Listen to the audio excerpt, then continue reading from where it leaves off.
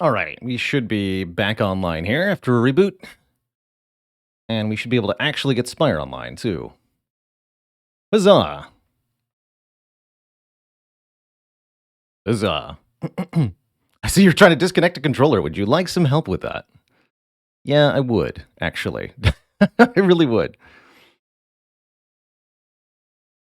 Please and thank you.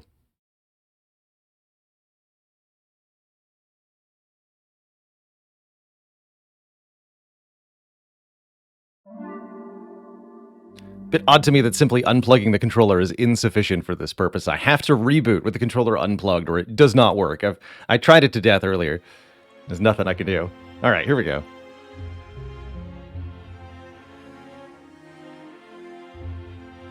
Excellent. You see your boy Packmaster in the near future? I think Packmaster is likely for our next community/modded day when the meter below our face fills up. I don't do modded content all too often in Spire. It's something I used to do a bit more. But I've grown to really love the core content of the game, and I've also really grown to love the cozy sense that comes with content that everybody's familiar with. Modded content's really cool and enjoyable, but does every time leave a certain percentage of the audience kind of confused and asking the same few questions over and over again, which does detract my own personal enjoyment just a little bit. I tried closing all the windows and opening the door. How's it going, Ace? Nah, my name comes from the Baylor Demon of Dungeons and Dragons. Specifically, there is a misspelled version with 2 A's that appears in a couple old CRPGs, specifically Baldur's Gate and Neverwinter Nights have Baylors with 2 A's in them, or references to Baylors with 2 A's, and that is where my name comes from. The Baylor's the Demon in Age of Wonders 4. Well, that's a good reason to play Age of Wonders. Gives me an easy choice of faction, too, whatever faction gets it. Razor, thanks for 2 months of support. Neverwinter Nights was definitely some really good times for me in my adolescence. I've gone back and replayed some of the official content for Neverwinter Nights in my adulthood. Like last year, actually, off stream, I just replayed Neverwinter Nights just for my own curiosity. And I did not find that it aged very well at all. Very simple writing, very uninteresting plot lines. Not a whole lot of thought to the mechanical and game design of it all. But that's not what Neverwinter Nights was about. Neverwinter Nights was about the custom toolkit that came with it, the ability for anybody to create a module, a server, an adventure for others to play. And there's lots of custom modules for Neverwinter Nights, and lots of multiplayer servers for Neverwinter Nights that were really amazing. I will, yes, big shout out, Permapensive, to Mask of the Betrayer for Neverwinter Nights 2, written by some of the masterminds at Obsidian, who went on to make Pillars of Eternity.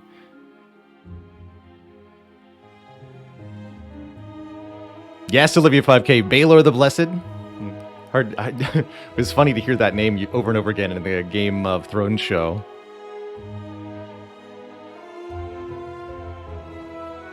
How's it going, Tricksterino? Glad to be some cozy content to fall asleep to. I've often in my life used Twitch or game content to fall asleep myself, so I consider it a compliment when others use my content for the same purpose.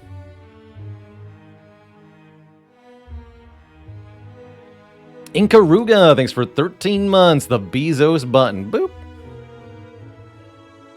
Razor says, how come some of the strongest relics are categorized as common? I don't think for the most part that the rarity of a relic is meant to directly correlate to the strength of that relic. Although that's the case for some of them. Some of the rare relics are obscenely strong, like Cloak Clasp and Dead Branch, Charon's Ashes, Gambling Chip, Old Coin. The way I tend to visualize the rarities of relics in Slay the Spire is kind of effect complexity. Common relics, of which you'll get a lot, tend to have a fairly simple effect. They do one thing under pretty constant conditions. You don't need to do anything special to activate their effects. They just give you a bonus that's almost always kicking in, generally speaking, with only a few exceptions. Whereas uncommon relics, and then even more so rare relics, are either only useful in specific circumstances, or they require you to take certain actions to benefit from them. Like the letter opener and the ninja relics, for example. You have to play 3 cards of the same type to get these to go off.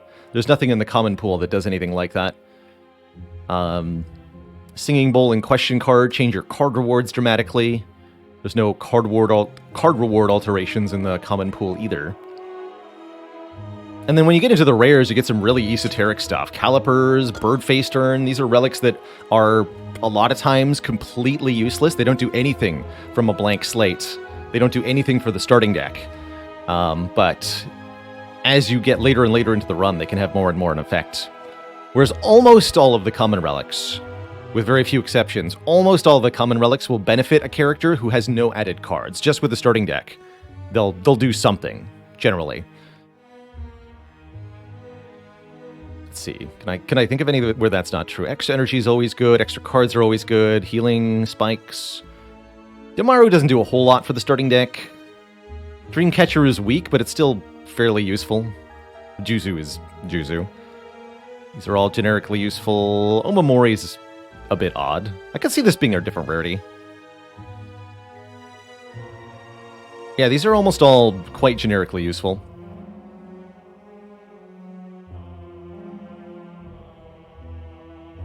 Haven't mastered Data Disc? We have. It's got a blue outline indicating that it is a defect-only relic. There's only one relic we have not mastered on this save file, which is the Champ's Belt. It belongs to the Champ. Last time we had the Champ Belt, he took it back. And we did not win with it, but we'll have to find another Champ Belt on an Ironclad run sometimes. Tuet says, I might think Demaru is the worst common relic. I would definitely disagree. I'm personally a Demaru lover, but I'm also a Divinity lover on Watcher in general. And actually, our last Watcher run was a really good highlight of that.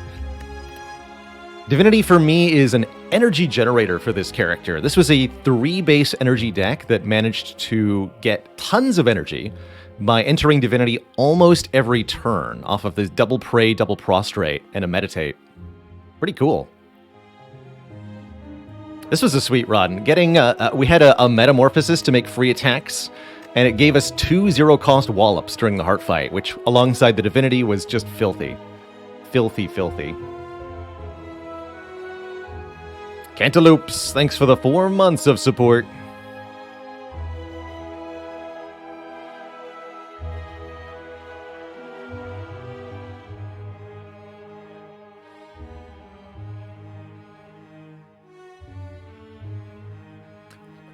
Why didn't the melons get married? Because they can't elope.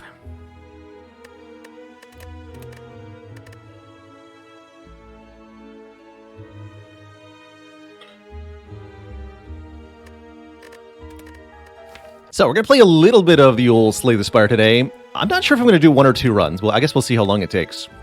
Pretty excited to try out Darkest Dungeon 2. But we're going to play a bit of the Spire first. Are you an Ironclad Silent Watcher because you can't a loop? Is Tiny Chest better or worse with Juzu Bracelet, says Uniquely K. I might be inclined to say neither. Bit odd. Although both affect question mark rooms, they do so in different ways. Tiny Chest specifically converts treasure rooms into question mark rooms. I guess the Tiny Chest therefore makes it less likely that Juzu Bracelet will do anything. So arguably Juzu gets worse. Tiny Chest seems like it stays the same to me.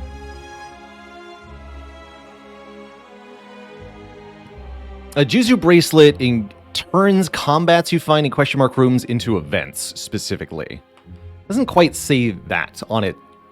You might be inclined to believe that Juzu Bracelet would increase your chances of finding a shop, a treasure chest in a question mark room, but it doesn't. It only increases your chance of finding an event, replacing the combat chance. It won't make the tiny chest proc any faster. It's really just all up to how many question mark rooms you visit.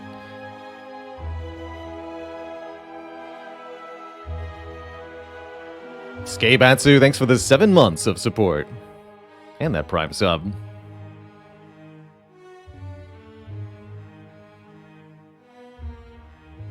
Yeah, you might be inclined to visit as many question mark rooms as possible if you had both of them, but realistically, that might also just be bad for your run. And yes, indeed, the Juzu Bracelet is an amazing speedrun relic, even as maligned as it is normally. In a speedrun, it's amazing. And it's okay that we have relics that don't really do a whole lot. In a roguelite, you want a few relics to be above or below the power curve. It gives you the ability to high or low roll on the run to change the circumstances. If every relic were to give you the exact amount of relative power as each other, then you would always gain a consistent amount of strength with each relic, and it would lead to really kind of predictable, samey runs, ultimately. Yeah, if everything was OP, the game would be super boring. Or worse, if everything was equally valued somehow, even if they weren't OP, they were just like all exactly on the same curve, that would also be kind of bland. Featherfall with 7 months, heading into the final trimester. And Scribe Jones with 1.5 metric years, thank you. Harv Too Cold, thanks for 2 months, nice. Just call them duds, yeah. Yeah, a couple duds in the pool ain't a bad thing.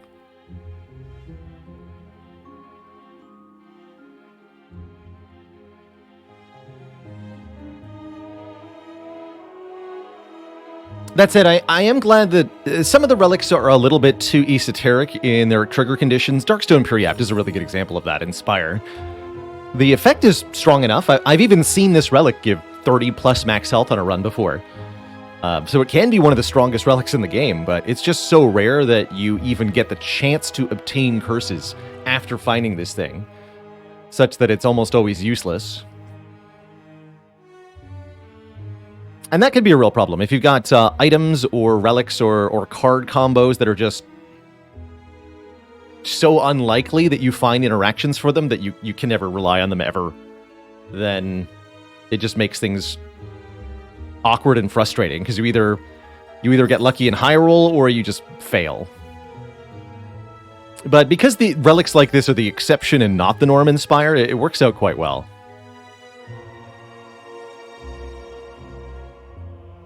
I agree, Dark Barker. One of the best designed games ever. That's why we keep coming back to it now, 7,000 hours in. It's crazy. Referee, thanks for the hundo bits. I think so far works. I honestly think even like 10 years from now, we still might see a reasonable Twitch following for Slay the Spire. Which is pretty cool. Just like FTL still does have a small but dedicated following. Actually, here's a question for myself. How many viewers are watching FTL on Twitch right now?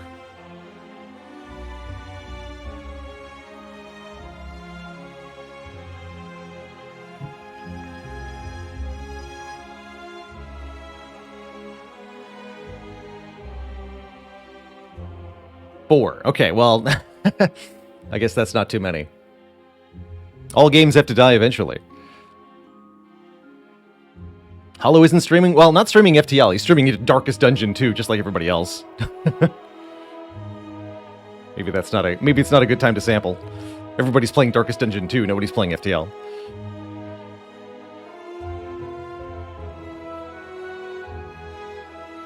Yeah. Yeah, Frank still streams FTL occasionally. Frank's a great channel. Dolphin goes back on a periodic basis. So there's a few big channels that will occasionally revisit the game, and they'll still get hundreds or even more than 1,000 viewers when they do that, which is very cool.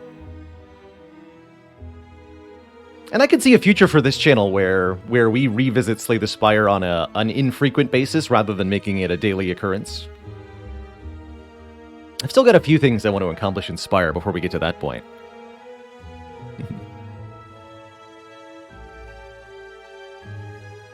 That's a pretty good top 3, Dark Barker. Heck yeah. What's the oldest game I consistently return to and play again, says Steve with a B. Probably Baldur's Gate. I don't think I returned to anything much older than that. 50-win rotating streak. Now, that'd be quite something.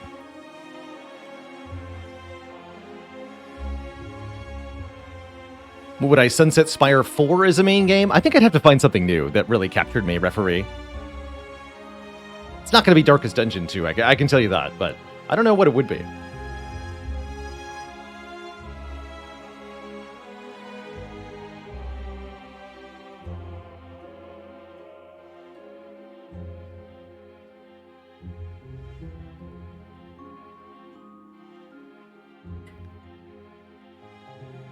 Agreed. It's going to take something really, really special to replace.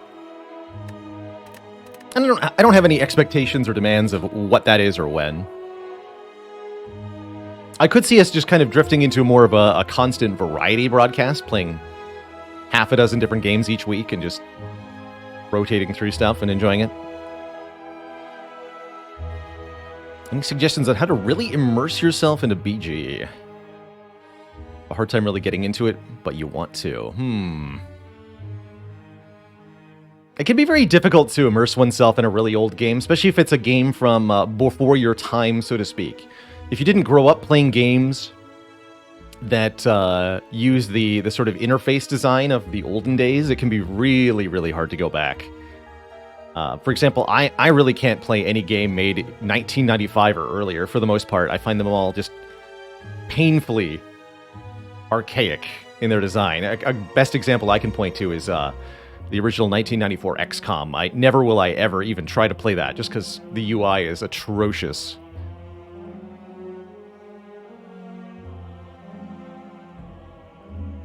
HR Homer would kill for Fallout 1/2 with a modern UI? Heck yeah.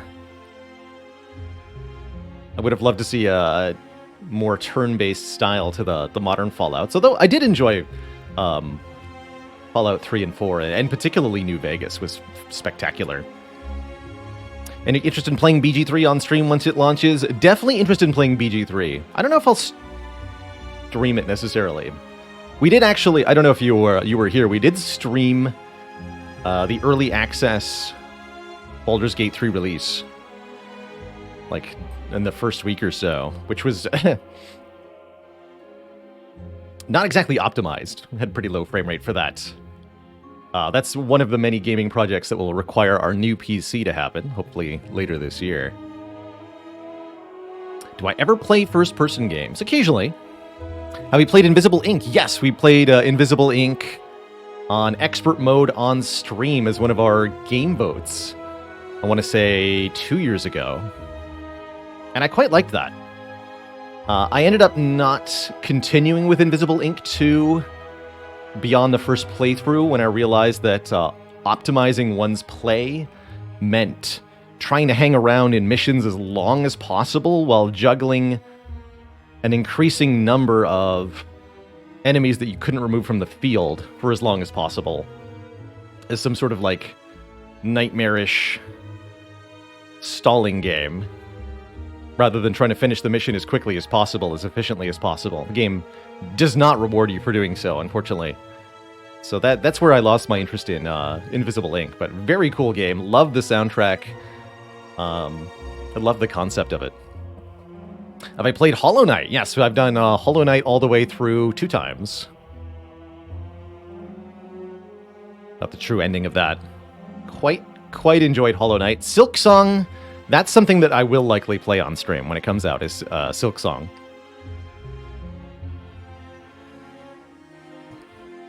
Merle says it's up to gamers to play games optimally. It's up to developers to make that fun. Mostly agree. It's also up to the gamers to find fun ways to play their games, which is part of what we're doing here in Slay the Spire, forcibly making the game more interesting for ourselves by requiring that I win with all the different cards, not just simply win. Have I played Rogue Legacy 1 or 2? We've streamed a little bit of both. Mostly I did not find the Rogue Legacy games particularly interesting. To me, they feel like battling the same basic enemy designs over and over and over again with this kind of overarching meta progression that you're trying to work towards, but it doesn't really change anything about the game. It just makes all the numbers bigger slowly. And indeed, playing a game optimally is not the only way to enjoy it. In fact, playing it very unoptimally is sometimes a very interesting way. Have I played Undertale? Yes. Yes. That stands as one of my all-time favorite experiences, having gone in totally blind.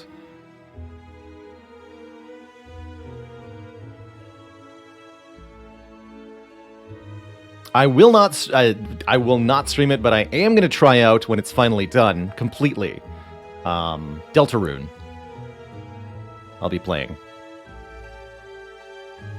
But that is something I don't want to stream. Have I 100%ed Baba Is You?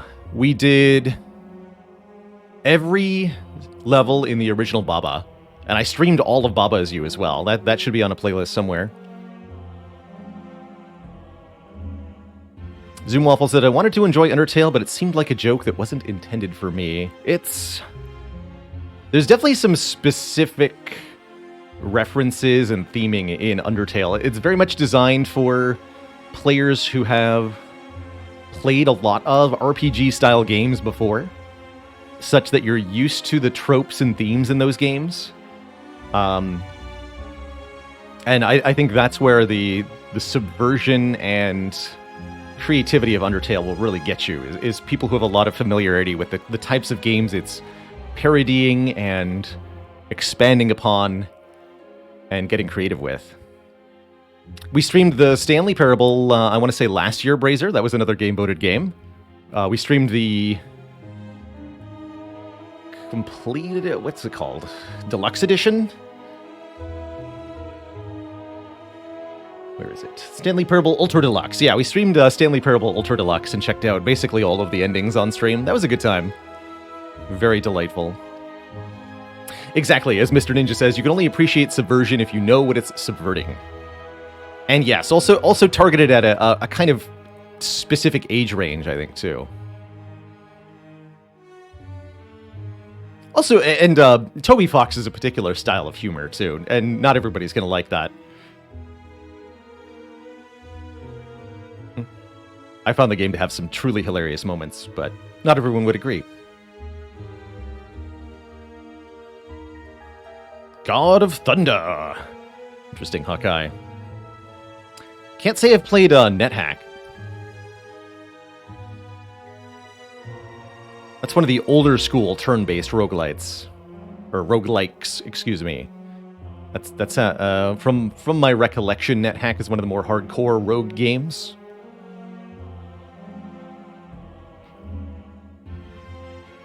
Our game vote should be up for the month.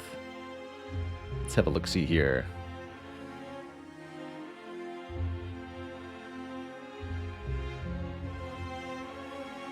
There it is.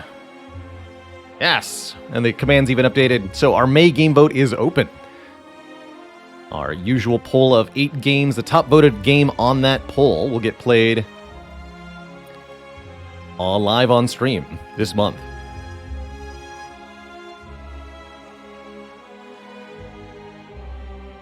Definitely, Ja. There's a lot of Earthbound inspiration in Undertale, for sure. Earthbound, Final Fantasy VI? Question mark? Don't know if that's the correct one. Some of the earlier Final Fantasy titles. And various other early-ish RPGs.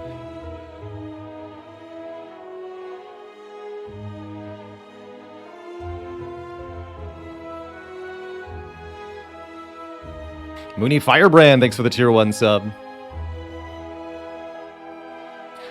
Personally, the thing that really got me about Undertale is that it's a game that reacts to very unusual player actions in very intriguing ways.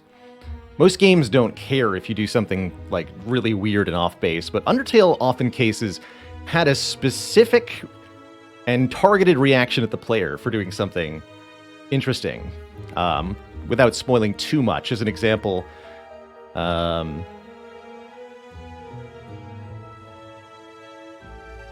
experiencing a major story moment, then loading your save, going back to that same story moment, and making a different choice.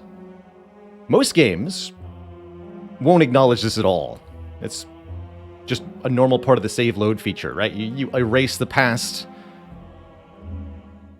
that you didn't want to experience, you go back to a save state, game moves on. Undertale, at a couple moments, will actually call you out for that, which was just one of the coolest things I'd ever seen. I hadn't seen a game done that before. Yeah, many great I didn't think that would happen moments.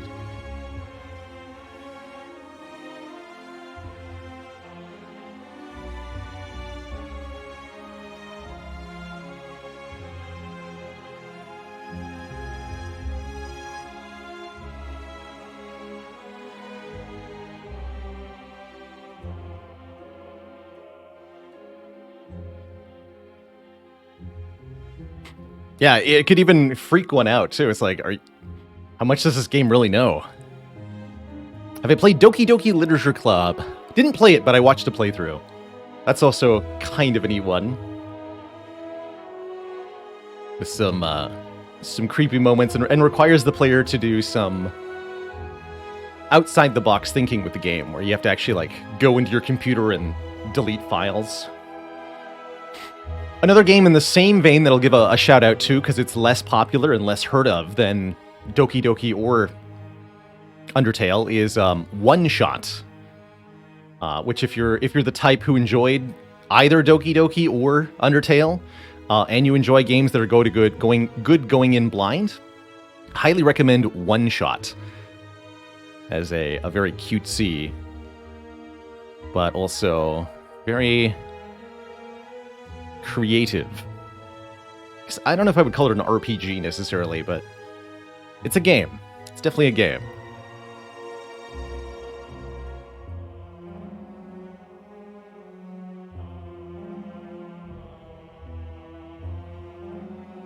Do we play Outer Wilds and or the expansion? Also streamed both of those. Also a fantastic game. I personally didn't enjoy the expansion as much, but that's there was twofold problems. I really liked the space exploration aspect of Outer Wilds, and I absolutely love the astrophysics that are displayed in Outer Wild.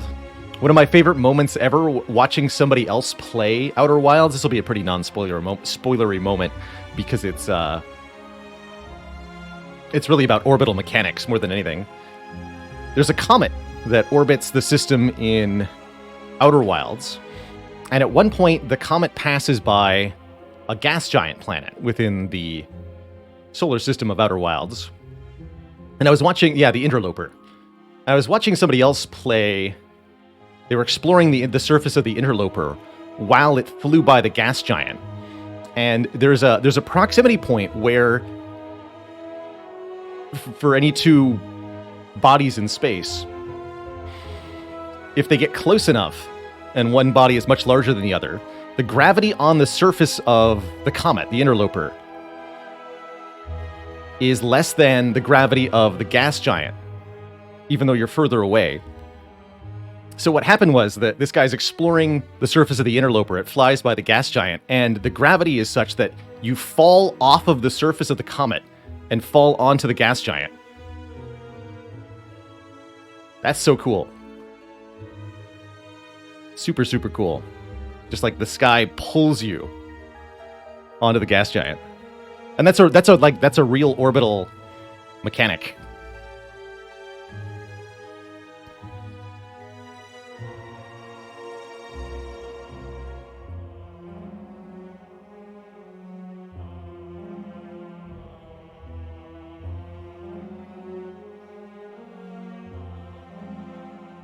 Right, Night Owl? It's always interesting when two games with similar names come out around the same time. Outer Wilds and Outer Worlds definitely caused some confusion there.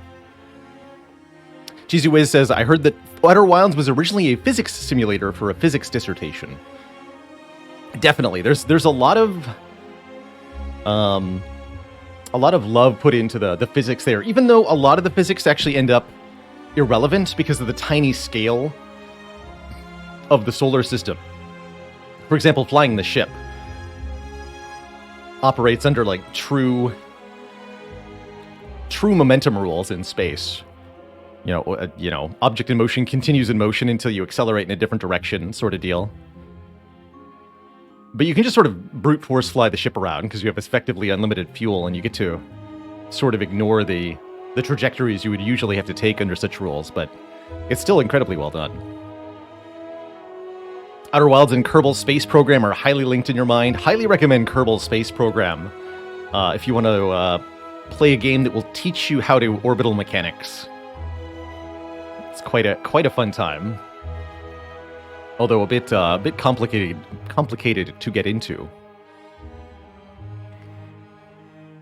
Neckpot says, wouldn't the interloper fall into the gas giant in real life under such a thing? Well, it would have its trajectory altered.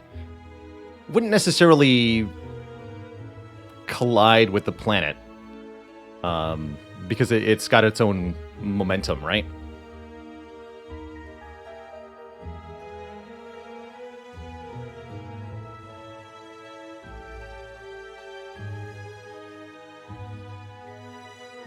A fast-moving object that passes by a large gravitational force adopts a curved trajectory, so it would curve around the planet. The interloper does eventually fall into the sun in Outer Wilds.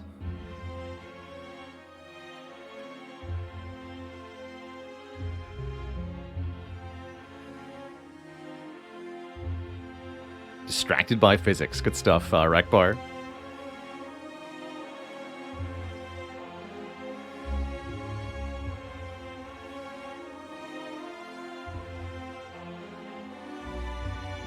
If you were standing on the comet, you would also have the same velocity, but not the same center of mass. You're a point on the surface, whereas the center of mass of the comet is in the center of the comet. I don't think the fact that you have less mass is relevant here. I think it's the fact that you're a point on the surface versus if you were in the dead center of the comet, then you would be on the same trajectory as the comet, for sure.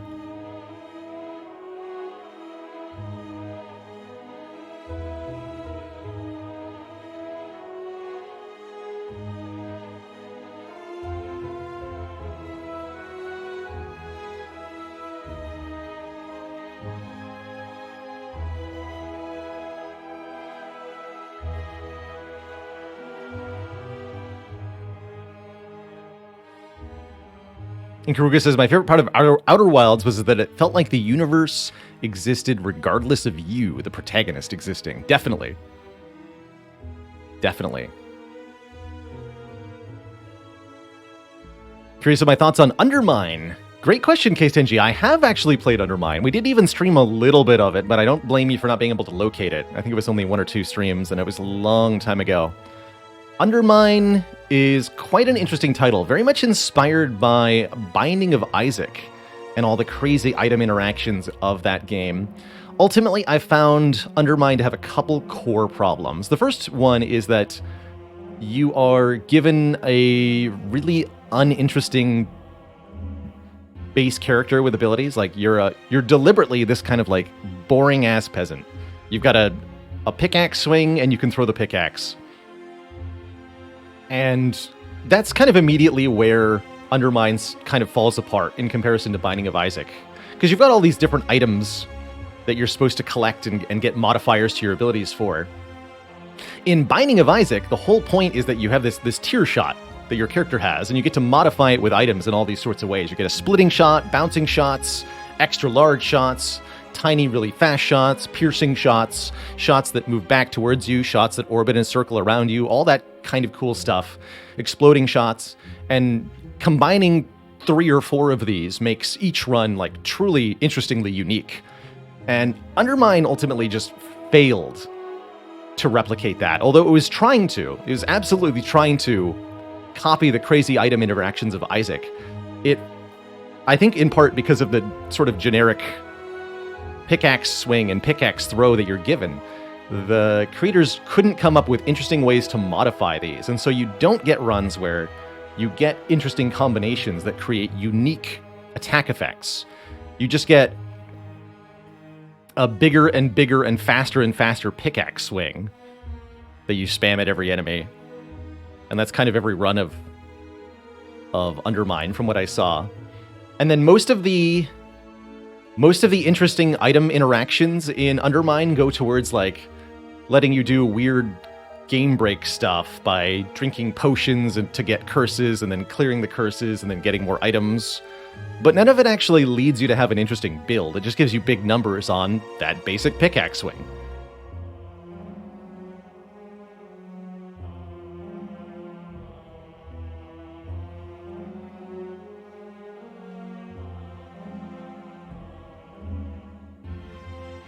And yeah, Binding of Isaac itself, it's got some issues. Being kind of a gross game, totally get it. Absolutely. That's what keeps me away from streaming Binding of Isaac personally. That in almost a deliberately obfuscated mechanics. Like, for the longest time in Binding of Isaac, you weren't even allowed to see what your own stat values were.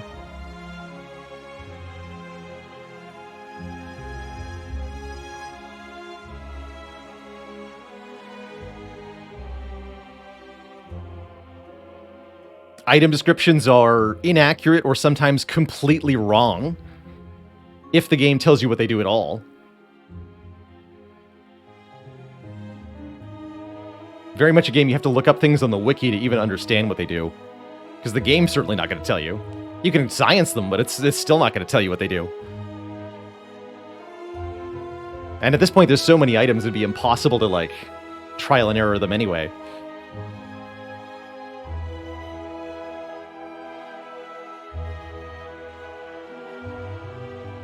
Weird game. Binding of Isaac is a game I can point to repeatedly as a game that's good in spite of how it's designed.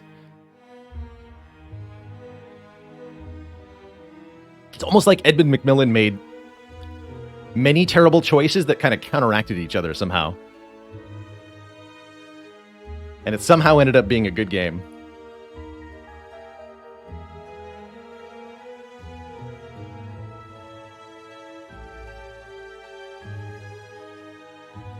Gone through a ludicrous amount of expansion and weirdness. Yeah, definitely. Enter the Gungeon definitely, I think, did a more well-designed attempt at trying to replicate what Binding of Isaac was doing with the crazy item combos. But ultimately, what makes Binding of Isaac something that people have gone back to for thousands of hours is the fact that you've got all these items that modify your character in different ways, and the combinations thereof create truly endless possibilities for weird and unique builds. That's what Binding of Isaac is all ultimately about, is creating a totally weird, different build each time.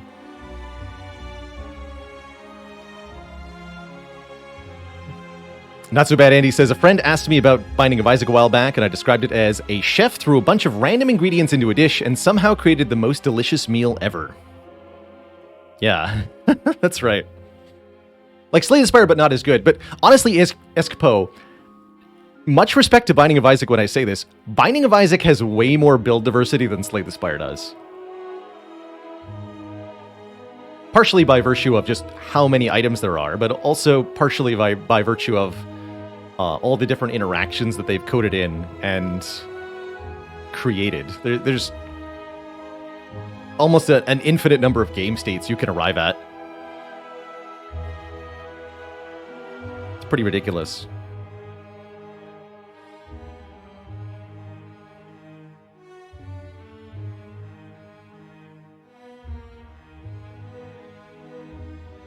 And the various characters also let you get some more variety. Every character's got a sort of different starting set. And then there's Eden, which starts with random items, and that can be anything. The variability in Eden starts is truly ludicrous.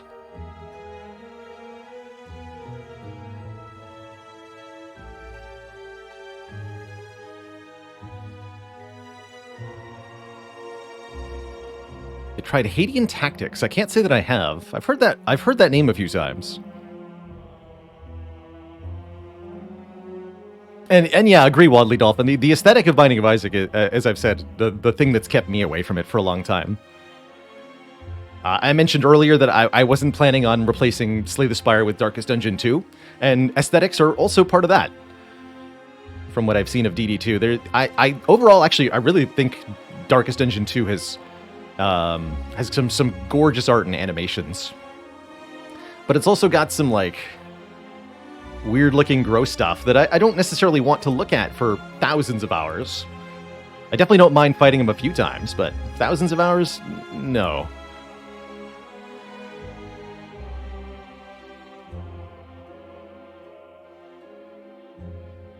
Am I going to try Inkbound when it comes out? Very probably. We played enough Monster Train. I feel like I owe it to them.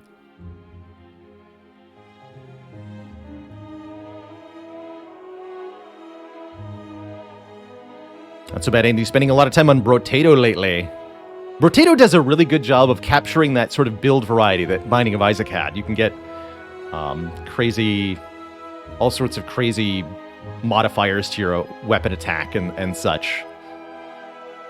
Although for Brotato to really capture the Binding of Isaac feel, you'd need more items that apply kind of shot modifiers. You'd like an item that says you do half damage, but you shoot 2 projectiles with every attack, or more ways to gain effects like bounce and pierce, or shot modifiers. Projectile size up could be a stat.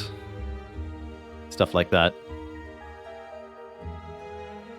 And indeed, Brotato ultimately relatively short on content. I was hoping that's something that they would develop more over the course of early access for Brotato. I was hoping to see more than just 20 waves in an empty arena. And I guess there's still time to do that, but it doesn't seem like that's anything that they're trying to do with Brotato.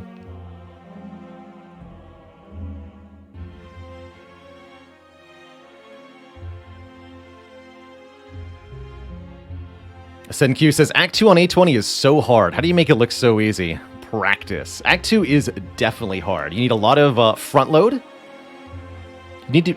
My big metric for Act 2, especially A20 Act 2, you must do 100 damage in 3 turns with your character. That'll avoid most of the consequences of Act 2. If you can do 100 damage in 3 turns, you can kill Chosen before they're a problem. You can kill Spheric Guardian before they're a problem. You'd also want to do 50 damage on turn 1, so that you can kill a Slaver on turn 1 and make that not a problem. That kind of damage output will let you kill the Book of Stabbing before it murders you. Book of Stabbing is one of the big obstacles in Act 2. If you don't have enough damage output, Book of Stabbing will kill you dead. Every time.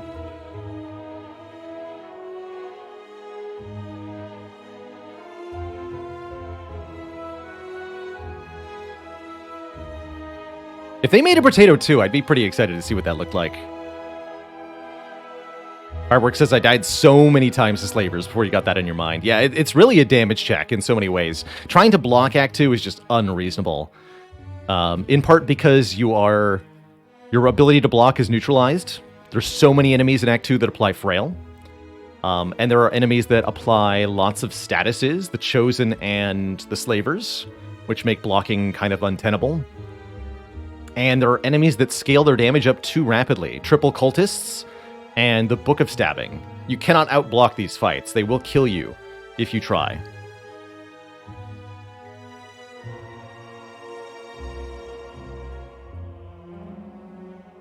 And there are ways to block Act 2. If you can make 100 block per turn, you can live Act 2, no problem. But it's really hard to get a deck that does that. By gut instinct, do I think Slavers or Nob have killed more runs? Ooh, I think our 400 runs data showed that Gremlin Nob got more runs killed for me.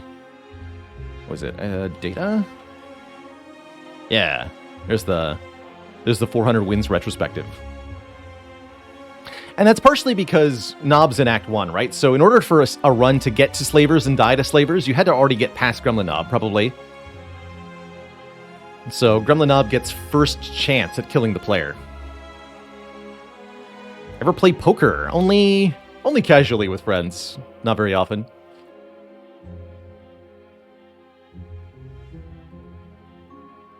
Funnily enough, I live in one of the few areas of the States that recently made it legal to gamble online rather than making it illegal. So I guess I could become a poker streamer if I wanted to. But I don't think I would ever do that. No thank you.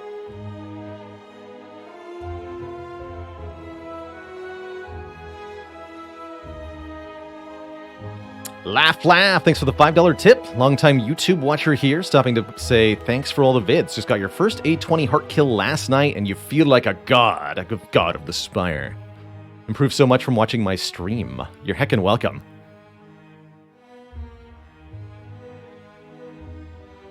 "24/7 casino stream." Yeah, I've gotten a few sponsorship offers for like poker gambling sites, which I have immediately put into the trash bin.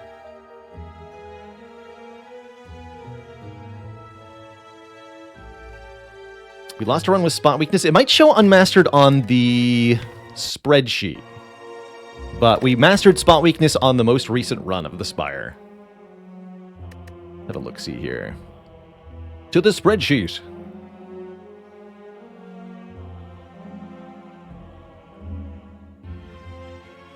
Oh yeah, and seeing red. Okay, let's update that myself. That was yesterday, 5/9/2023.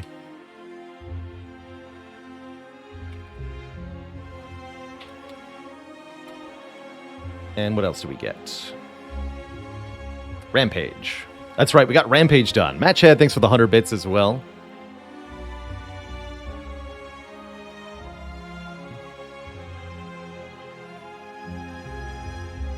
Gotta say, from those who have played a ton of poker, I do respect the statistical understanding it gives. You really have to have a truly... If you're going to do something like play a million poker hands, which is pretty typical for somebody who makes poker their full-time income source, you really need or / will get a very solid understanding of card probability on a large scale by doing that.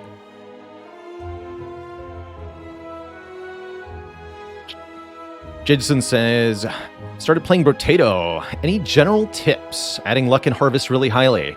I do very much like the harvest stat and the luck stats. What I'll say is that, in my experience, getting up to 6 weapons early is definitely something that's important. It almost doesn't matter what the weapons are; just having 6 of them is quite important. A mechanic you might not know about that's very important is that you are more likely to be offered weapons that share keywords with your current weapons. So if there's a weapon you're looking for or trying to get more of, you want to have weapons that share a keyword with it.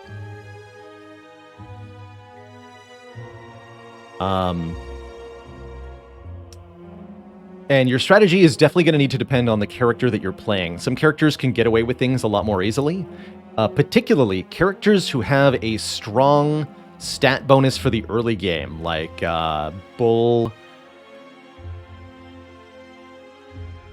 like the Knight, and several others. If you've got a really easy start, it makes it much better to grab harvesting and other econ stats early, because you don't run the risk of dying early nearly as much, thanks to the character's innate bonuses. Is Watcher the worst class in Slay the Spire? Many would say at the highest levels of play that Watcher is the best class in Slay the Spire, or at least the one that can win most consistently. But I'll also say that Watcher is probably one of the hardest characters in Spire to play perfectly, or to play well. She's a character where one single play mistake can end the whole run. And she's also a character that really struggles to get enough block for the heart specifically, so I think she does have a bit of a heart weakness.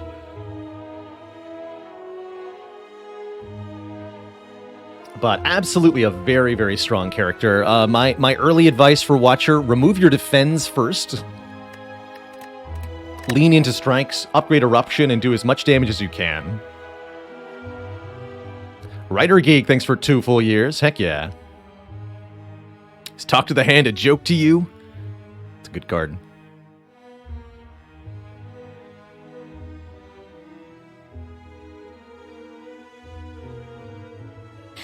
How do you know when a card might not fit your deck? The way I try to think of it is in roles here. I tend to think of my decks in Slay the Spire as a damage portion and a block portion. And the goal is to get enough damage to deal with all the threats, but not necessarily too much damage, while also having enough block to deal with threats. Damage and block both can come from a variety of sources. And some sources of damage work better in certain fights than others. So it can be a bit of a game of knowing how your damage matches up against the encounters you're likely to meet in the near future. Spire Fox says, what do you suggest for the other characters removing strikes and defends? On Defect, remove all your strikes as quickly as you can. Defect goes strikes out every time. For Watcher, I'd say remove 2 defends and then start removing defend and strike in equal measure. For Silent, depends a little bit on how, or in Act 1, you want to remove strikes and defends in equal measure. Past Act 1, just remove all your strikes. And for Ironclad, or even don't remove on Silent. Silent has such a big starting deck, it's kind of hard to get through the run without getting some removes. But the strikes are really important at the very beginning of the game, so you don't want to lose them too early.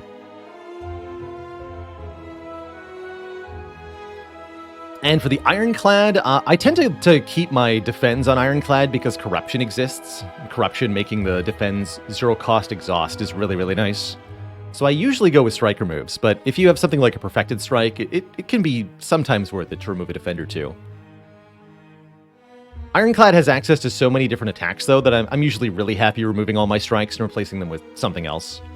I've even had Ironclad decks that have like 2 or 3 attacks in the whole deck, and then the idea is you just create a giant draw engine and draw those couple attacks over and over again.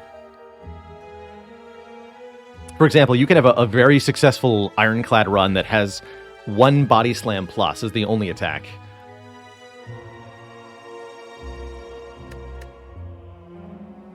We've been live for almost an hour here. Why don't we actually get started with some Spire? Let's play some Silent here.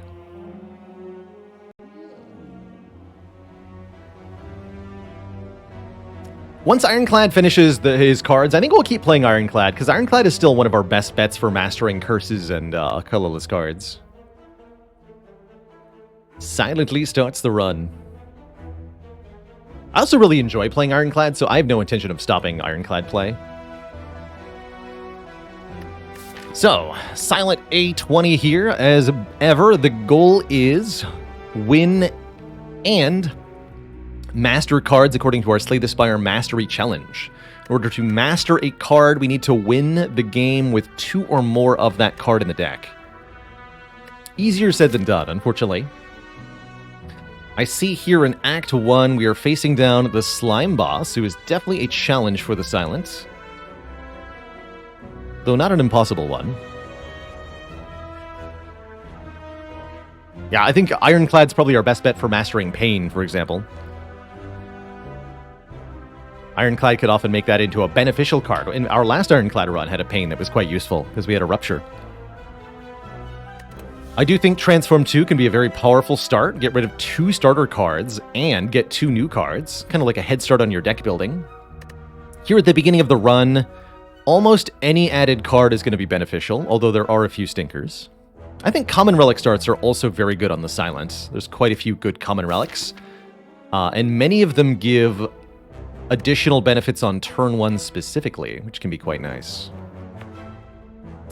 As far as paths here in Act 1 go, I see there's one way to get 3 elites. This is a little dangerous. I don't know if I like that. Rather have maybe a few less elites and a few more rest sites as Silent, so maybe something like this. Could even go for the shop here to buy a potion going into this first elite. And that would maybe give us the opportunity to take on the Burning Elite. So these are the 2 paths that jump out to me immediately on the map. Is there anything else I'm missing? Not really. Technically, there is some overlap here. We can start on this node and then make a choice, seeing what the first combat reward is. Could even go here. I could go to this shop, fight the elite before the first fire, although I don't love that. Options. But the question is, do we take the Common Relic or the Transform 2? I'm feeling a Transform 2 today. Silent wants to transform 1 strike and 1 defend. Transforming 2 strikes has too high a risk of leaving us with no damage. Let's go 1 and 1 here. We get a Slice and a Footwork. That's definitely an improvement to the deck. Slice is strike but free. Or, well, 0 cost. Still has the cost of 1 card draw. Something to keep in mind in Slay the Spire. Every card costs its energy cost and costs 1 card. You must draw the card. That's not free.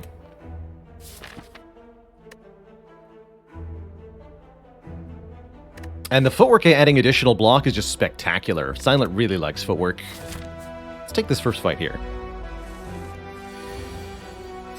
Yeah. Look at that. Free damage. Get hecked, Jawworm. You cannot deal with the power of my blocks. Not in a run, it says. That should catch up in a moment here.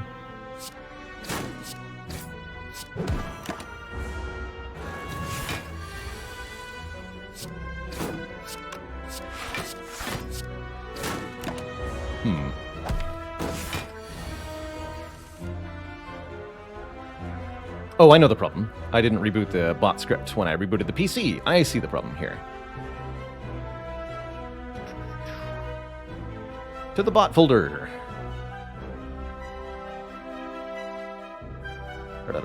There we go. Okay, Baylor bot should, in a minute or two, understand what's going on.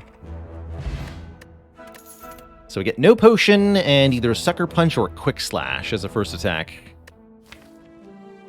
Sucker Punch is a nice added block source. Weakness is a very valuable mitigation source here in Spire. I wouldn't call Sucker Punch a particularly good way to get it, but it's definitely fine.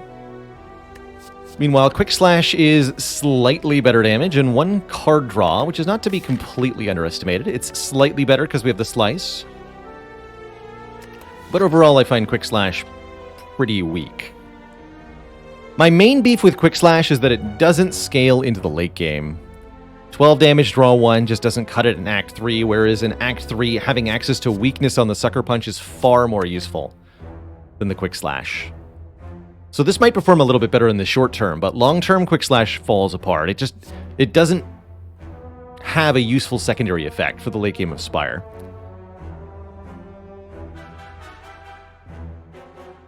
Is Pummel better because it can upgrade to draw 2? Yes. Pummel's also better because Ironclad has less access to draw than Silent.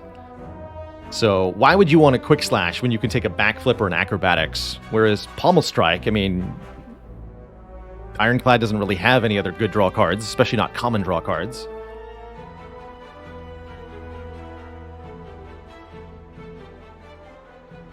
Definitely would be taking a Dagger Throw over Quick Slash here.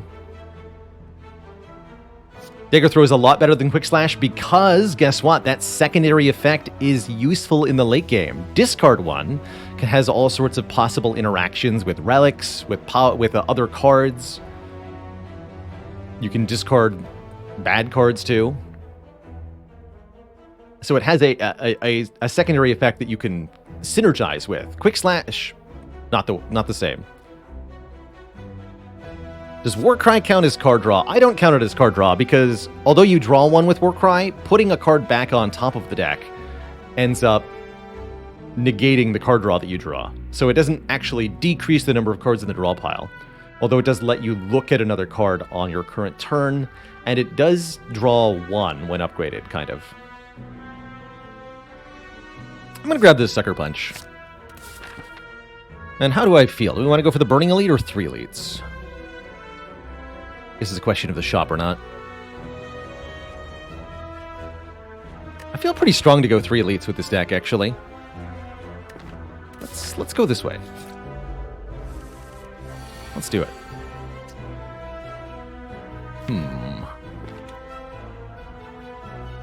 Kill you, take 3, or we can full block here. I'm going to try the full block line. I don't know if this is correct. But I've got Slice coming up. I think we can do it.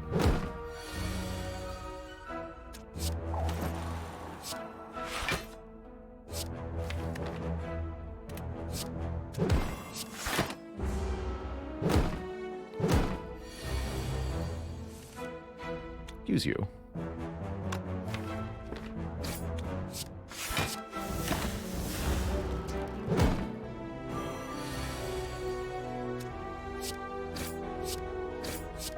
End up taking 2. That's less than 3, so far so good.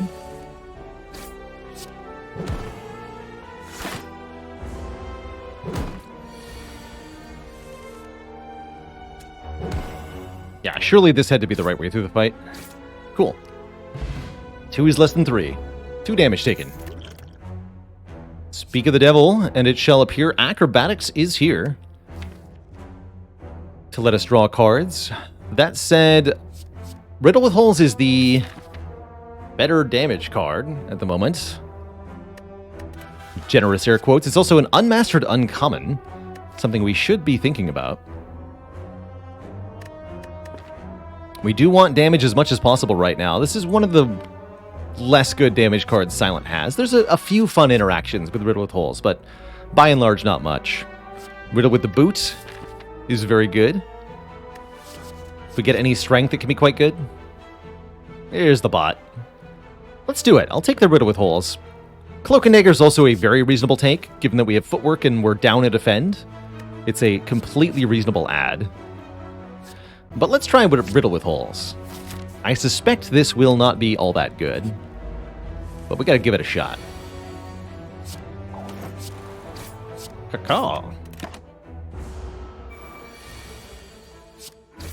Get him. Give me a Blade Dance.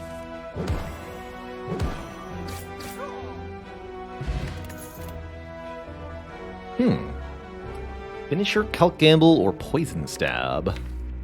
This is no deck for Finisher, that's for sure. Calc Gamble is almost always great. It's like a very, very useful draw card for the Silent. You get to discard your whole hand and then draw that many cards afterwards for free. Very, very powerful for getting rid of a hand of useless cards and trying again.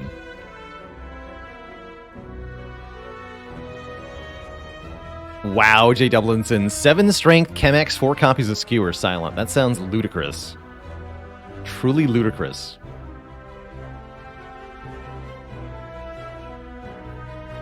Does Mastered count only if the cards are in the deck when we win? Correct. We have to win with the cards in the deck. For surezies. Let's take one last combat here. I want to know. See, we're already into the hard pool fights.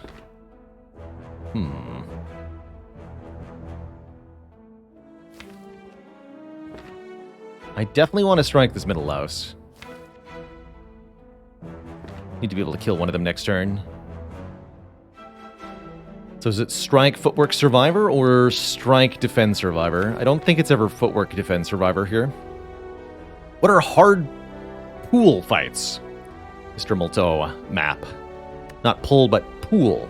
Like an encounter pool.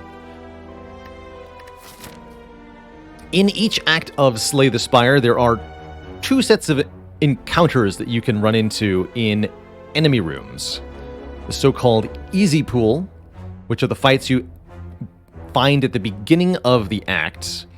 In Act 1, this is your first 3 combats, regardless of whether they're from enemy nodes or from unknown nodes. It's just the sheer number of combats that you fought.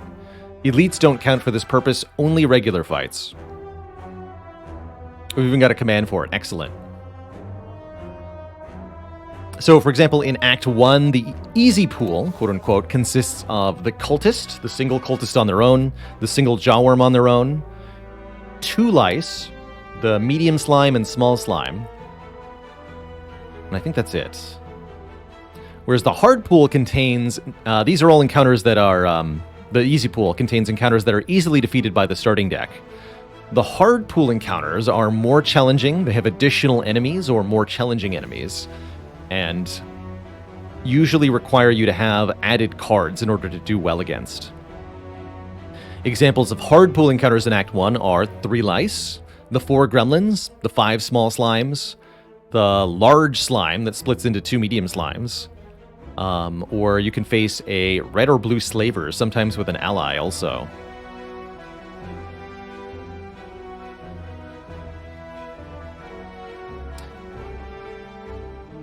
I think the Mastery mod only works on A20, but as Asuki says, you can edit the code a little bit.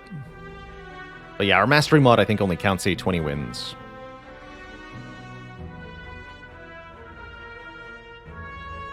Do I think it's fair that you can get the hardest fights on your 4th combat? I think you have enough. 3 card rewards is enough to prepare. It can definitely go really badly. There are floor 4 combats you can encounter with certain card rewards that are truly disastrous, but it's never forced on you. I don't find it unfair personally. Let's see. So 3 more health now, or 2 more health per block. I'm gonna go with 3 more now. Skip that footwork.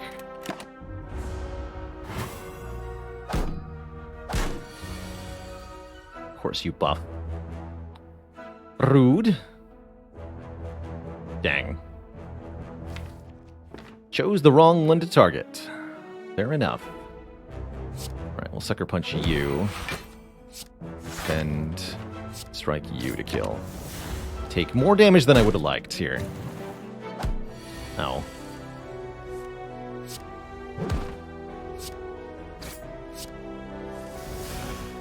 I think we need to kill this one next turn, or maybe not being weakened is going to be sufficient. Because then Riddle with Holes is a kill? Cool. Okay. Could have been worse, certainly. There's the Dagger Throw, but it's up against fan favorite Backstab. Deal 11 damage immediately on turn 1.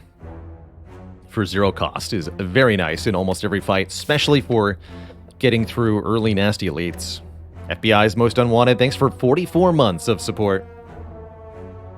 Would it ever be correct to not take any cards before the hard pool? Oh man, that would be a tough situation. I would say really only if you've gotten a transform start from Niao or like a Pandora's Box start. Then it could be correct to skip your first 3, but going with the starting deck into the hard pool encounters is a really bad idea, generally speaking. Soup to go, thanks for the 9 months. Subbed. Watcher can do it. But even Watcher would prefer to add an attack card, or at least remove a couple defends, before going into the hard pool. Take a backstab. Ill-advised, yeah. So, we didn't get a very good potion. We have a reasonable series of attacks. I don't know if 1 upgrade will be enough for an elite, but maybe we should go to the shop here. Fight this elite. We have enough to maybe afford a relic, but more realistically, we buy a card and a potion. And then we are better equipped for what comes here.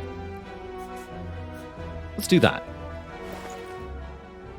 We can buy Whetstone to upgrade 2 random attacks. There's some other really good stuff here. Flechettes does damage based on the number of skills in our hand.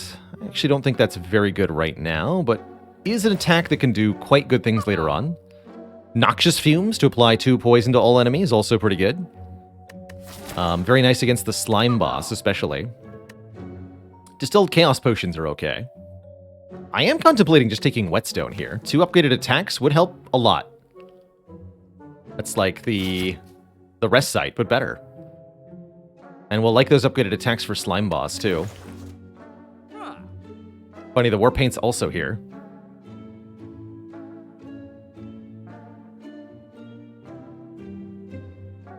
Even if it only upgrades 2 strikes, that's still a substantial improvement in our damage output. And I'd be quite happy with that. Otherwise, we could do, like, Fumes Remove. Got him, Sage Breezy.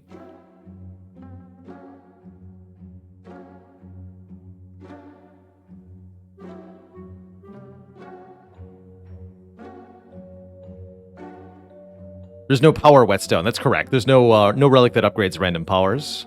Let's do this. Ho, we got no strikes upgraded. Both Backstab and Riddle with Holes get ploosed. That's pretty sweet, actually. That was a good Whetstone. That will help a lot going into this elite. And then we get another upgrade or a rest afterwards. I could even avoid the elite, but I think we should go headlong into it now. And also, oh, the chat. One dad joke. 2041. Nice. Really good turn 1 here. Gives us just enough damage to kill a sentry here. Look at that. Easy. Easy peasy.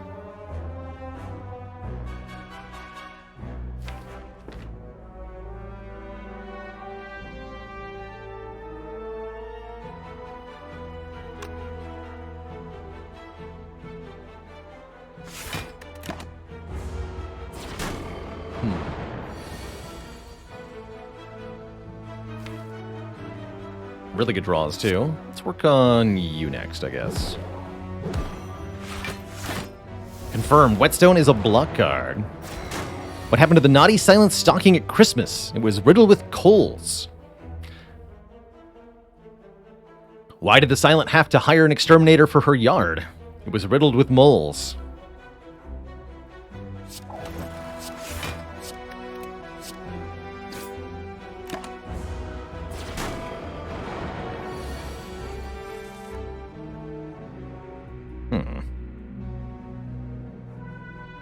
Can do neutralize sucker punch here, riddle with holes here, or I can just gamba? I don't think we can skip the riddle, though.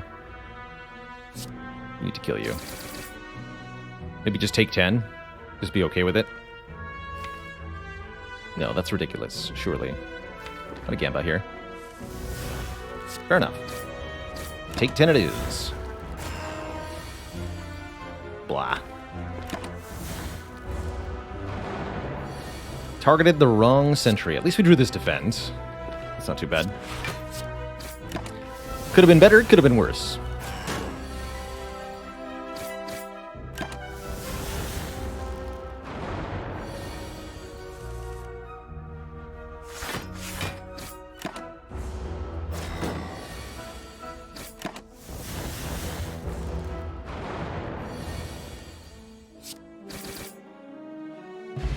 Bird-faced Urn. Whenever we play a power card, heal 2. That's awesome. We already have a power, so we can heal 2 per fight. And if you can find any more powers, like none of these, then we can do even more stuff. Do I want a Sneaky Strike, Slice, or Quick Slash? Not really. No, not really.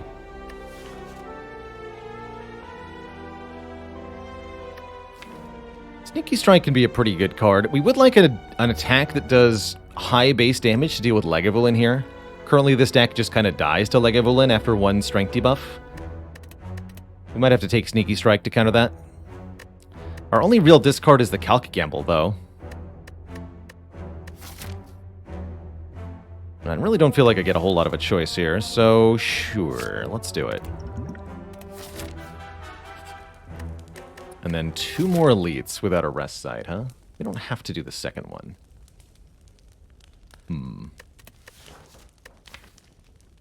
I'm hopeful that I'm allowed to upgrade here.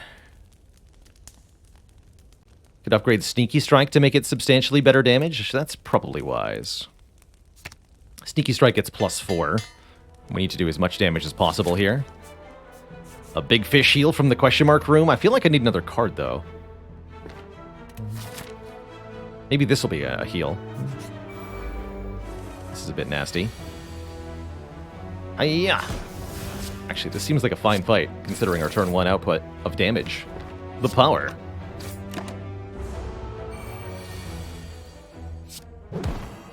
Easy fight. Don't forget to play the footwork to heal 2, though. Good talk. We get another potion, a power potion, which will heal me for 2. And there's another power, a well-laid plans. At the end of your turn, retain up to 1 card. Eviscerate's also really nice in the early game, but with the well-laid plans, or with the bird-faced turn, excuse me, there is no question in my mind that we should take well-laid plans here. Give me that. Who's the speed pot? Question mark? Now, let's lose the weak potion. We have pretty good weak thanks to Sucker Punch. And what is this relic? A Vajra! There it is, the strength we wanted. +1 strength, meaning Riddle with Holes now does 25 damage. Let's go, Twitch chat. Let's go. Gremlin Knob stands no chance. Surely. Surely. There is no chance here. Do I use a power pot? I don't feel like I do. I feel like I would go backstab gamble here. This is an 85 health, low roll on the health for Gremlin Knob. That's pretty easy to kill also. Nice.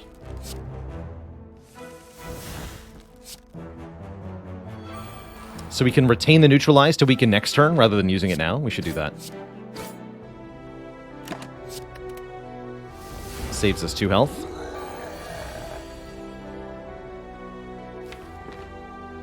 Punch. Take 6. Pretty good odds of killing next turn. Actually, guaranteed kill next turn. So we take 6 and we win. That's great news. I might have even been able to get away with playing a defend there rather than the sucker punch. What I can do is play this footwork for heal too. Let's do that. Get a Bottled Flame. Choose an attack to start in the opening hand. Colorless potion's okay. These are whatever. Don't think we want any of these. So we've discarded a couple of potions, which is sad, but the good news is we're clearing through the content just fine. Can always bottle Backstab. I'm thinking about it. Means we can't lose Backstab to the Falling Event in Act 3. The power. Could also bottle Riddle with Holes. If we find an Akabeko, that'd be hype.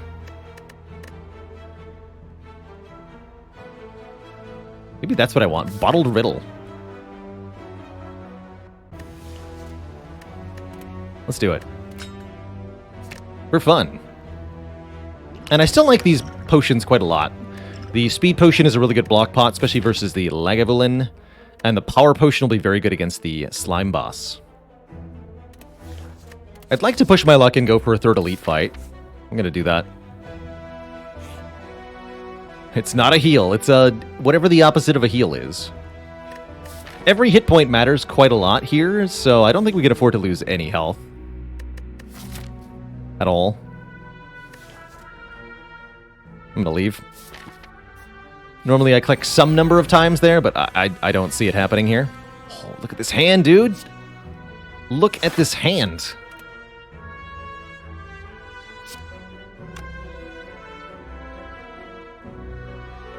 Let's go for the middle one. Heck yeah.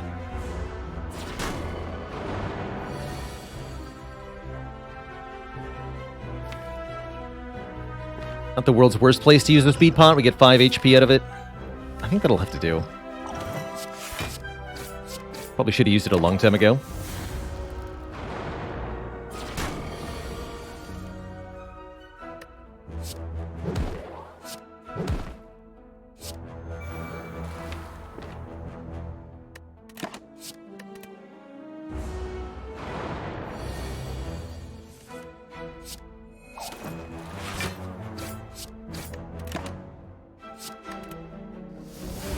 Steady trickle of hit points helps quite a lot.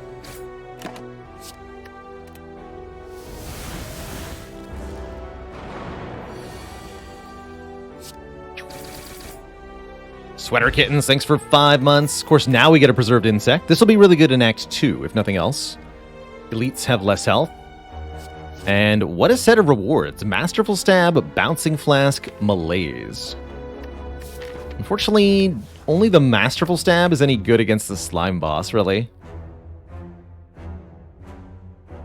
Am I regretting not clicking on the pile? No, we're going to need this health for Slime Boss. Malaise is very good for the later acts of the game. Really good starting in Act 2. Not so good against Slime Boss, but I'm hoping we can beat Slime Boss as we are. Hoping. Really hoping. 2 more rewards. I'm hoping we get a potion, maybe a little bit of a heal from the powers. Those would both be welcome. 25 damage. They both have 26 health. Cute.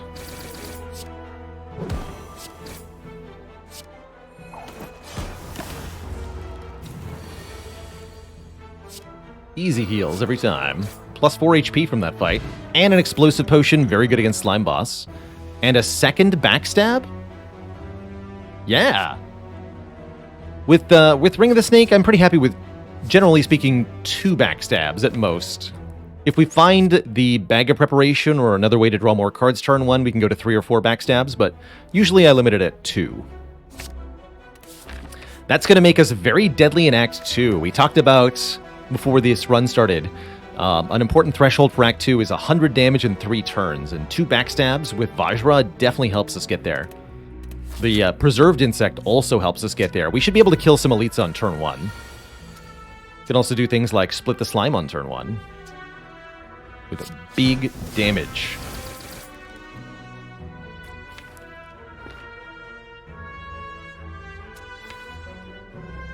I'm gonna Gamba here. We maybe go back to that footwork.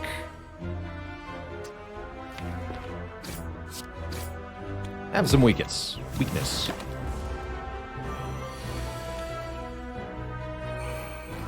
So we could, of course, win right now. Kill the slime, easy peasy. But we can heal 2 more by getting back to the footwork. So we're going to try to do that. Leave you at 1 health.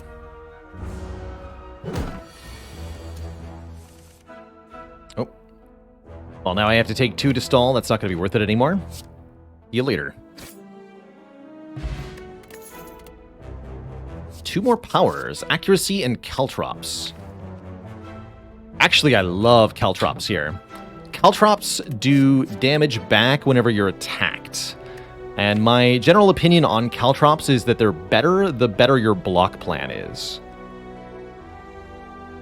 Really nice way to deal with the heart especially, but anything that lets you block consistently makes caltrops better. And this deck has footwork, well-laid plans, and melees, all of which really improve the block plan.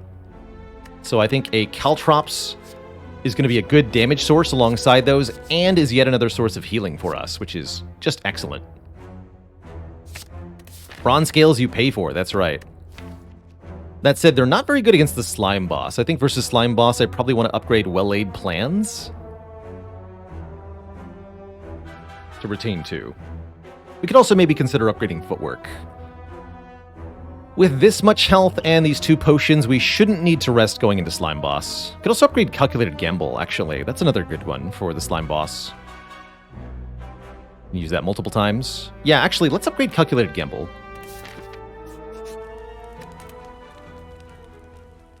Hey, Nesquik, congrats on that first A20 silent heart kill because of Caltrops.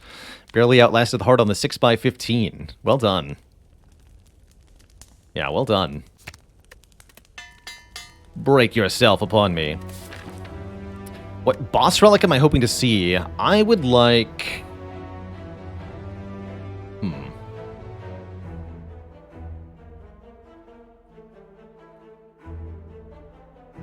Coffee Dripper would be pretty good. Runic Pyramid would be quite good. I don't think Snecko Eye would be that good. We have Sneaky Strike and Riddle with Holes, but we also have a bunch of zero-cost stuff. I'd be okay with Philosopher's Stone. I'd be not very happy with Fusion Hammer. Runic Dome is not great, but would be takeable. Black Star. We could definitely do Black Star. I'd be okay with an Empty Cage, but I wouldn't love it. Astrolabe would be a lot better. I'd like Astrolabe or Pandora's Box. Those would be okay.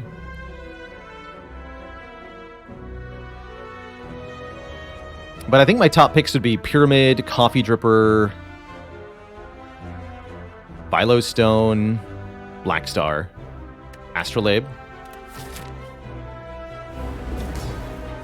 Alright, but first we have to get through the Slime Boss fight, and I think the Power Potion is here to help us with that. Tools of the Trade definitely assists. After Image is not too bad either, block per card. But I really like tools to get us through the deck faster. Once slimes get added to the deck, this sort of thing is really nice. Also gets us to our powers faster. Let's do it. And it's going to make the Sneaky Strike work every time also. That's also important.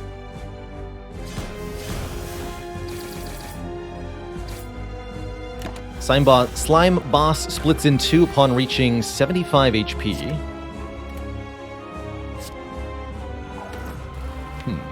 Could maybe consider trying to tank the Slime Crush here, although I don't think that's a great idea. Let's keep going. So this would split the Slime Boss. We don't want to do that yet. I think we are going to block this hit. I'd like to do a bit more damage than this. Yeah, we can play Defend Survivor. well-laid plans. Take 11. That's fine.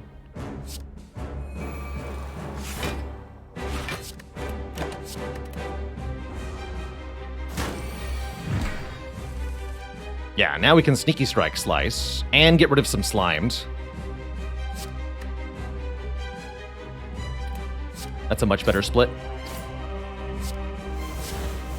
Keep the Survivor. I think I'm going to ditch Malaise, too, for this fight. So now we're going into Phase 2 with 54 health Slimes, with only 3 Slimed in the deck as well, and a pretty good draw pile. I think that's quite good. I think our odds are pretty solid here, and this is a great turn. We don't get attacked at all.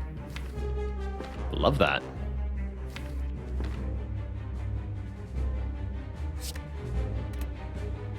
We can do 32 damage, which is more than enough to split one of them in half here. I think I'm more afraid of the Frail than I am of the Weaken.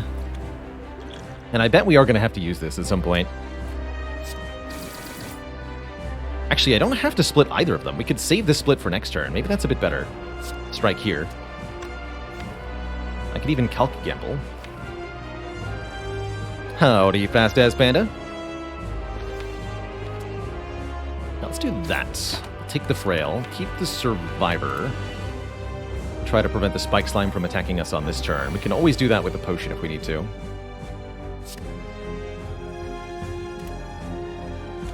That seems good. Let's... No, we don't need to use the potion yet.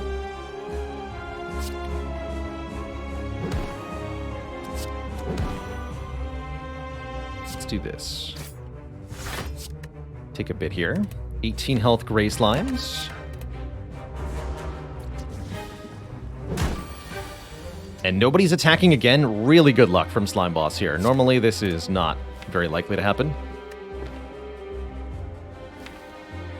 I really want to get to the primo attacks here. I'm just going to Gamba. This is not a fight for Caltrops. Oof, that didn't work out so well. Hello?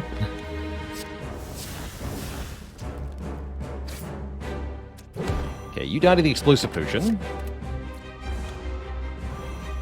Yeah, it could have been 12, 12, 18 this turn. That turn. Now it is. Spooky. I think this is probably where I want to use the Explosive Potion. Turn looks real nasty otherwise. You can do Sneaky Strike, Riddle with Holes, Sucker Punch. That would actually be enough to kill both of the front ones, and then we leave this one alive. We have 4 health. I don't love that. Let's just use this. Let's just do it.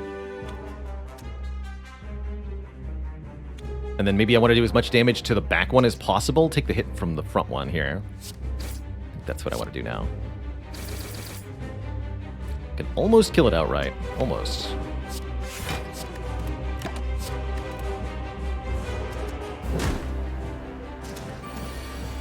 Okay, this looks fine.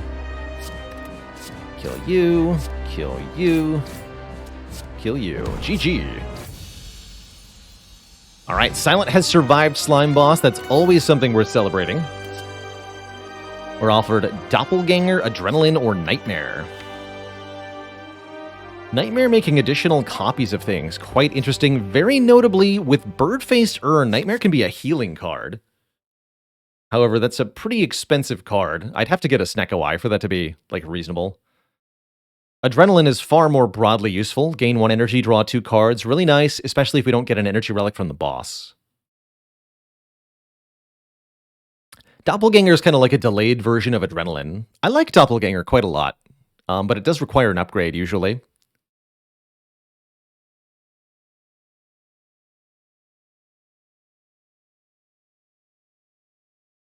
We're quite good at Act 2 as we are, with the Preserved Insect and our front-loaded damage.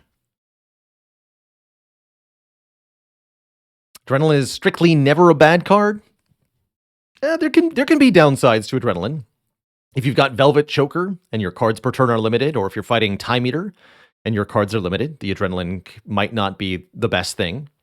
But moreover, just because Adrenaline is, generally speaking, an improvement to your deck doesn't mean it's always the best card to pick.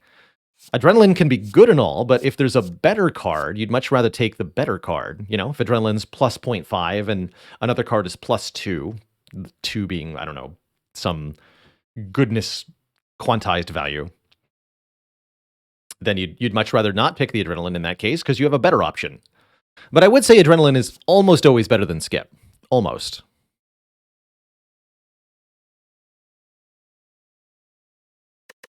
Especially since we already have the well-laid plans, being able to line up Nightmare with Malaise or Footwork is very powerful.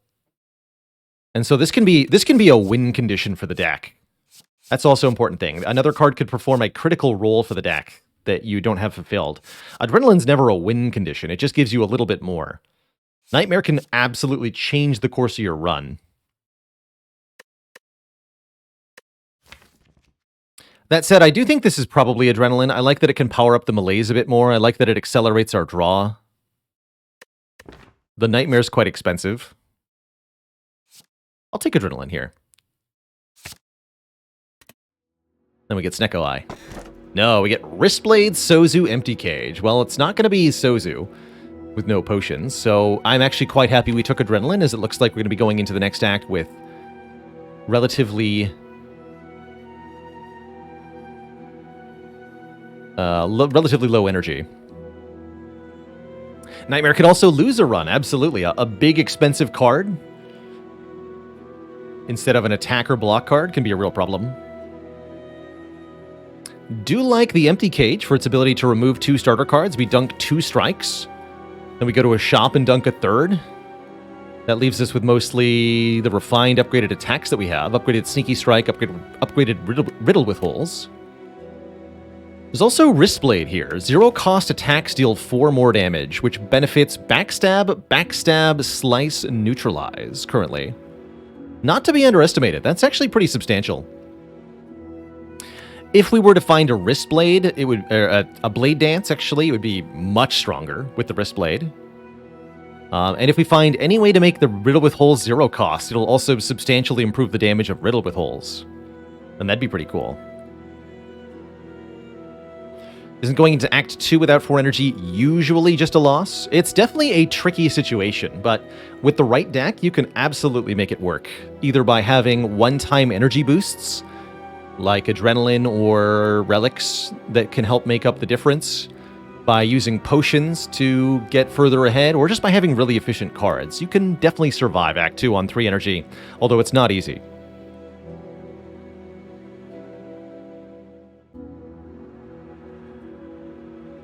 Akabeko if you squint. How common are 5 energy runs? Not that common. Not on this channel. Usually pretty comfy on 4.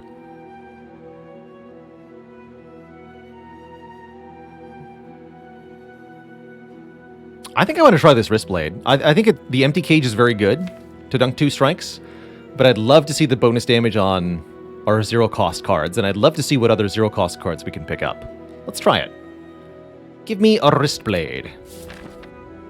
That's going to give us a lot of upfront damage, which should make it relatively easy to fight elites this act. So I'm thinking we may wish to fight the Burning Elite here in Act 2. Not something I usually advise, but this deck can do it. Part because we have Preserved Insect, part because we have tons of upfront damage, and part because we have Malaise and Caltrops, which make us not so afraid of the Book of Stabbing.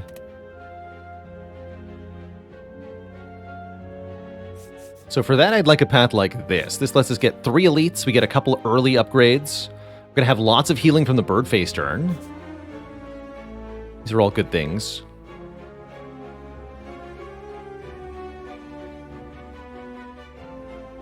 Yeah, I like this path quite a lot. Does Wristblade work on Sneaky Strike? No.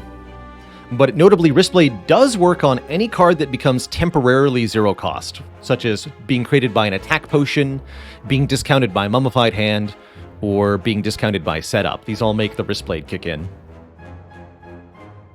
Shop Before Elite definitely wanted with our reasonable amount of cash here. We should have almost 300 by the time we get there. Bullet Time can do it too. That's right. All right, how much damage can we do turn 1 to the Avocado? Oh, it's going to be a lot. Get hecked, Avocado. Let's go Footwork, Survivor, Sneaky Strike, Backstab, Riddle. Actually, how much damage do we have here? 17, 25, 16. 7.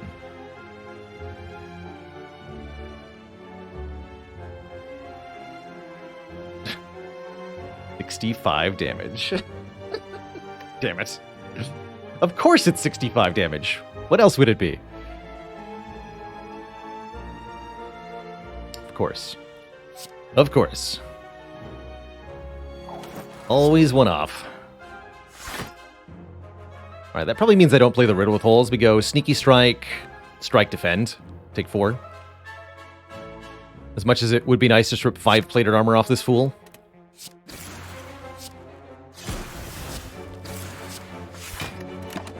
Yeah, that was counting with the strike. 65 damage. 8 damage neutralized. The power.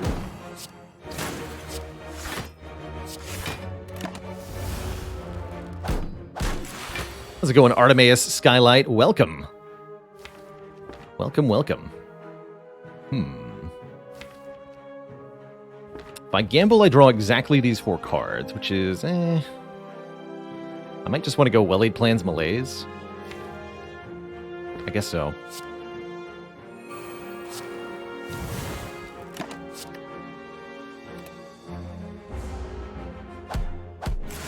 Health we can get back. I wouldn't stress it too much.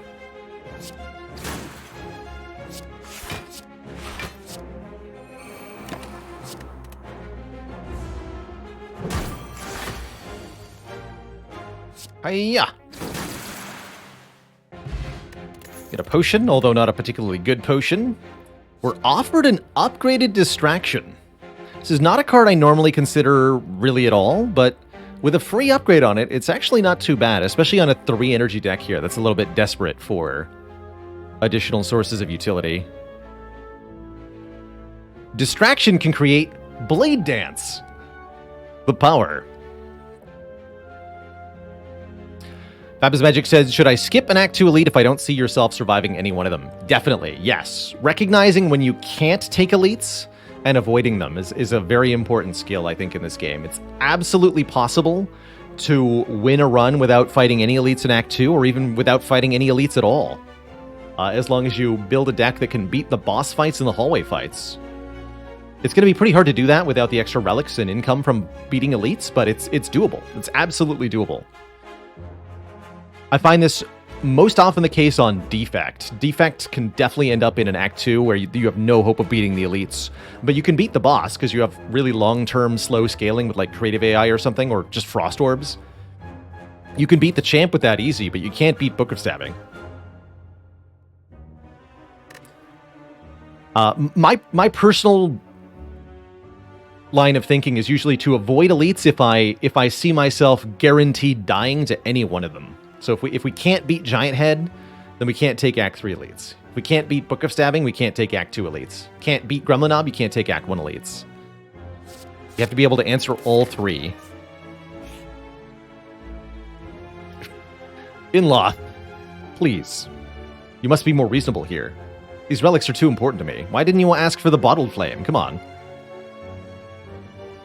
Inloth Hungry. Inloth asks you for one of your relics, chooses ones at random here, and gives you a relic that improves your odds of finding rare cards. However, the relics are being asked for. I don't think we can give up here. These are far too important. Yeah, could I convince you to take a Whetstone instead? No? Alas. Alas. Where's the rob option? Yeah, just steal the gift. That's how gifts work, right? You can steal them? Definitely.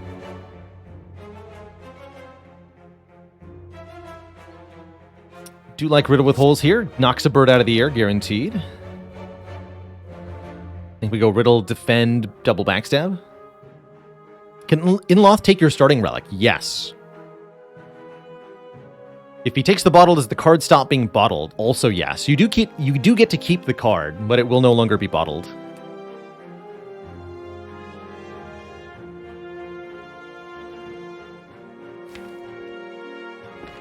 Melee is also pretty good in this fight. Wish I could knock this one out of the air to prevent the buff, but I would take too much damage this turn, so do it this way. I'm gonna ignore this one now. I often like to finish off the ones I knock out of the air, but I think in this case I don't want to do that. This one needs to die. Oh, jeez. That's bad. That's really bad. It's like poison potion bad. Yikes. I'm gonna Gamba. It did not get much better. It steals 5 and 3. Okay, we have to poison pot you. Bummer. Well, that sucked.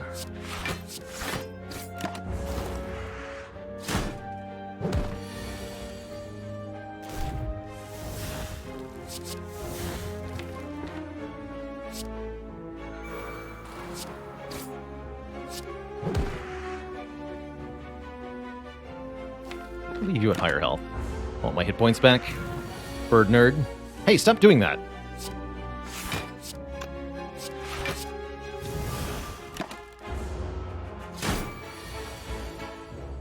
How dare you?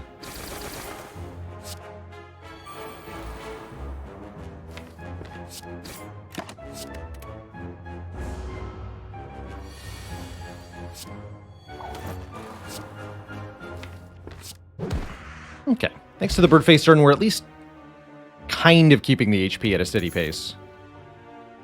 Heal hook plus. Unmastered.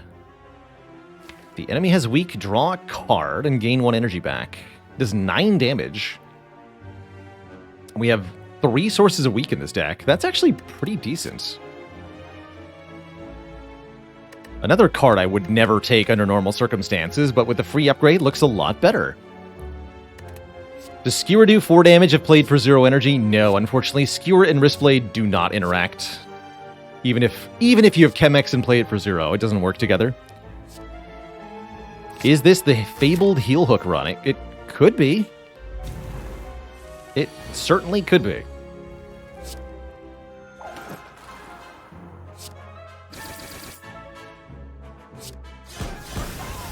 Oh. Chosen one. Go Sucker Punch Malaise for 2. Let's do that. Every time we play a non-attack card in this fight, we get a Daze put into the draw pile, which can be quite nasty.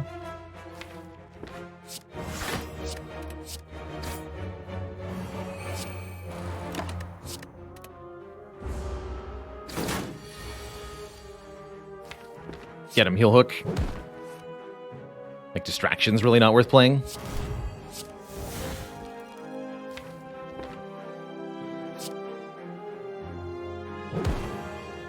Draw 5, that'll shuffle the draw pile. Let's do it.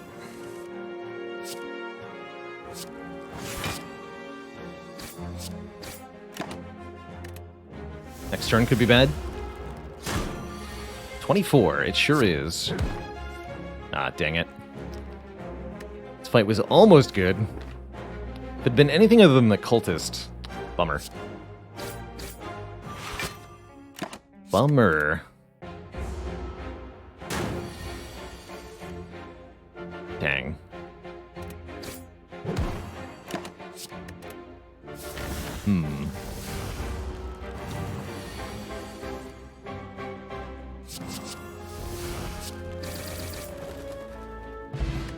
Okay, we at least get a potion. There's the setup. Do we do it? I don't think so. I don't think it's that good.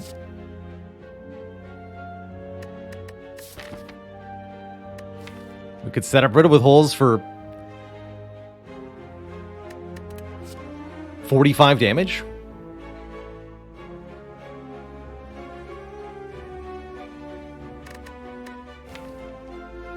We don't have enough card draw to make it very good, though. I don't really like it. No, not without an upgrade. It's not worth it. It's not worth it.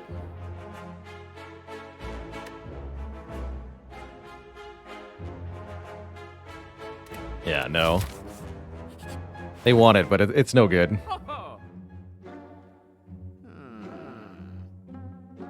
Infinite Blades. Interesting. Infinite Blades gets a very, very useful upgrade here.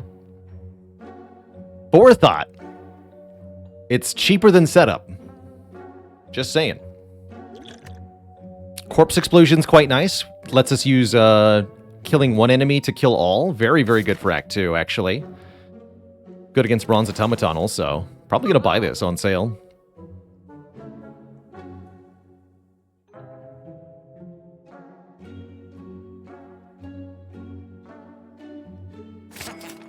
We're also going to get rid of a strike here. Do I do it? Do I buy this Forethought? I should probably buy Smoothstone.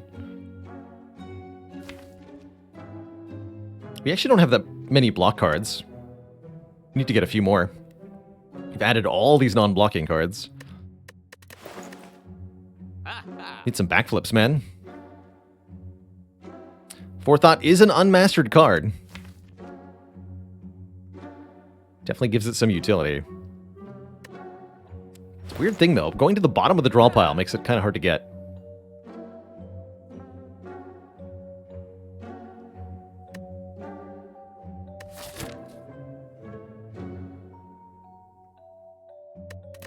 No, I don't think so. We take the Smooth Stone here. And I should either upgrade Adrenaline or... Yeah, we should upgrade Adrenaline. Energy is very sparse at the moment. Okay, first elite of the act is Miniature Gremlin Leader, who attacks us on turn 1. And look at that, we drew the Adrenaline close. So we have 5 energy to spend here, and Calc Gamble. Although I'm pretty sure I have an easy solution here. We just do this, right? Kill you, malaise for 5. Equals 0 times 3. Got him.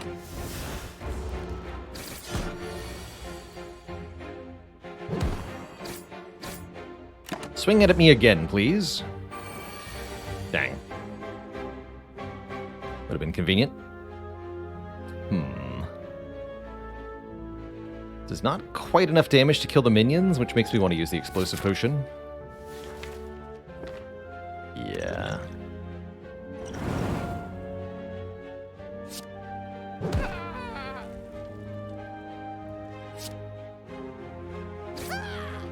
Heal 17 or heal 2? Should deal the damage. Quicker this fight ends, the better. It'll be a pretty nasty fight otherwise. Keep that distraction? No, let's just use it. Nightmare! Nightmare footwork to heal. Oh, I like it. Gonna keep Slice, I think. So tiny.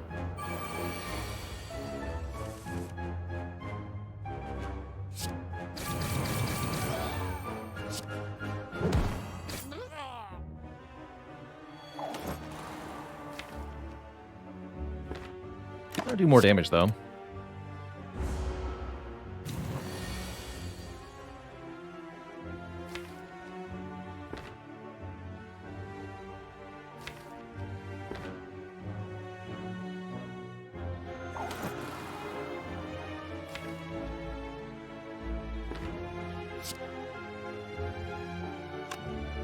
Keep Corpse Explosion. Keep Sneaky Strike. Use it with Survivor. Play Corpse Explosion. Let's do that.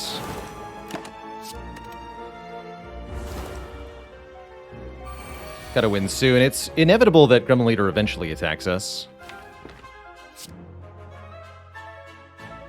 Didn't even draw the Survivor.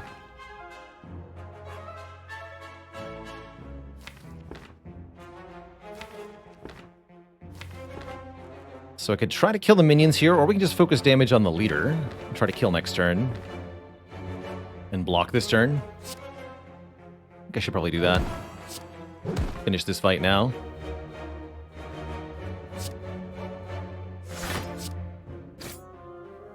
Hopefully this is enough with Weaken. Do 12. We need to do 8 more. We got 8 more. Okay, good. Spooky for a second. Good fight. Got lots of healing off that, and the almighty relic, the Juzu Bracelet, which,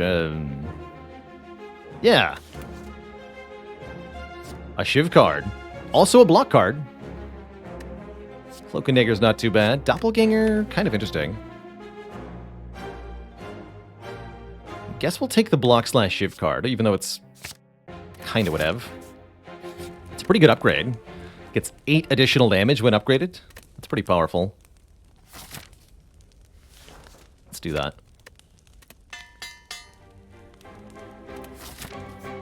Another relic. Rutabaga graduated college. Congrats. Absolutely congrats. That's huge, man. Or lady. Well done. I still think we can take this Burning Elite. Although I'm a little scared. Only a little bit, though.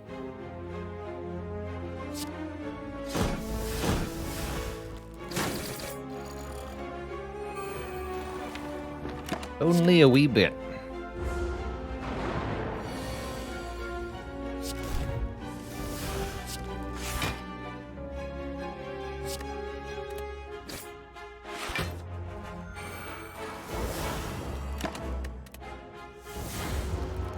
No potions equals no Burning Elite.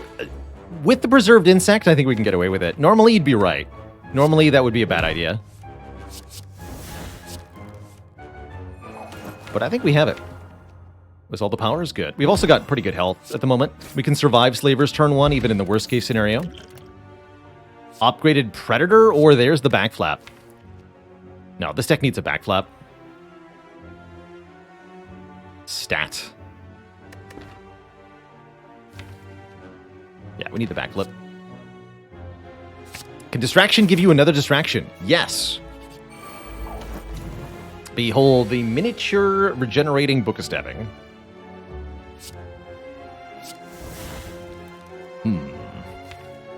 This is a fight for Malaise. Malaise with energy potion solves this easy peasy. I think I'm going to footwork gamble here. If we can get the Malaise down, we don't need to do damage very quickly here.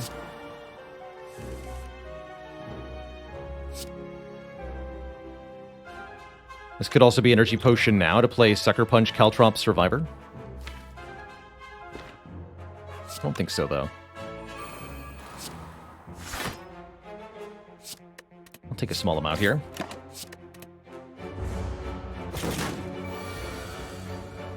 All right, here's the time. Let's draw the Malaise, please. Actually, backflip first. Give me more info. All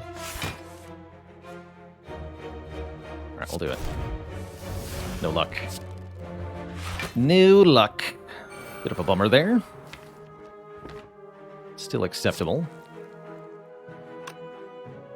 We can do 14 or 654 is also 14.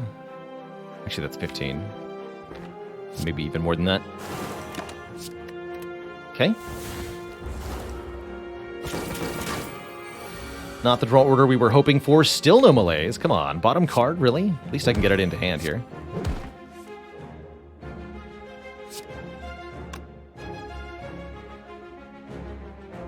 Eight plus 9 is only 17.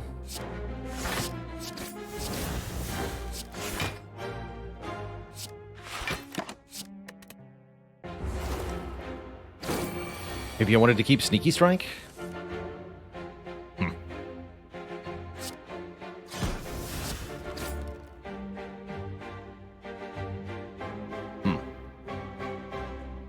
Interesting. So if I play the Malaise for 5, take a 1/5, take 5 damage. If I Riddle with Holes, strike Malaise, deal another 32 damage, bring it to 10. So it dies to the second stab.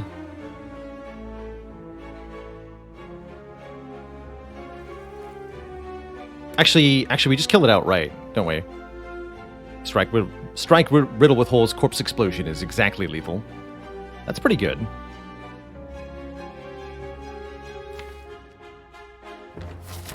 Yeah, I'm cool with that.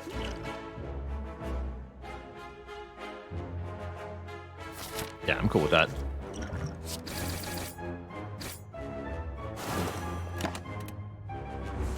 So much for the Malaise helping this fight.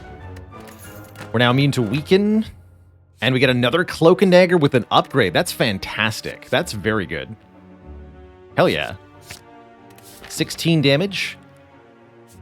And quite a bit of block also, thanks to Smooth Stone footwork. Love to see it. Can we KO Centurion on turn 1? Yes. That's some attack damage. This fight's a lot easier if you can kill the Centurion quick.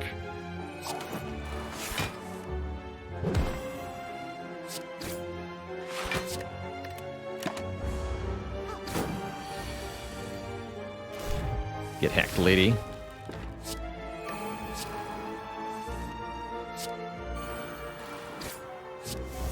More adrenaline. The power of healing. Always kill the old lady first. I tend to feel like that's the wrong strategy in this fight. And actually, this one to me kind of feels like a deliberate subversion of video game expectations. Playing any other game in the world will tell you, kill the healer first, right? You gotta kill the healer before you can kill the tank. But in Slay the Spire here, the Mystic is surprisingly tanky to kill first. The healing applies equally to both the Centurion and the Mystic. Meanwhile, the Centurion is blocking on the Mystic, so the Mystic actually gains more EHP per turn than the Centurion does. Bit odd.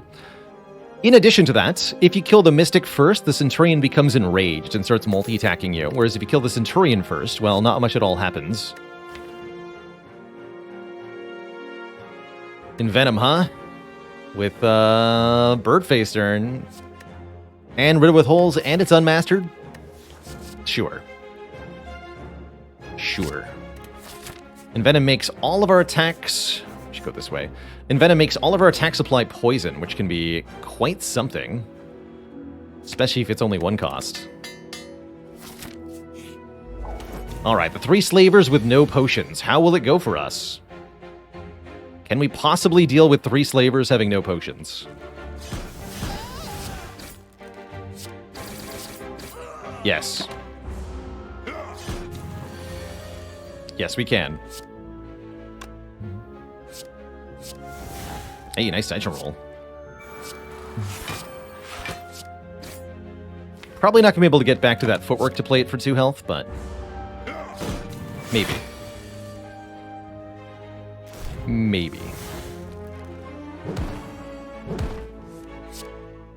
Ooh, if we melees for a lot, it's going to be easier. Sure. I'd like to get every hit point I can. Just gonna type Corpse Explosion solves this fight. It would have if we'd drawn it. You don't need no Corpse Explosion, though. No way, no how. We need to upgrade well-laid plans for the boss fight here. Gamba? Gamba.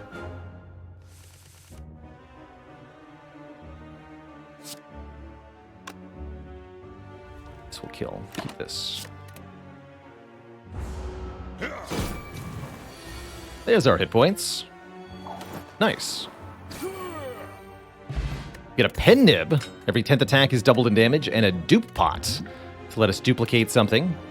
Terror can apply vulnerable to make all our attacks do a lot more damage. Do we actually want terror? It's pretty good. Yeah, we do.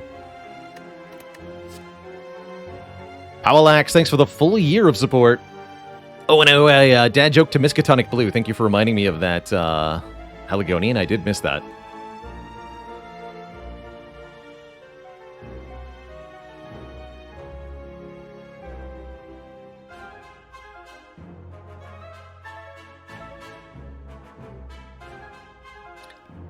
At what point do I decide if terror is or isn't worth it? It's usually whether physical attacks are a big part of the damage plan. We've definitely got a mixture of damage plan. We have poison, thorns, and attacks. It all kind of mixes together, and that actually does work out okay.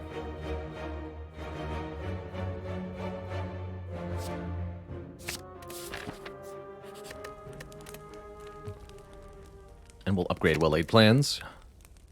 Then it would be terrible. Alright, how much does this boss weigh? A bronze automaton. Not so much. So this fight will be a little bit tricky. We don't exactly have a damage mechanism that's going to work all that well against Bronze Automaton because of these 3 artifact layers blocking the first 3 debuffs. But we can do nearly 100 damage on turn 1. That's a good start. And we at least have enough health to survive a Hyper Beam, probably.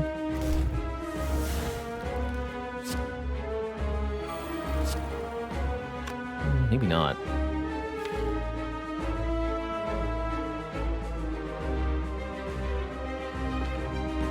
Strike this one.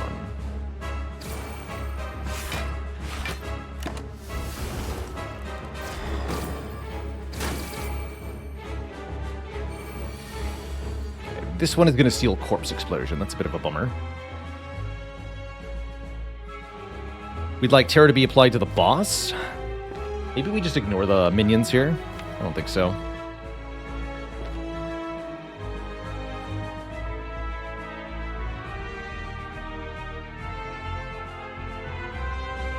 No, we should apply Terror to the boss.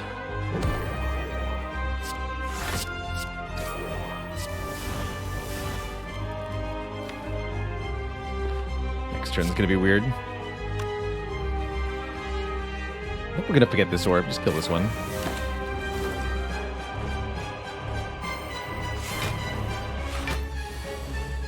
That's not cool. That is not cool. I think we're gonna die.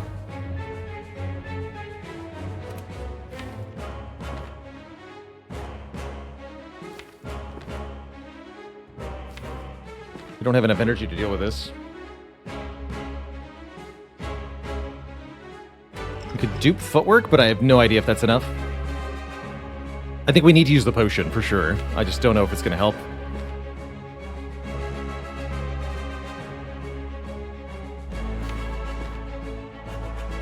Too much damage, man.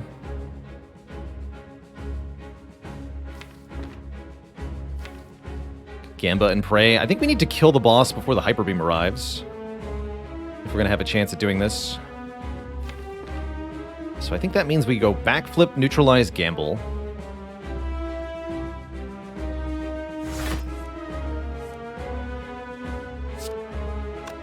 Heel hook, though.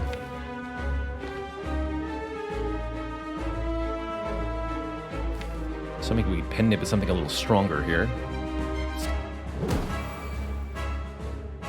I'm just gonna Gamba. Aha! Yeah, if anything's gonna win the fight, it's gonna be this. Hiya! Eat poison. For breakfast.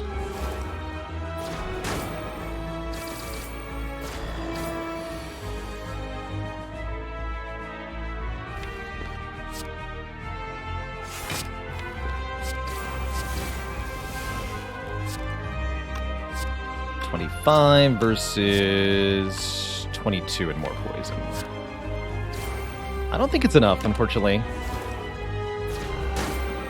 think we're just barely dead here.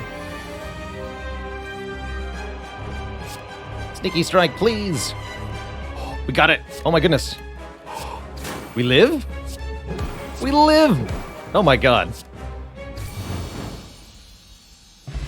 GG. 3 hit points. The power. We found the line to get through that fight intact. That was bad. That was a bad draw order and a bad situation, but we made it out of the act alive. And I can take another power here for more healing, and this is pretty good with the Sneaky Strike, too. Just a generally useful card? Sure. Not taking an unload. We need to take the things that help us win a little bit better. Act 3 looking rough, but what if we had another boss relic? Could take a Runic Pyramid or a Hovering Kite. Of course, now Pyramid shows up. 3 energy Pyramid's pretty tough. Don't know if this deck can do it. Especially since we already have a Well-Aid plans, it feels redundant. But Hovering Kite's not bad. First time we discard a card each turn, gain an energy. Is quite nice when we have a tools of the trade.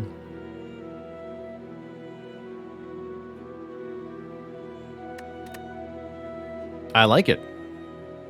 Let's do it. Let's do it.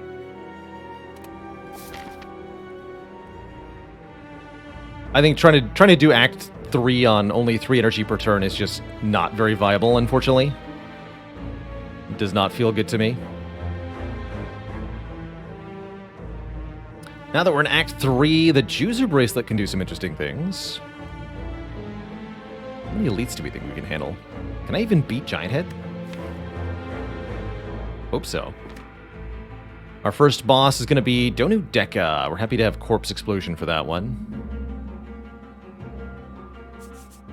Can we do something like this? This gets us 3 elites, which could help a lot. The constant healing from the bird phase turn will help. Would we take an upgrade all? No, we need the healing from the bird. Let's go 3 elites this way, actually. It's an earlier shop. Same rest sites each way? No, we get 1 more rest site. No, yeah, same rest sites each way. So the other path is this one. Pretty similar, ultimately. We can take more fights and less events if we want to. I don't know if we want to, though.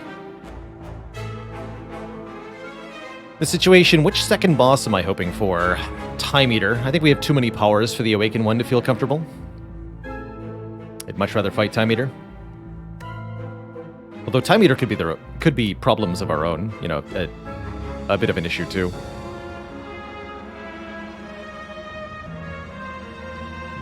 I think I'd rather hit the shop after we get enough money to afford a rare relic. Let's go here.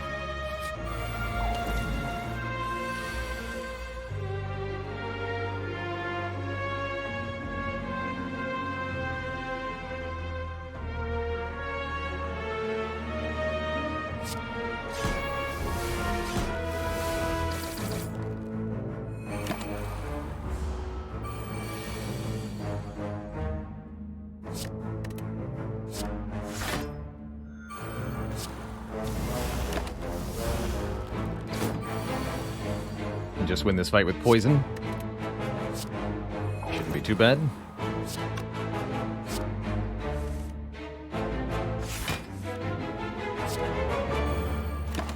Lots of heals.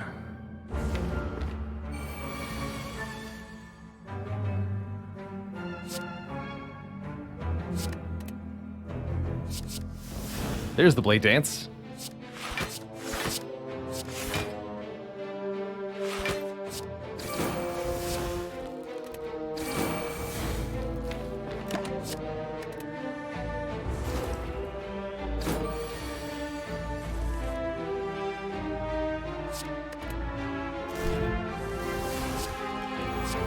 Deck feels a lot better with more energy. A lot better. Just way better.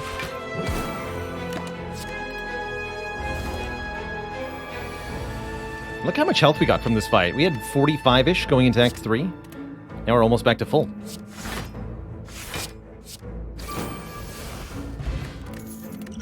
Get an attack pot, get a blade dance. Yeah, I'll take a blade dance. A lot of damage and poison. We can lose our slice. I'm not going to lose calculated gamble or footwork, that's for sure. See you later, slice. And we have to deal with these 3. A good fight for Corpse Explosion. Yikes. It's not what I want to see.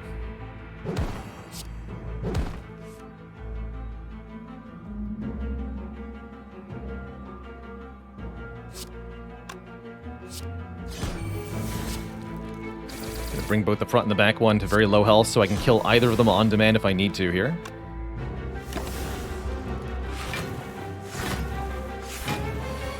Maybe should have oh, Jesus. Fine. Well, that's a draw order. Damn it. This is why you remove strikes. This right here.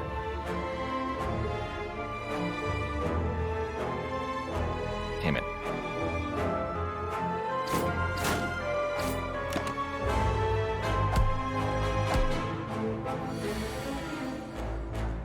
Well, that was not fun. Good news is I got a ton of healing, so we can get all that health back.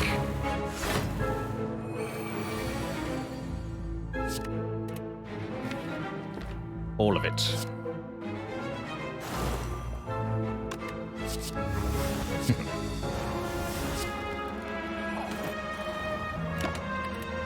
Should play pendant stuff.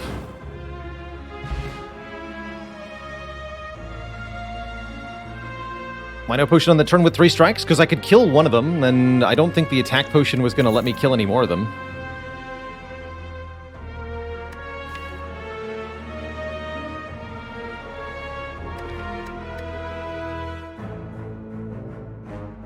So it's either take 20 and lose the potion, or take 20 and don't lose the potion. Rather have the potion. Viscerate's not too bad. Not good enough, though. See, this is where we need the potion. This fight.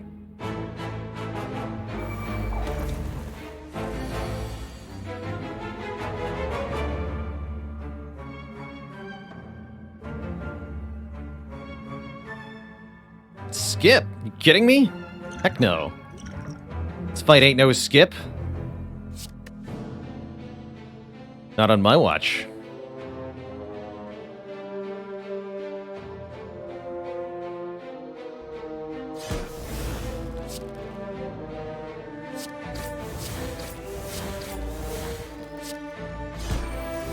$16 damage 5 times. The power.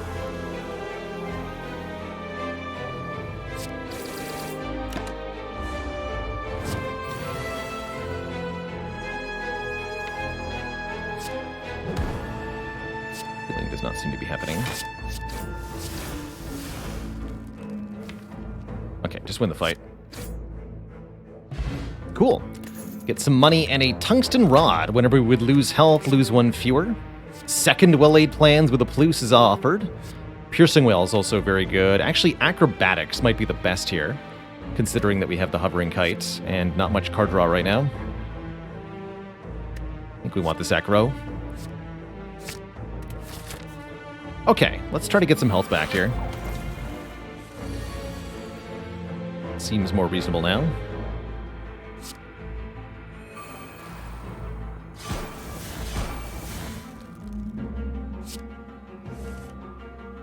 Energy. Do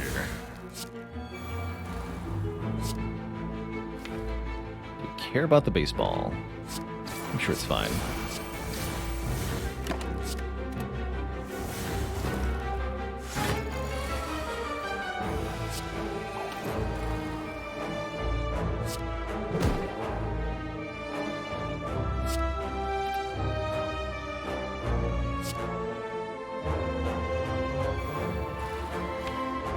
Survivor, I'm going to get energy back. Just cloak here. Take 1. I could retain 2. Calculated Gamba. Good stuff. Block 20.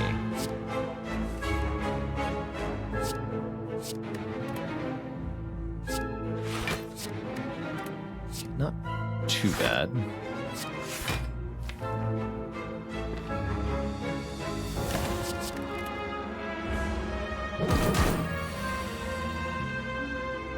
Lose a little, gain a little.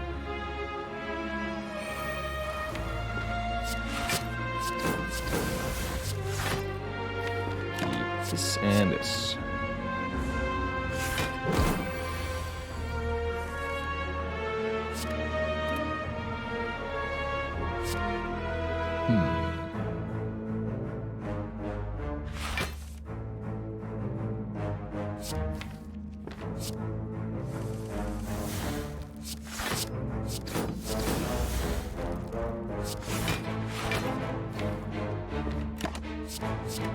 Okay, there we go. Bonus points if I can win with Pendib on 9, which I think I can. Yeah. No more powers, right? That's right. Get a dupe pot. There it is, the second riddle with holes. It's unmastered. I'm pretty sure we want to take this. Works half decently with the Envenom. I wouldn't call it a good card, mind you, but it's definitely going to help here. Absolutely, it's going to help. So we're not going to play it here, right? We're going to go Backstab, Sucker Punch, Heel Hook, Backstab, Blade Dance.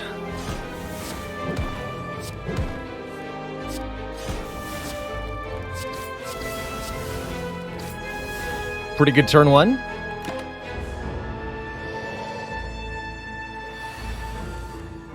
Excuse you.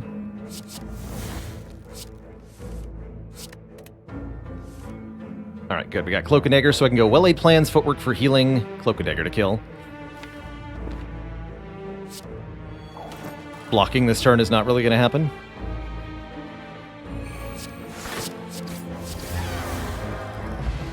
Ice Cream! Energy is now conserved between turns. That's very useful in a deck that's kind of energy-starved.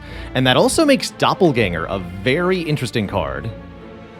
So we can use Doppelganger as a very powerful draw source now. I'll take that.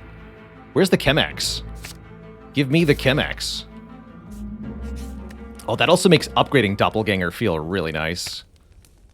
Upgrading tools is also super useful. Any energy upgrade counts for a lot right now. I would also like to upgrade footwork, but this is my only upgrade for the rest of the run, so that's bad.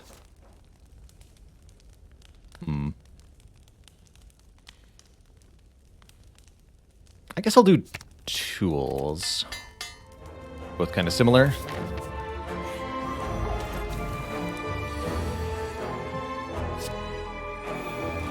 Giant Head is our second opponent here.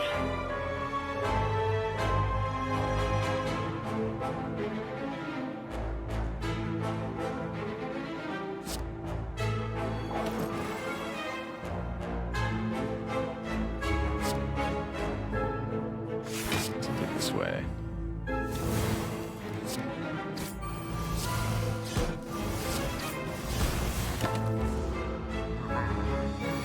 I don't have to play cards, huh? Storm of Steel, that's cute. Sure.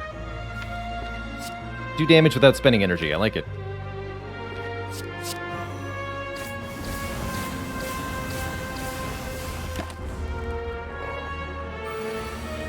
Starting next turn, the Giant Head's going to attack us for an awful lot of damage. But I bet we can do some stuff about that with Doppelganger. Let's go defend, terror, Doppel for 5, draw 10 cards next turn. Let's do it. Here we go. Good job, Doppelganger.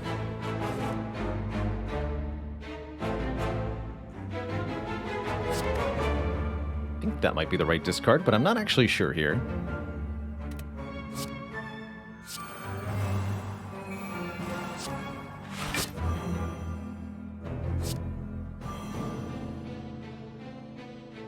I'm going to play all the non-attack cards before playing the attack cards to maximize the slow stacks on Giant Head. Giant Head will take 10% more damage from attacks per card we play.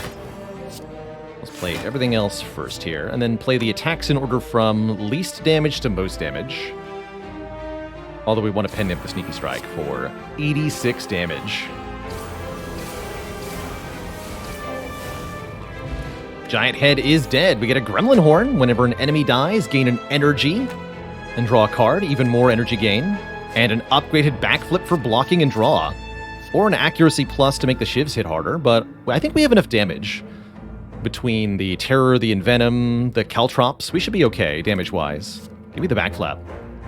Acro is also good, but I don't think it's as good as a backflip plus here. No way. Lantern is also amazing. 1 more energy on turn 1. Now this no longer feels like a mere 4 energy deck. We've got a lot more going on here. I think we might be able to pull this through, Twitch chat. What's the shop got? Mummified Hand. For even more discounts. There's also orange pellets to allow us to remove debuffs. Very notably, orange pellets plus speed potion. Very strong. Very, very strong.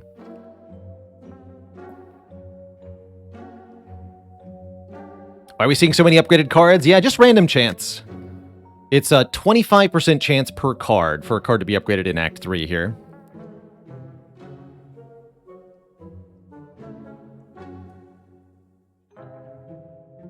I wish we could afford Mummy Hand and the orange pellets, but we can't get them both, can we? No, not quite. So I think it's going to be a speed potion card remove here. Get rid of another strike.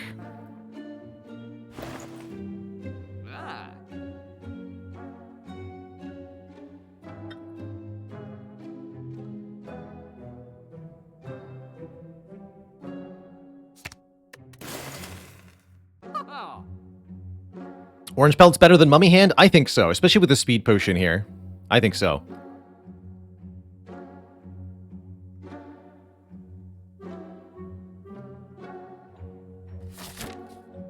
Yeah, I think so. I'm gonna go dupe pot, speed pot.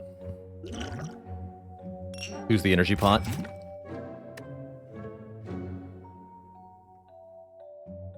Now that we have Ice Cream, by the way, this Malaise is going to shut down our second boss, no matter who it is. Whether it's Awakened one or Time Eater, all we have to do is save up 10 energy and play Malaise, and we win the fight.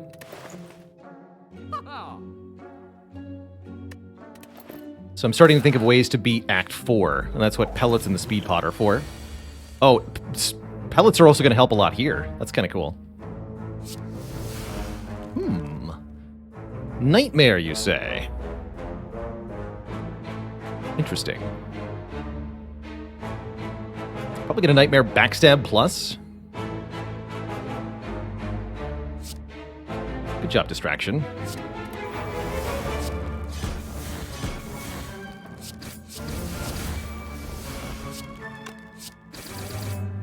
And 2 hit points for the fun of it. Perfect. Terror, backstab wins, so let's go 2 more powers. Good fight. This is going to be very good with all of our dexterity. If you draw a skill, gain like 10 block. Yes, please.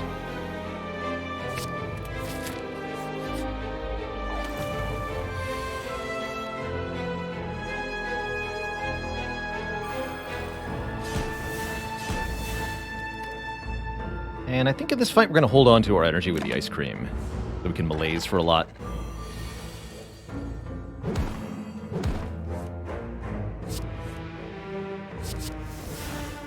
If we want to, that is.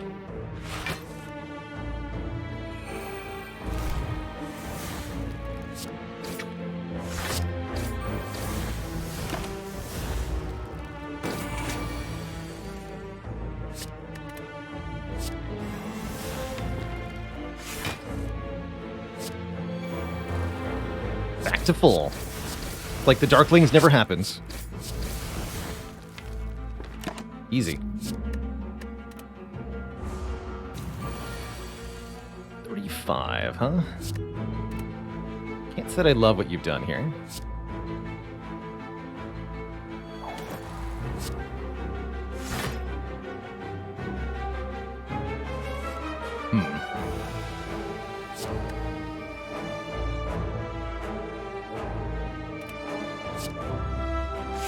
It's a bit of a bummer. I just got all that health back. Oh well.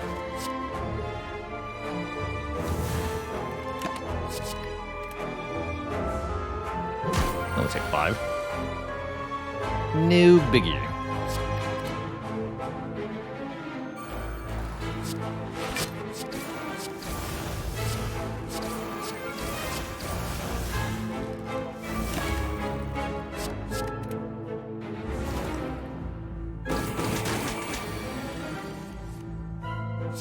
And then just up the pen nib.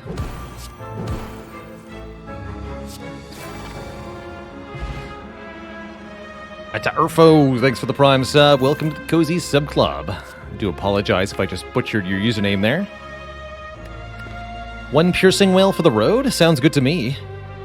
Could also take deadly poison if we felt like we needed more poison, but I don't think we do.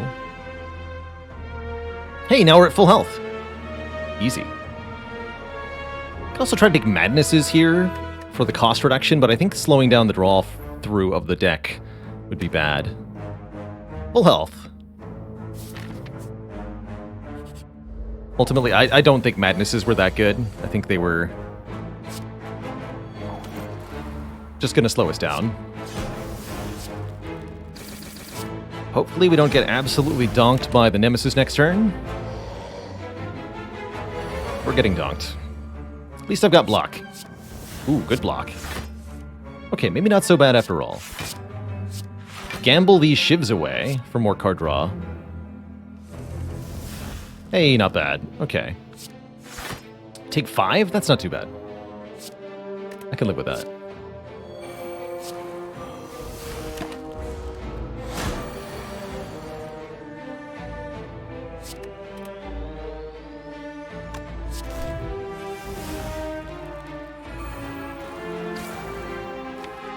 Still 4 powers in the draw pile, too. Good.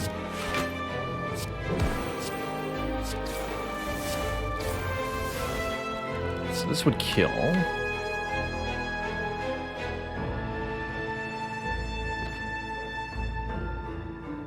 Let's not.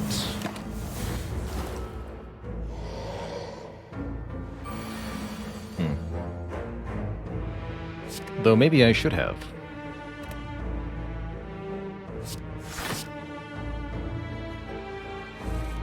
I think I should have. That was a little bit greedy. Oh yeah, that was greedy. Yikes. Ow. Yeah, I should have just killed. Foolish. The boot is finally here. Boot from Nemesis, a classic. How about Burst, though? Actually, with this dexterity, how about Deflect, though? I'd like a 0-cost card in an Ice Cream deck.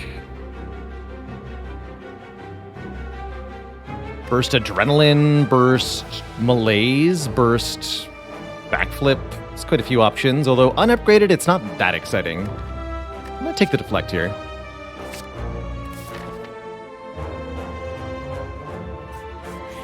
What I should have done was play Corpse Explosion, not Malaise, on that penultimate turn. Then we could have gotten the heal and killed.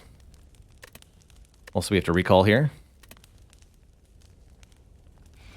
Relax, Twitch chat. We're not going to forget it ever again. Only one time have I ever forgotten to recall. Only one time will I ever. Ooh, escape plan. Mediocre. Donu and Deca aren't going to be too bad here. The main goal in this fight, play Corpse Explosion on one of them and then kill them. Doesn't really matter who I target with my damage for that reason. I think I remember seeing that Thorns work better on Deca. Yeah, Thorns work better on Deca. So let's do Deca first here. Because Donu gets blocked from Deca before attacking, so sometimes the Thorns damage is wasted. Oof, that's not good. We got a gamble here. We could also just end up dead in this fight, like, very fast. Here we go.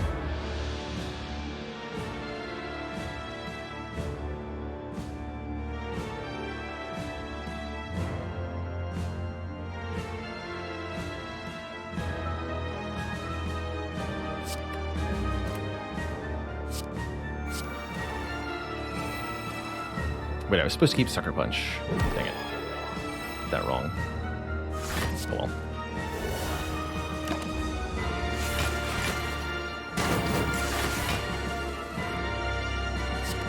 There's just not that many block cards in the deck.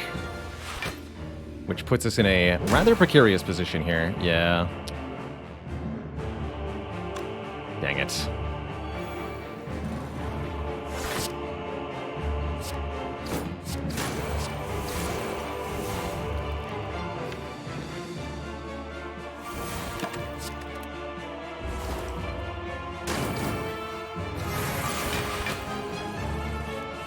At least we're fine now, but we have so little health for the next fight.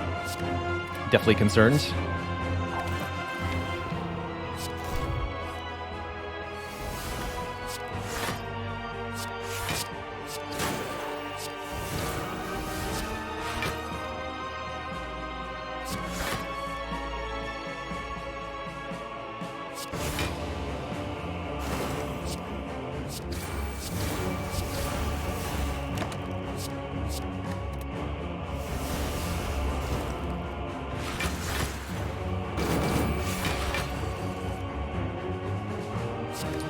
Definitely concerned. 10/2. Can block.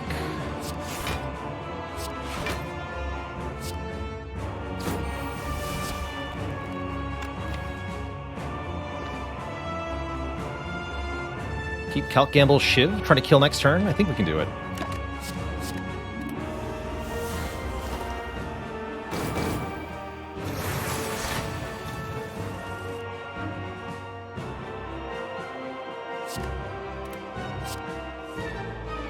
Perfect.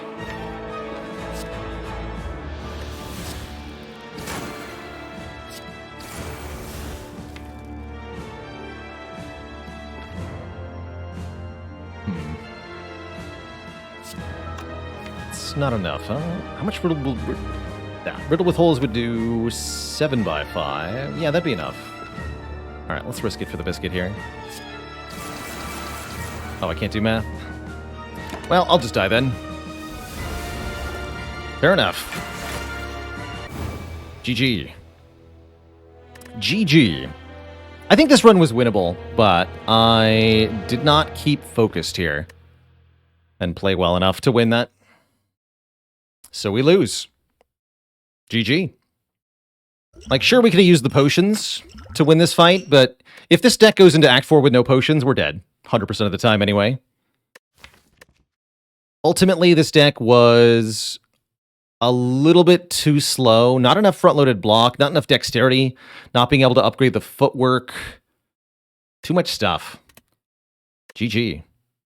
GG.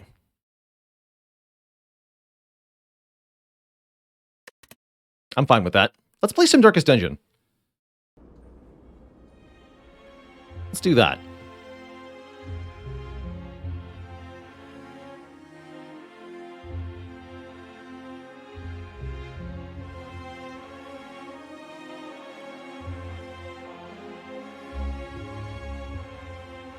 This will be my first time playing Darkest Dungeon too, that's right.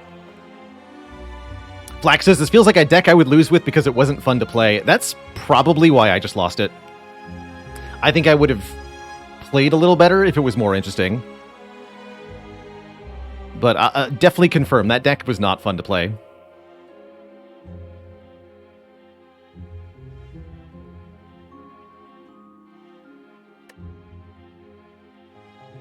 Trying to avoid DD tube spoilers. See you later, Mooney. No worries. Before we shift games here, I am going to take a quick break, refill the legs, stretch the water. Grab a quick snack, too. I think that'll help me focus a bit. And then we're going to be diving into a brand new game, Darkest Dungeon 2, which had its full release earlier this week.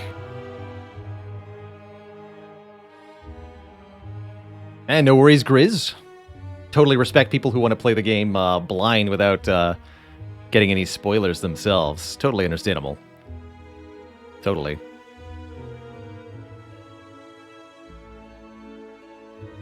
So, I'll leave you here on the Spire menu.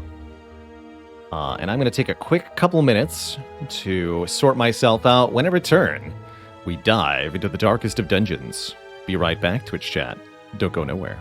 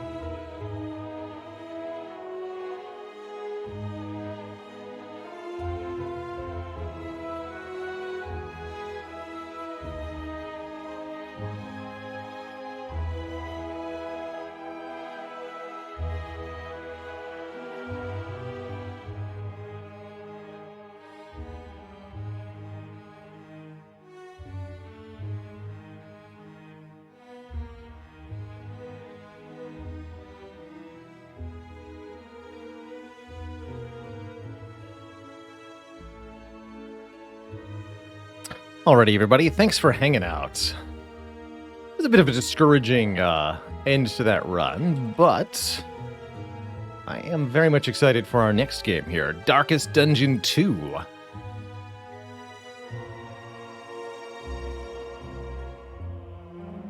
First look at DD2.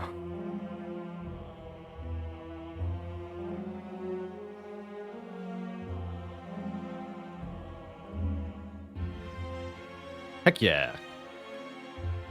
Yeah, it just preps you for DD2 to slowly go insane while being whittled down. That's actually very appropriate. Very appropriate indeed.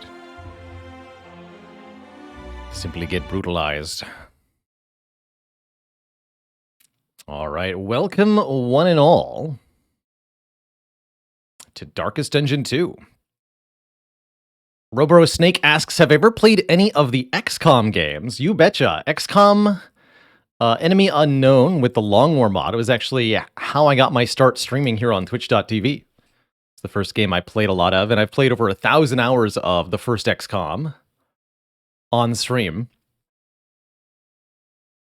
That's how I got my first 500 followers. And still one of my favorite strategy experiences. We've also done a couple XCOM 2 playthroughs on stream.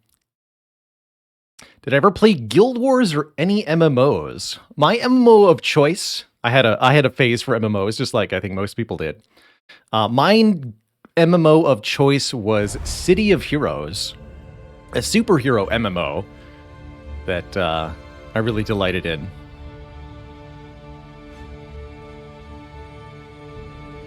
Have I tried Phoenix Point? Yeah, we streamed a little bit of Phoenix Point too. Phoenix Point had some cool ideas, but I think an awful execution for a lot of them. Map generation, enemy design, soundtrack, inventory management, all of these are things Phoenix Point did pretty badly. However, I have high hopes for Xenonauts 2. Having looked at the demo of Xenonauts 2, it seems to be the turn-based man versus alien strategy game that I wanted Phoenix Point to be. And it's true, City of Heroes, for a long time, City of Heroes was taken offline a while back. There was a private server for City of Heroes that existed secretly for years without being discovered by the public at large. And then some years back, it kind of broke to the public and now is open to everybody. So City of Heroes can be played again these days on the private servers.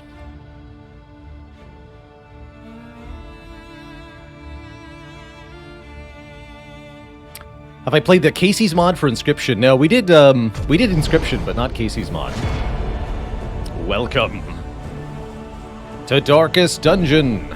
We tweak our music volume down a little bit. Keep the voice acting nice and high. Want to make sure everybody can hear me nicely over the audio here.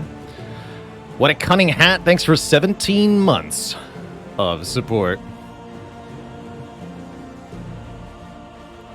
Star Wars Galaxies. I played a little bit of that, actually. Not nearly as much as I played City Heroes, but I did do a little bit of Star Wars Galaxies.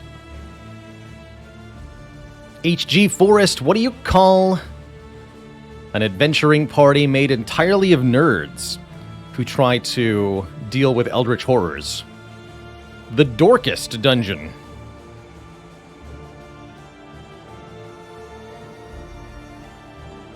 Where's the 2? This is...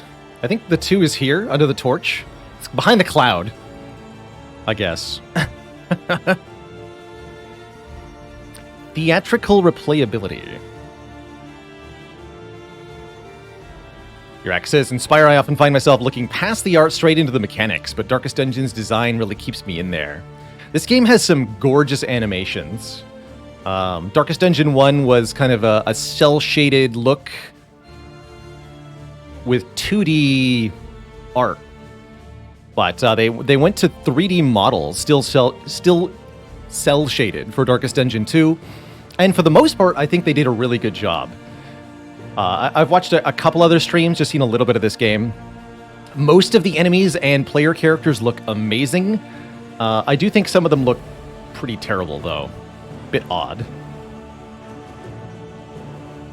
Is playing Darkest Dungeon 1 before Darkest Dungeon 2 important? I don't think so. Mechanically, they're actually quite different, is my understanding. They essentially switched genres from Darkest Dungeon 1 to Darkest Dungeon 2.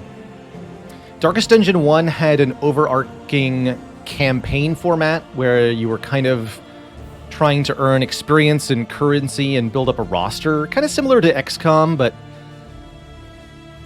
many complained about the grindiness of the first Darkest Dungeon. It was really all about playing the dungeons over and over and over again to eventually build up a strong enough party with maxed out gear to be able to take on the late game stuff. Darkest Dungeon 2 instead goes for more of a rogue format. You play single session runs where you try to win or lose all in one session. Definitely more of the roguelite variation. There are absolutely meta progression unlocks in this game and power improvements that you can get. So it's probably going to be a little hard to assess the balance of the game because the player's power will not be constant.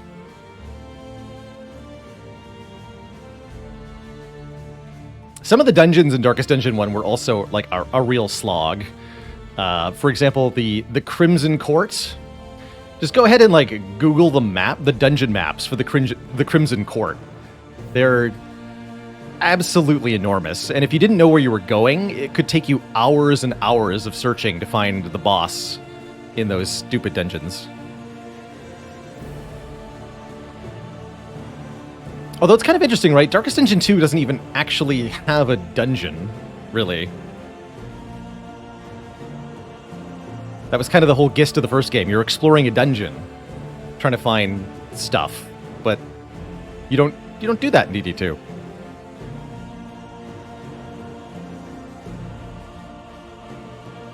It's got layers. Maybe those are kind of similar?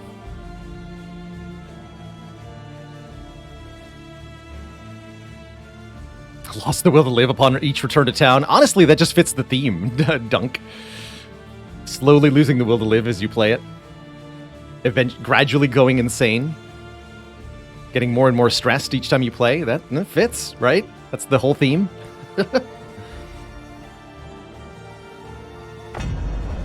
So, what is DD2?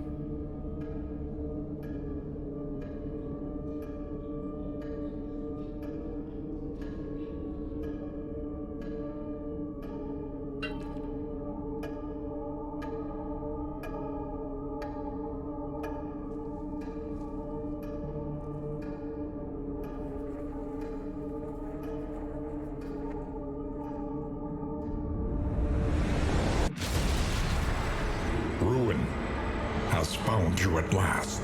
Oh, thank goodness. I've started waiting. Protégé, my friend. Our calculations were correct. The ephemeral equation is unbalanced. The Earth spins on a strange and terrifying new axis. And everywhere, unbridled consequence. The world is a wasteland of failures past. And yet, you must ride out into it, unafraid.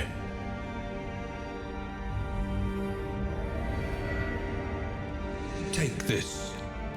It is hope, the very last of it. It is yours now. You were bold once. Be bold once more. Free yourself from this suffocating stillness. Fix your gaze on the horizon. And face the fearsome truth of the darkest dungeon.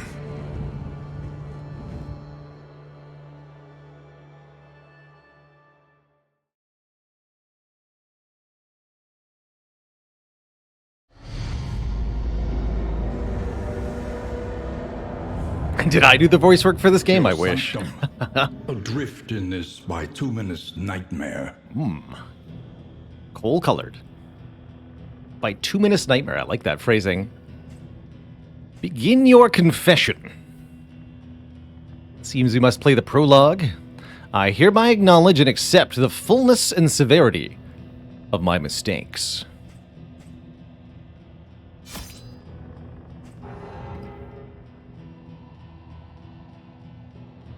Can't quite make out that name.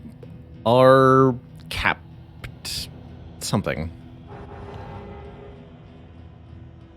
That's right. If you own Darkest Dungeon 1, there is a discount you can get on Darkest Dungeon 2. This game is $39.99 full price on Steam, which is a bit steep for a rogue genre game. But it's $10 off for $29.99 if you own Darkest Dungeon 1. You have to select the bundle option to complete it. You can get it for $10 off, like I did.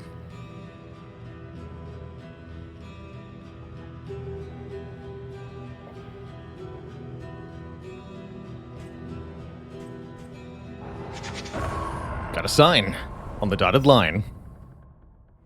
A stagecoach. Oh good, we've got tutorial pop-ups. Can fine-tune the path with left and right. So you're allowed to steer the stagecoach. I've seen that you can steer here. I don't know how relevant that is. We can also bring up stagecoach view. Shows what current items are installed on the stagecoach, as well as armor and wheels. Change it to rain right. Fistfuls of cheese. Thanks for 18 months of support. It's so dark. It's a dark game. Can I improve the brightness a little bit here? Or Twitch chat.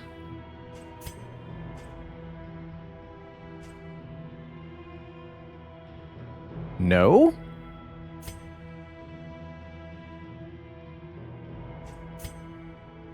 Looks like no. It's gonna have to live up to the name, Twitch chat. They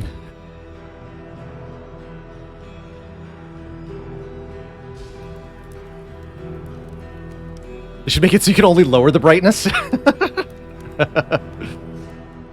Oh, that's true. You can turn up your the display on like your display device. You can tweak the brightness that way. So from GPU settings. Thing is, if I brighten from the GPU settings, I don't know if that actually affects the stream.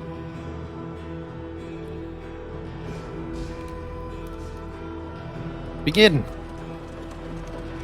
So it's your left and right. Again, I actually don't know if that matters. I know failure well. I glimpsed it lurking at the ragged edges of your mind. I watched its venom spread through the veins of the world. And I trembled at its terrible reverberations. Terrible. Crossroads. Who will step forward into the light? Guilt, loathing, failure, regret, and disgrace await us at the crossroads. Can't believe they made it into a kart racer. 4 heroes will join together on this expedition. Our salvation rides with them. So we can assemble a party of 4 heroes. Am I allowed to rearrange them once I have them? And there is a random party button. Good, I was hoping. Looks like we have 4 unlocked heroes to start. We might as well just go with the default party comp. More devastating than the horrors of 100 campaigns. Can I see the deets on these fools? And are you allowed to have dupes? No. Okay, so I have to use this party. Okay. So the Man-at-Arms. These are all returning classes from the first game.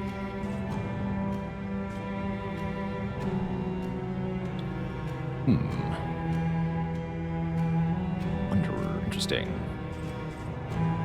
Can I randomize the hero name? Oh, can I look at the skills? Good. Got locked skills. Crush. Target has... Can't mouse over these. Skull icon.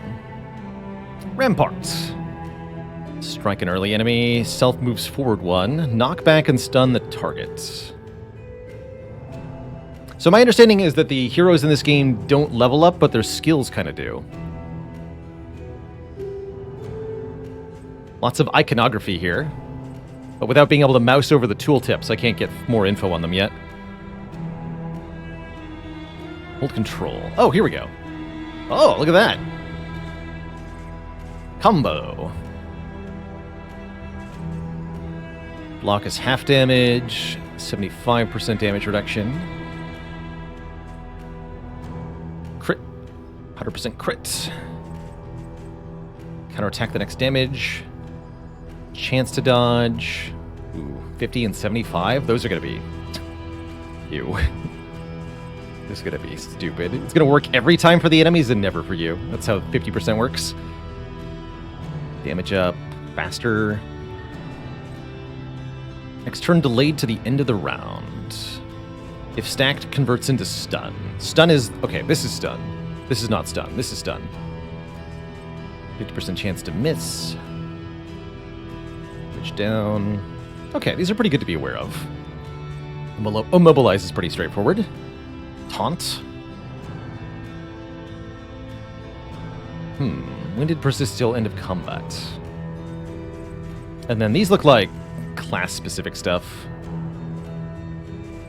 We'll look at that later. How am I liking the game so far? We've only just gotten started, so I haven't even played anything yet. This looks like we start with 5 skills unlocked. There's nothing to customize here, really. Although we can see the quirks. Hold on, what are your quirks? Void Sight. Oblivion Tier Route Scouting. Gets stressed out when fighting cadavers. Bonus to Swine. Penalty to range skills. Also penalty to range skills. The Foetor. Minus Blight Resist. Got 2 Swine Haters. Sure.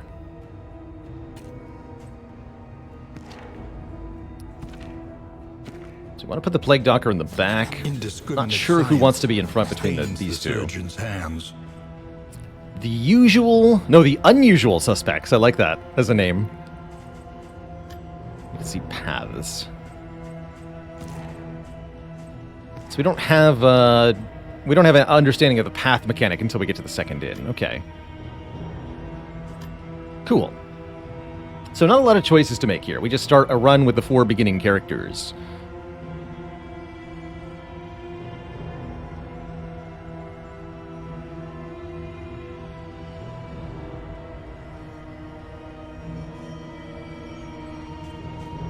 I'm not going to give them names. Yet.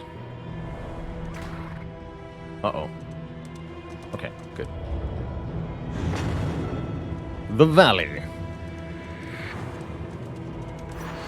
Onward. And let us... Okay, we can rearrange party order while driving. Enough yet remains of the world. Move and stop. Interesting. Anything happen if we run through a bush? Oh, we actually get stuff. The bulwark of your denial is giving way. So if I understood that correctly, we want to run through the obstacles on the map because they give us things. All right, welcome to our first combat here. Combat in Darkest Dungeon takes place in turn-based sort of RPG style. You can see the round order up here in the top right. Every hero has, I think, 5 skills that they have active at any one time. And these skills are used from certain positions to attack certain positions. So each combat has 4 characters, or up to 4 characters, on each side in a particular order. And we can only use skills to attack enemies that are in certain ranks. So, for example, Blinding Gas here, or actually Noxious Blast, we can see that the yellow pips on the left indicate the positions from which this skill can be used. So the Plague Doctor can use this skill in any of the back 3 ranks, but cannot use it if they're in front. And it targets either of the front 2 enemies. It cannot target enemies that are in rank 3 or rank 4. What else do we have here? Blinding Gas. Targets both of the back ranks with a chance to apply blind. Incision applies bleed. Can only be used from the front ranks. Maybe we want rank 3, Plague Doctor. Battlefield Medicine. If target is below half health, heal them for 20% and remove their statuses.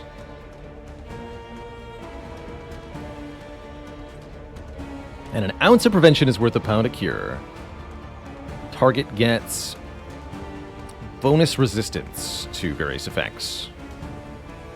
Am I allowed to examine enemies in any way? Not yet? Question mark? Not yet. We can change the turning speed of the stagecoach. Interesting.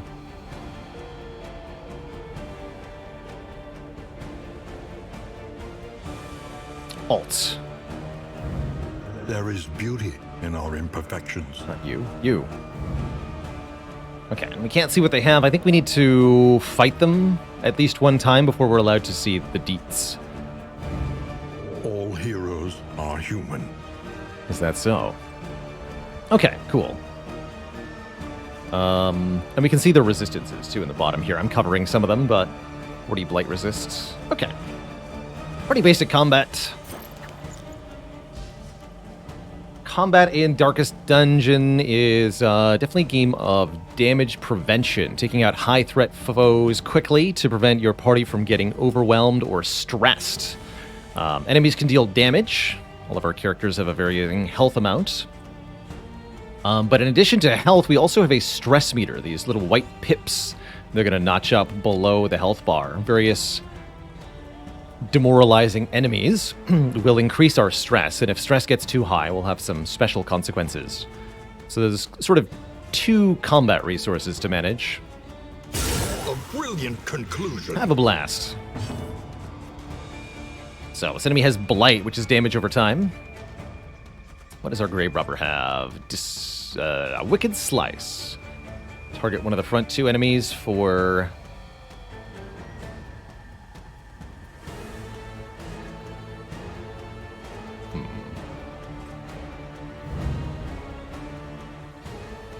What's that skull icon?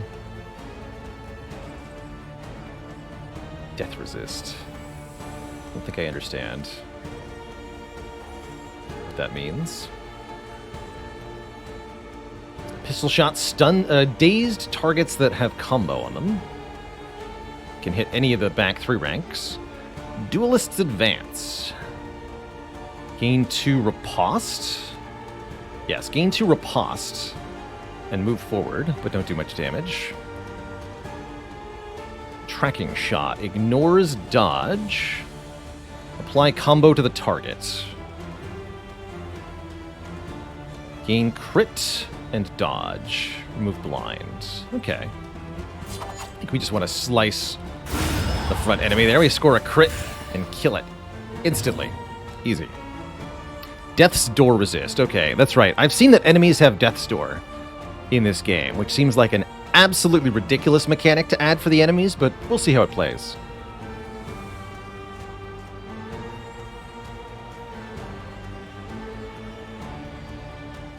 Pick to the face.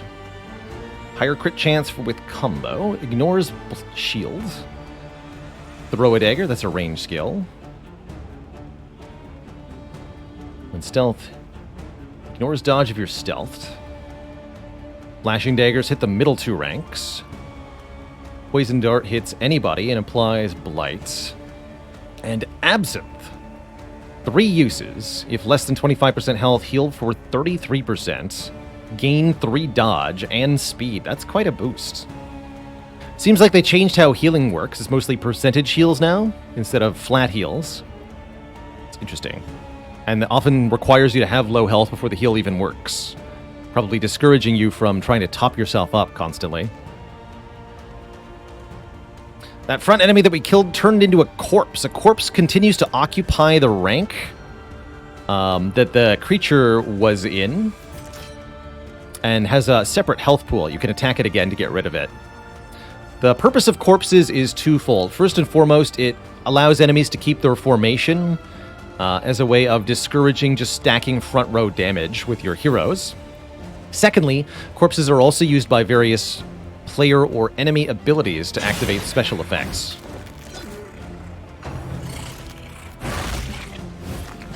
The chomp. So there's our first point of stress. Heal 10% if the target has combo. We need to find ways to apply combo. Knock back in daze, make it go last seems good. Yeah, you should just go last next turn. Or you could just die. That works too. The past is gone. Let it die. Get our first Candle of Hope. I believe these are meta progression stuff. And a minor sharpness charm. -2 speed. Interesting. Are you shaken? There is... So, crits do 150% damage. Bonus duration on DOT and ignore resistance on DOT. And heals go up too. I think crits can also reduce stress. Much worse in store. No retreat in battles, like there was in Darkest Dungeon 1. Relics, used to buy most supplies. Sure. We can also open the inventory, like so. So you see we have 4 out of 20 spots. 40 relics. Which are indicated here. Relics, mastery, and baubles. Interesting.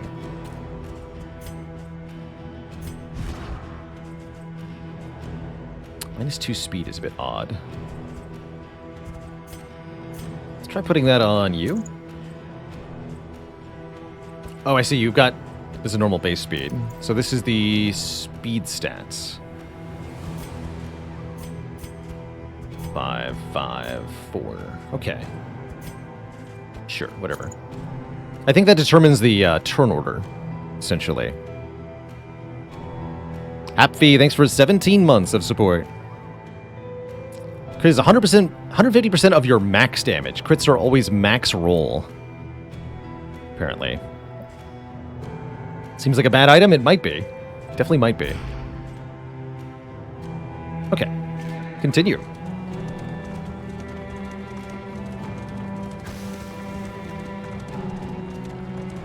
Look upon their noble struggle and be humbled by The it. desperate few. During encounters such as this one, you must pick one of the choices by holding on your heroes. Previews the results. Plus 100 torch. So we get either booze or a trinket, I guess. You. Hope springs in the unlikeliest places. Greater Anchoring Charm. Move and stun resist. That's kind of nice. I don't want the...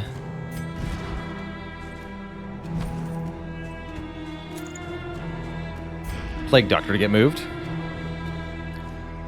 Schwartz's Zeischen, thanks so much for the 53 months of support. Time for 53 fights. No, Rakbar, I don't have any affiliate link for this game or anything like that. I don't bother with affiliate links for games for very much.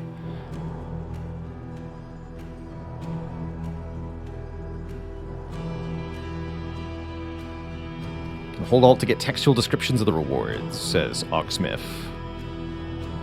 That could be helpful. Definitely a distinctive art style, this game, WinZ1. I totally get if it's not anyone's particular jam.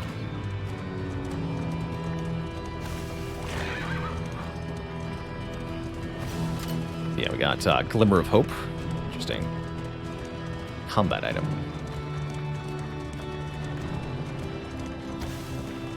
Interesting. You can feel it.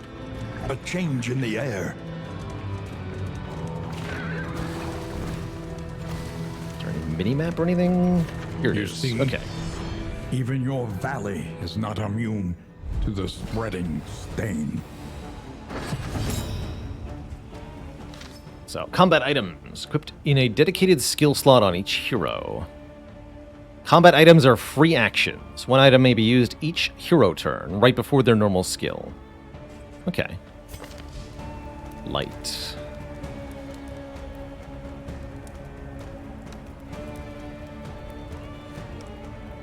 Heroes get death blow resistance from bright light, and enemies have a chance to be blinded.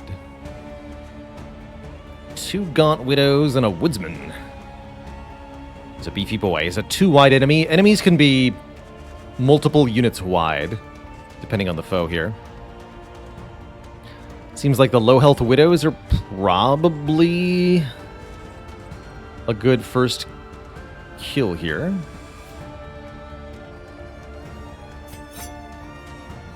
Go forward then. Get some riposte. Have to use range attacks to hit the back ranks, which are not that good, unfortunately. Because of our penalties. That's alright. A slow dissection. An unavoidable end. You can blind them both, and that gives combo, perhaps. Although it's only 25% chance. Or I can go Noxious Blast. That can only hit the front guy. Okay. Blind him. Gives them a 50% chance to miss. Get countered, nerd. On to the next.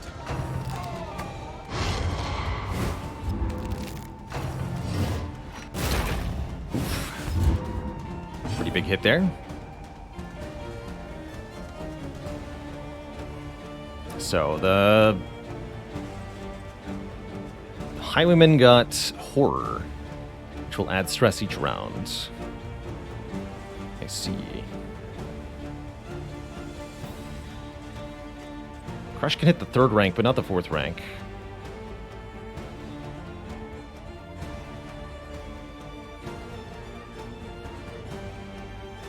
Bolsters a stress heal.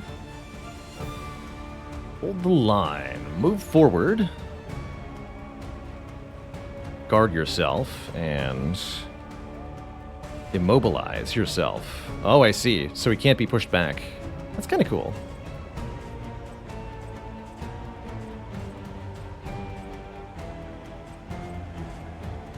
Let's try hold the line here.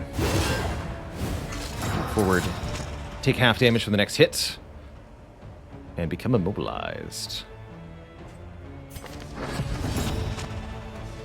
And both of them got blinded by our torch. That's pretty sweet.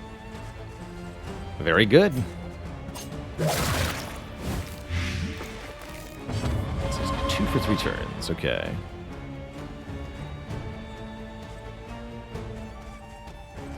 And pistol shot's not a lot of damage, but it's still something.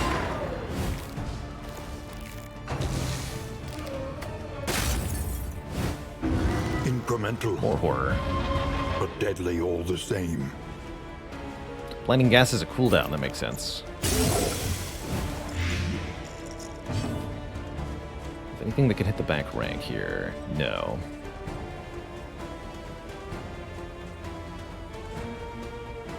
So Defender allows us to block for a specific target. Just want to bonk. Give him a big bonk. Protect the child. Except the child is blighted. So protected target takes less damage. I still want to shoot it though. Get it on death's door if possible. So it looks like the damage gets, because of the guard effects, protected by woodsmen, they'll take the hits for them. So we actually don't want to try to hit that one. Fair enough. That should mean poison dart also won't work, if I understand this correctly. And we should just maybe pick to the face. Let's do that.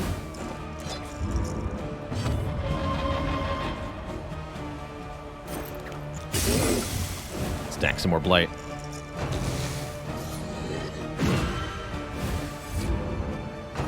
A deliberate and methodical appliance of harm. All right, finish him off. How's it going, Tom? You're just in time. This is I think the second combat. So fear not. You haven't missed much. So, how does monster death blows work? Some monsters have death blow resistance. When a monster is on death's door, each further blow has a chance to kill it.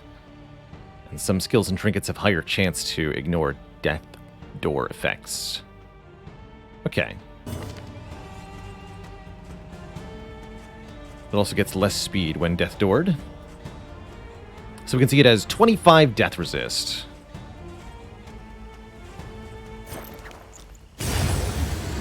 So there's a 25% chance that didn't kill it, I think. Maximilian, welcome. Thanks for the mini raid. A spark. Get 1 candle and some chalk dust. Another combat item. Remove stealth, cannot gain stealth for 2 rounds. I assume that's the enemy party.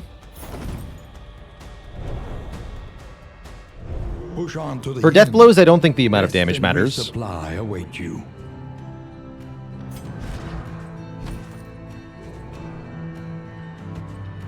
No, that goes here? No, where does that go? Here. Okay. Cool.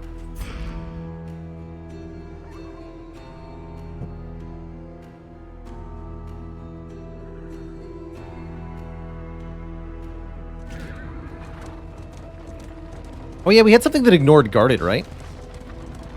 Something to investigate.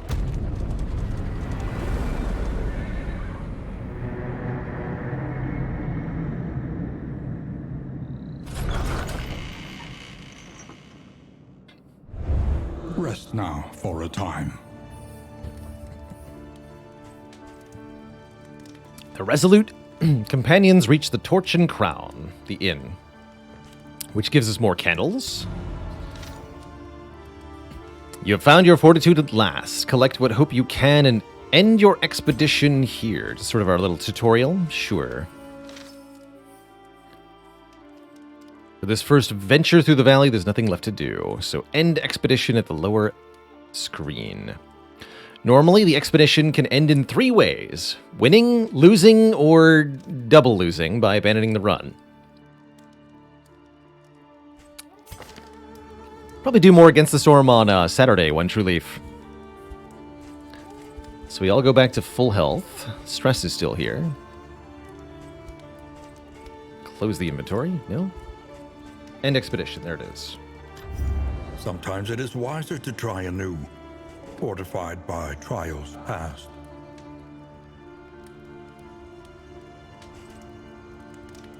Because we can even see the deets here. More distant regions. Traverse the sluice. Lair bosses. Wanderer heroes. Interesting.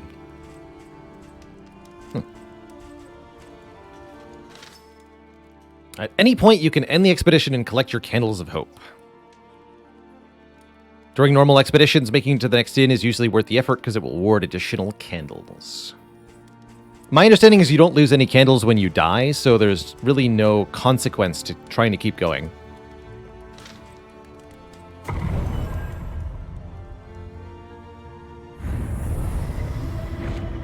Knowledge and experience. Twin yardsticks of progress. Flying Walrus, thanks for the Prime sub. Welcome to the Cozy Sub Club.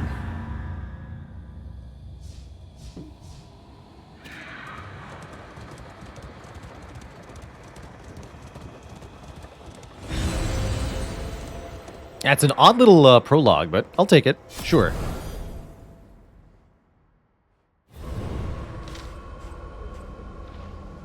Spend candles at the altar to unlock new classes, items, and more. Must visit the working fields, apparently. There. To recall a thing is to make it real once more. And this is conveniently exactly 5 candles worth of unlocks. A welcome advancement in the science of survival. Bulwark Band. Oops. I guess we could unlock more trinkets. So I see we've unlocked 1 out of 75 trinkets. I see. Interesting. Every twinkling recollection is another implement at our disposal. Do you get a random unlock, or are these in a particular order, I wonder?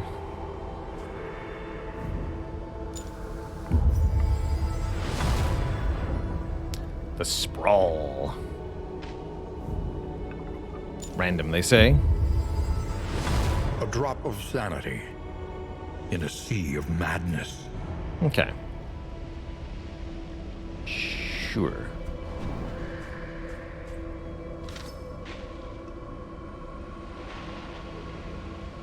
It is vital to continue unlocking items. Is it, though? Each item unlocked is also immediately granted to your inventory for the current expedition. Also common rogue mechanic? Sure. The droid you're looking for, thanks for the 20 months of support. Sanctuary, as fleeting as a dying star.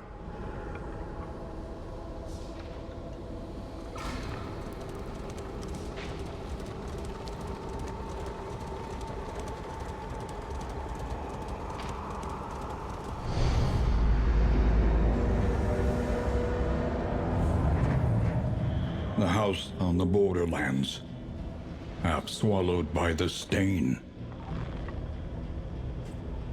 Denial.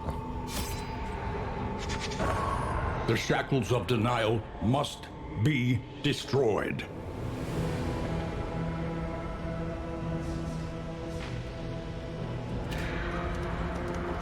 So it is. I remember our first meeting on the steps of the university. A collegial handshake that would doom us both. Your insightful questions during my lectures gave me pause, and I recognized in you something of a kindred spirit. Despite our differences in age and position, we shared a keen fascination for archaeology, folklore, and, of course, occultism. The crossroads. Who will step forward into the light? How's it going, Slowity? We're about 30 minutes in, very, very early in the game still. So I don't have any distinct impressions of this game quite yet. Alright, no options other than the Pride. same allotment of heroes. Looks like we'll start with trinkets at least. 100 campaigns. Different quirks this time. Move resist and resolute chance. But take a penalty if the flame is less than 75. Once again, we have lazy eye, unfortunately. But amateur weaponsmith, good perk. 5% chance to gain crit at the start of the turn. Less chance for positive relationships. Less chance for positive relationships. And extra penalty when blighted, but has... No, that's disease resist. Interesting. Disease is not blight. Okay. Sure.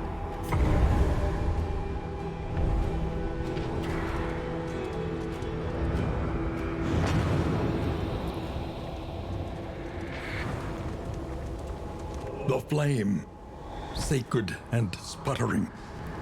The last hope for us all. The Sprawl.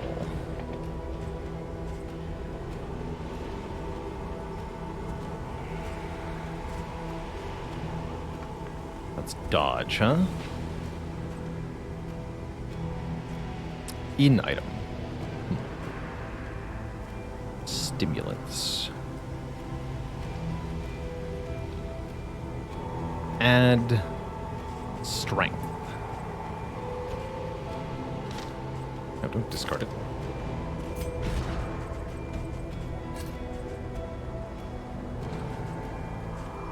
Feels to me like there's one more click than necessary involved in putting items on people. Odd. That's fine, though.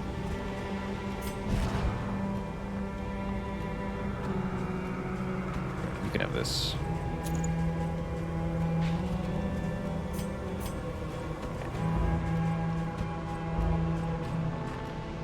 Stagecoach item.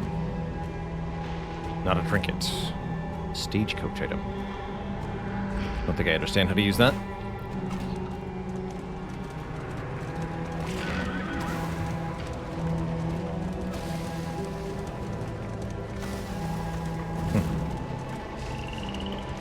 The point of no return welcomes you. So we can see the map here. With That's the open inn. arms. Combat coming up. So this should be a fight here. You see, even your valley is not immune to the spreading stain. Oh, there might be item slots on the stagecoach itself. I'll have to look at that. So we got one urchin, one widow, one lost soul. Very easy fight. Although we gotta be careful not to take unnecessary damage here. Obligate. Let's just Noxious Blast. Let's hit you. Slightly less blight resist. Oh, I should have looked at the turn order there.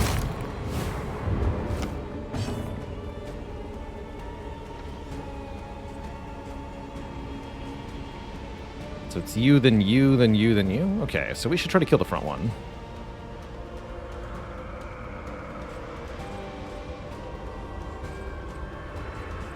Oh, wicked slice.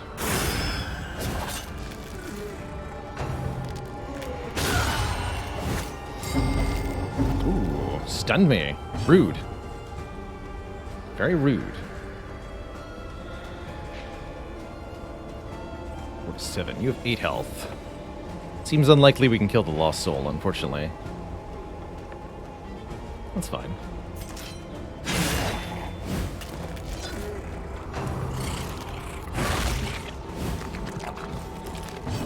That poor Grave Robber. Or, not Grave Robber. What are you? Highwayman? Highwayman.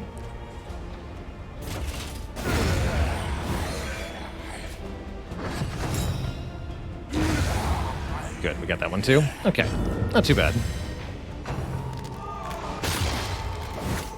Stumbling and stupefied. You know it.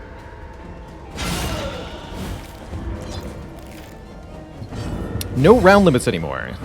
So there's no no disadvantage to stalling for stress heals and such.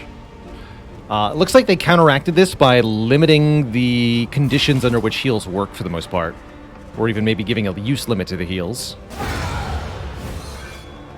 A simple variable, easily resolved.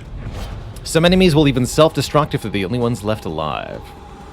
I like that. So the first Darkest Dungeon, because you could use heals in combat as certain character abilities, but not outside of combat, you were in many situations incentivized to hang around in combats longer than necessary to get more heals.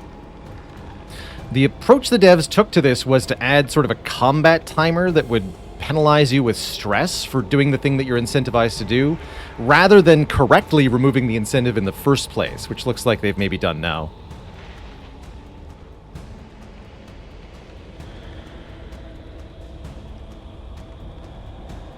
Disadvantage to stalling is that the torch will slowly dwindle. Okay. That makes sense. Mastery points. What's this? Push on to the inn. Rest and resupply await you. Earn through combat victory. Oh, that's what we got. 5 mastery. Upgrade 1 hero skill at the inn. Cool. Stagecoach items.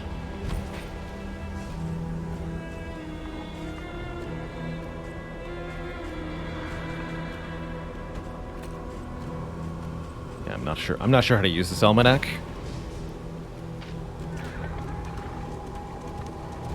Oh, so heal on the road. Oh yeah, I see that. Dismas heals here. Do not let the flame expire. The stagecoach carries the flame, which is the last hope for the world. It will gradually diminish as you drive, but helping local populace can refill it. Low light tends to be pretty bad.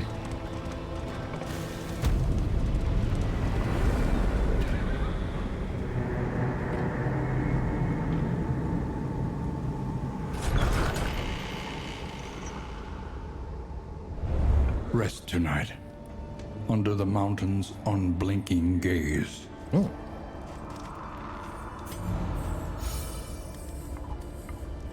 So we heal stress and health. Learn what can Okay, be we got taught, the Provisioner. that you may stand just a little taller at the end. Let's see, Provisioner. Spend what you can, for wealth we can no buy longer items has here. meaning. If indeed it ever did. A helping hand for when all seems lost. More positive relationship chance, more traveling heal, less traveling flame drain. And that was free, apparently.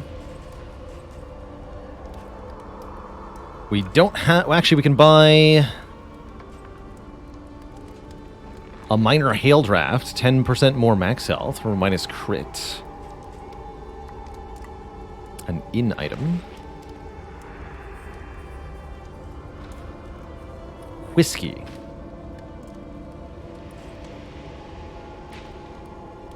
Odd. Okay, in item, that's right.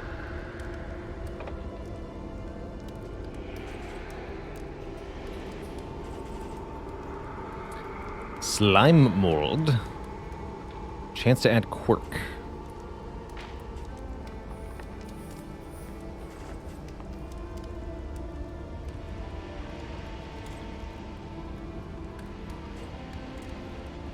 Remove burn and heal. Remove blight and heal. Probably want to buy anti-venom and bandages. I'm going to buy both of these.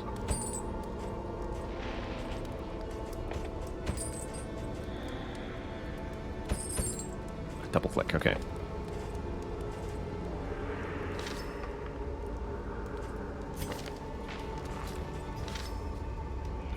Each hero skill has one upgrade level.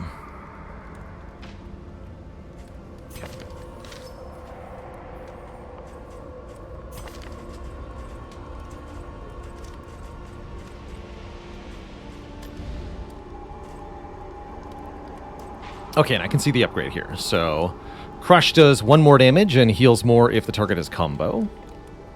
Rampart adds stun if the target is stunned or comboed. Upgraded Defender adds 1 more block.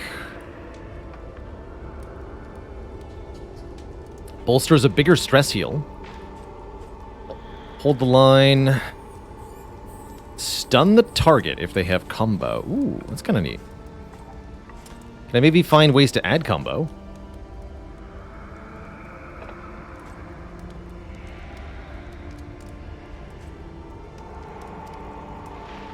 Third riposte on Duelist Advance and 5 more crit. That's pretty good.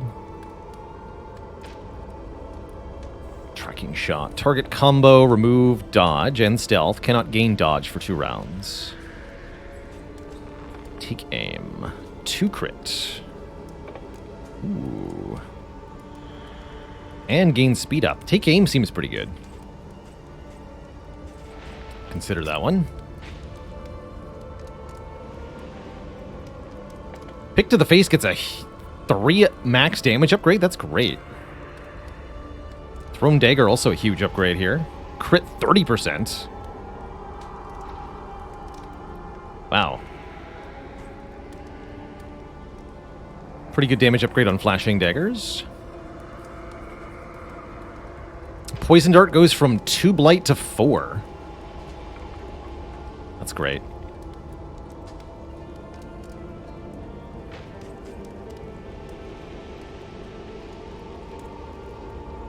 Absinthe gives the better version of dodge. Okay. Noxious Blast is more blight. Blinding Gas has a higher chance of combo and stuns the targets? That's huge. Incision gets more bleed. Bigger heal. Not that big a deal, though. Still 3 uses. Daze, not stun. Oh, daze. Got it. Not daze. Right. Because obviously the swirly icon is not the stun icon. Like it is in literally every other game. Sure.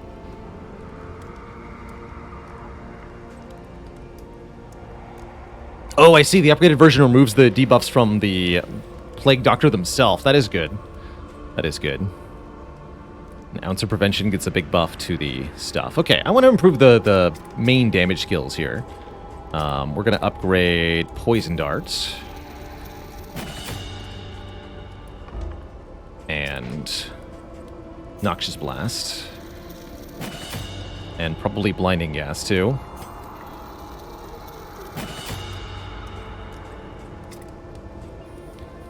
Do I want to upgrade any of the skills on Ariston here? I think I want to upgrade Pick to the Face. It's pretty substantial. And one more. Probably Battlefield Medicine. Or we could upgrade something on Dismas here. Take game upgrades, interesting.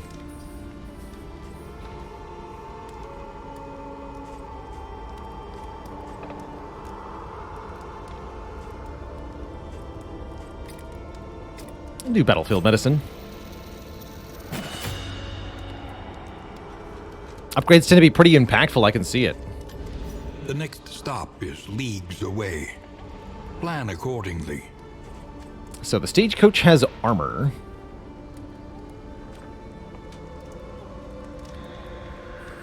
And wheels. You get a bonus if you have full armor or wheels here. Oh, here's stagecoach item.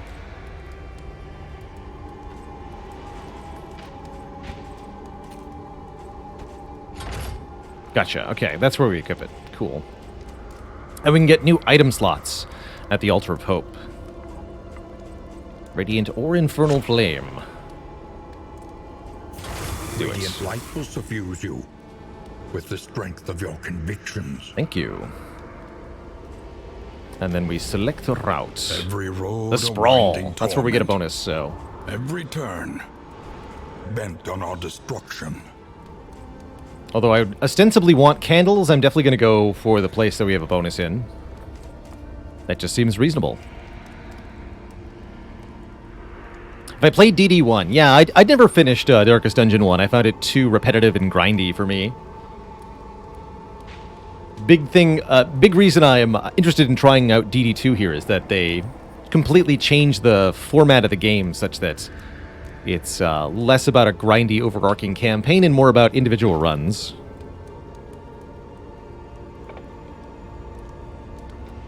Have to complete the region challenge. Keep the flame at 40 plus, or visit an oasis. Oh, I see. Okay. Neat. So, don't let the flame fall below 40. City. Another inferno of mutilation and madness. Yep. Condition and a goal.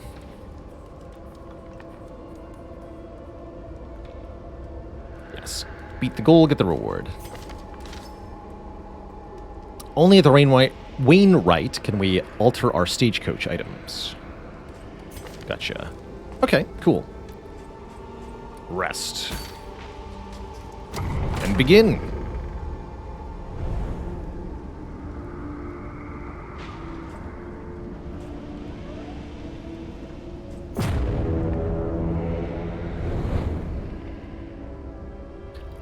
Ooh Woo Ju Styly, thanks for the Prime sub and the 3 months. Appreciate you keeping it cozy.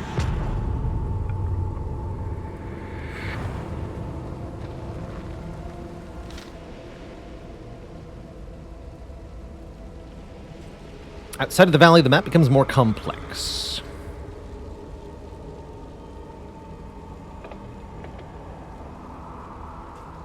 We have scouted and unscouted locations.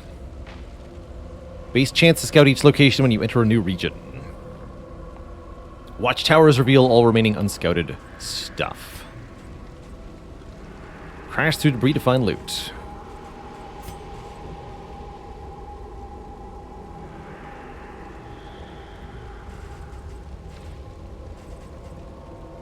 Two trinkets. Okay.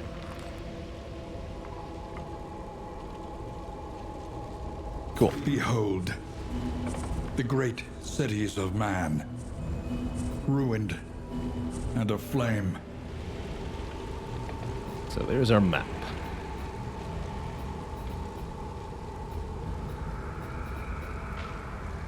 +1 loathing.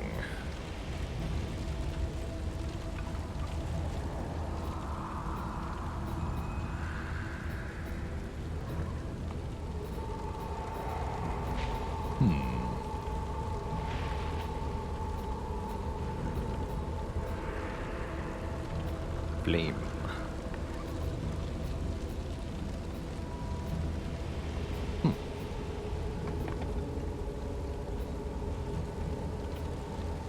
Do slowly.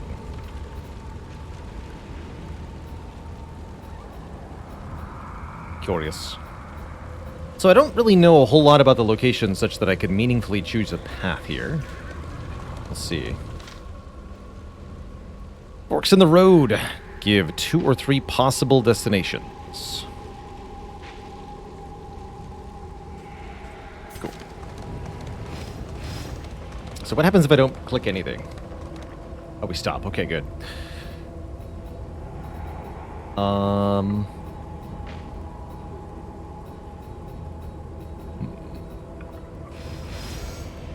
Candles are nice. So fight this way. Sure, I'll go this way. Our once familiar kingdom. Oh, yeah, loathing is up A here. stranger to itself. I know very little about this mechanic, other than that it applies penalties.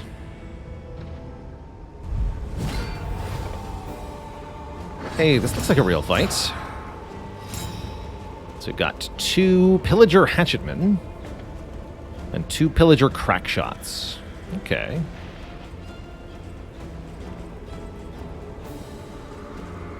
Do we want a duelist advance here? Thinking about it. These Hatchetmen, these enemies have very low blight resist, so our blight should work really well here.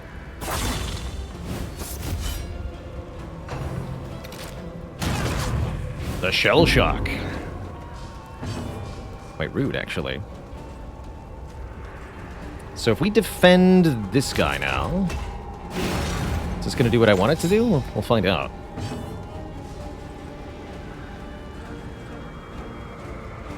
Alright, let's take out these backline fools.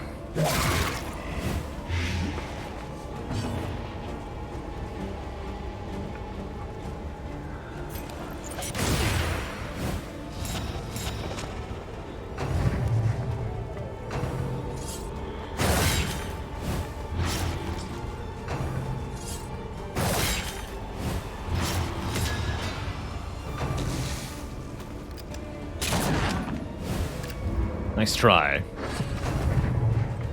6 bleed for 3 turns. And I forgot to equip the bandages. That's unfortunate. Maybe we can heal it. 4 for 2 turns. So you should already die from the blight, although you'll get 1 more action. Let's put the poison dart on the back one then.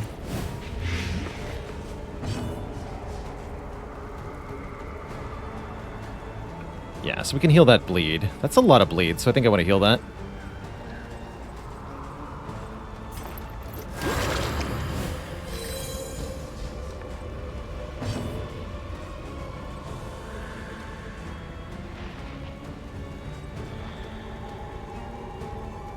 Crit and dodge. Is that stacking dodge? Yes, 2 dodge tokens.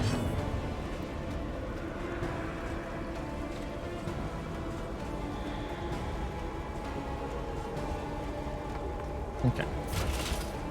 Bonk you. Before you act.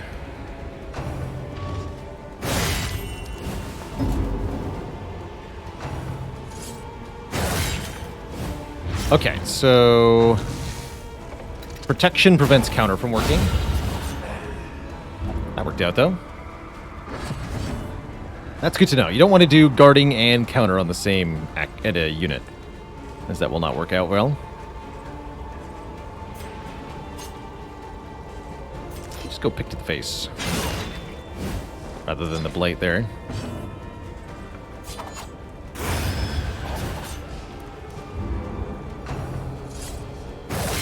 Please stop hitting my man-at-arms, please. He's bleeding, and he doesn't like it. Knockback, huh? Yeah, we'll put you later in the round, next round. Probably want to heal that again.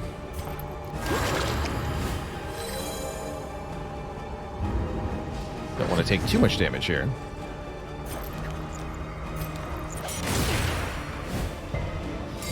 And we stunned him. Good. Very good. So the supplies combo.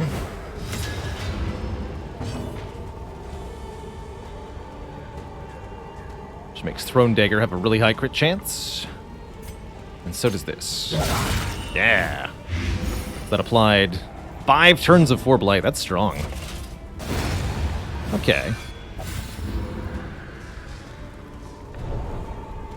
Not too bad for a first combat. Greater threats await those who dare.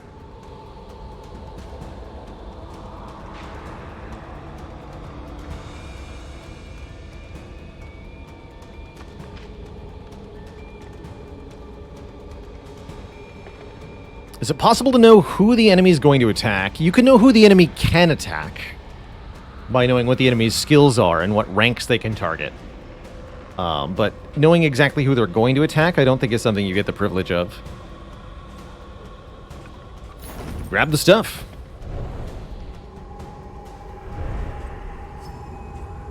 Hero goal complete. Oh, I see we had hero goals. This guy's goal was to enter the Sprawl. We've done it. Land the killing blow, visit a field hospital, and enter the Tangle are our remaining goals. So if we can find a field hospital... I feel like we did see one. There's one.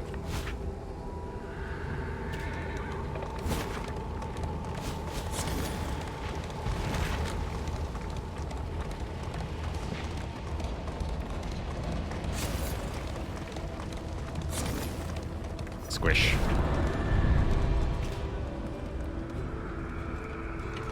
The Desperate Few. -5 torch, get food. 30 torch. We're at 91. Gain 1 food.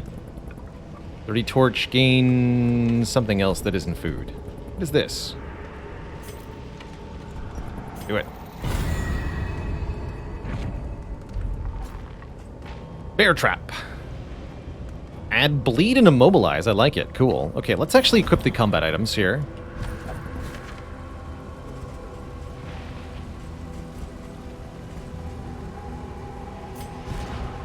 Here, you're going to have the anti-venom.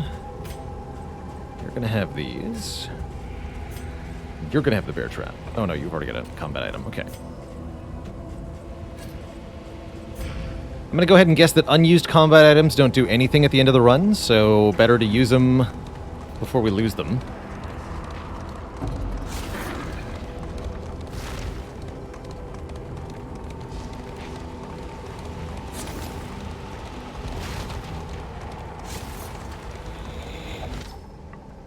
Evil is overtaking the world, shown by the loathing meter. Higher loathing results in tougher conditions for the party. Whispers. We get more flame drain and more enemy advantage chance at the start of the battle. Interesting. Shrine of Reflection. Hold Alt for more info.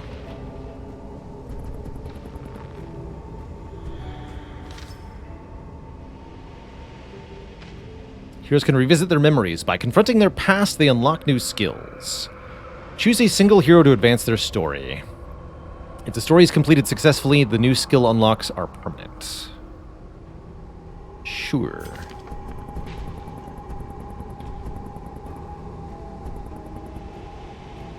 Let's do you.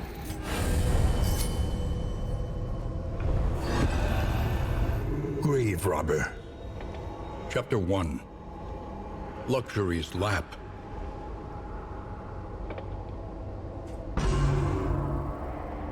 Born into money and married into more, she spent her days on horseback and her evenings in the ballroom. She was the object of her husband's boorish lust and drunken temper, placating his worst tendencies with a veneer of gracious deference, all the while indulging murderous fantasies of freedom. Let me guess, you killed him? And the fortune that would soon be hers.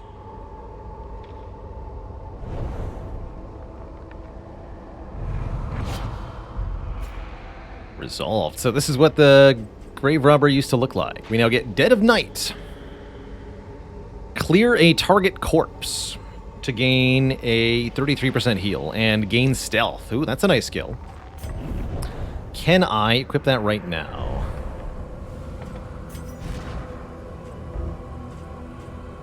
Let's lose flashing daggers, and yes, we can activate Dead of Night. Perfect.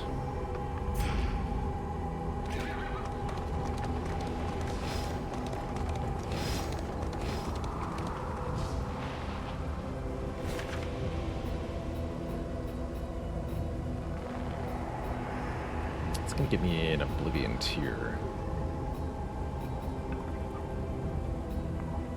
Really want more loathing. Go this way.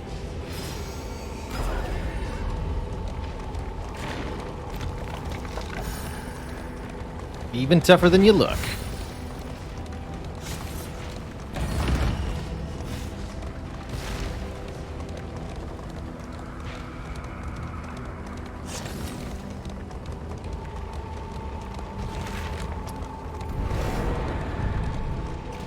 The Burning Pile. Alt. Combat. Stealth and combat. Okay. So it seems like it's just straight up better to have the Grave Robber make the selection here. She gets stealth, nobody else gets anything other than starting the combat. Resistance encounters are battled with local evil monsters. Winning these is the primary way which we gain mastery and earn treasures that make the heroes more powerful and reduce loathing.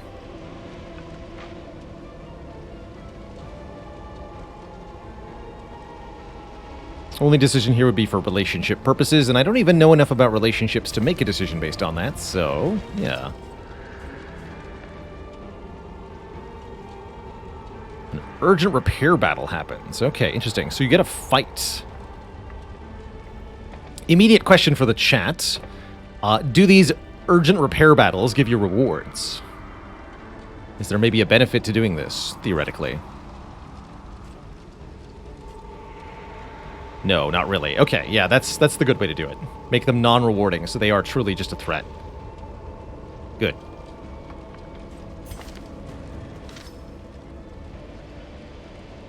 Cool.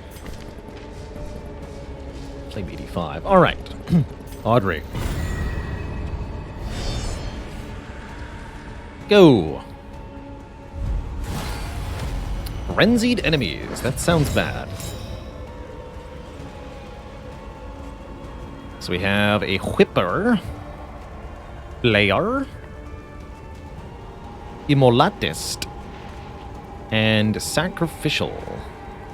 Seem like burn-themed enemies, kind of spooky. So how do I want this to go? So Immolatist and Sacrificial go next. So we probably want to try to kill the Flayer or the Whipper on turn 1. I'm thinking about Duelist advancing for the riposte. I'm not sure. Ooh, we could Tracking Shot the dodge enemy. Let's do that. Remove your dodge, add combo.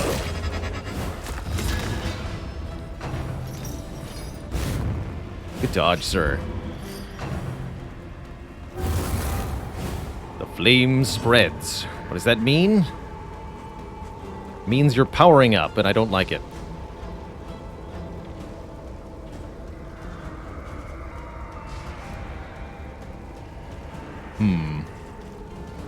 That makes me want to do nasty things to you.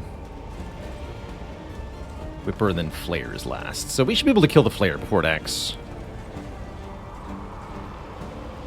Probably go for crit. We do have stealth. Stealth means cannot be targeted, may apply additional effects. Crit on you with the pick would be an instant kill, would it not? 65% chance to just kill? Yeah.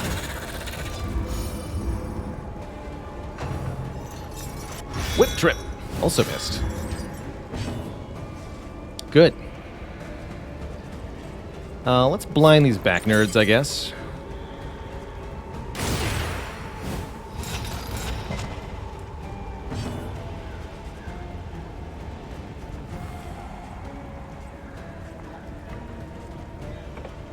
This is the last action of the round. Rampart's not bad here. Slow it down some.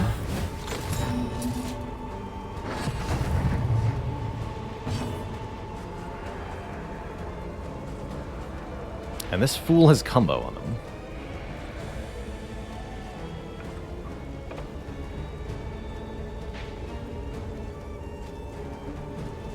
So we could use pistol shot to stun the sacrificial.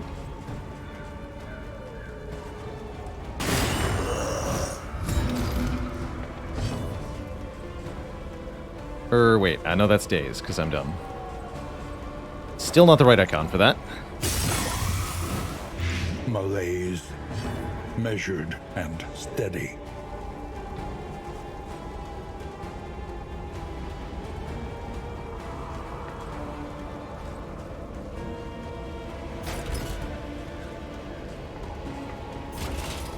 This is not going to do much damage, but go for it.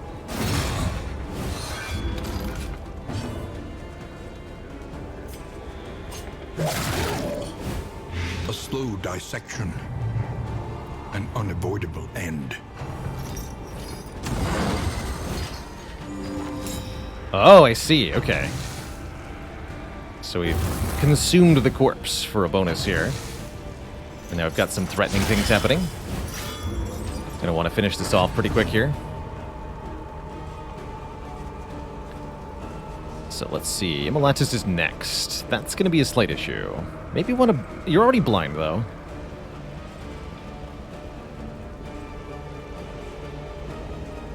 So let's just focus on killing the sacrificial here.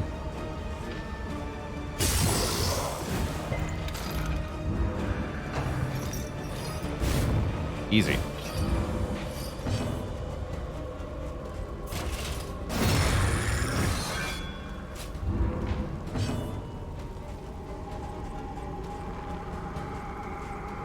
I'm thinking we set up combo on the Immolatus.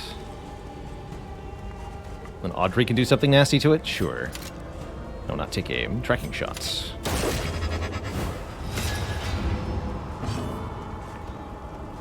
Yeah, these don't have death resist, so they should guaranteed die to the Blight, if I understand this correctly.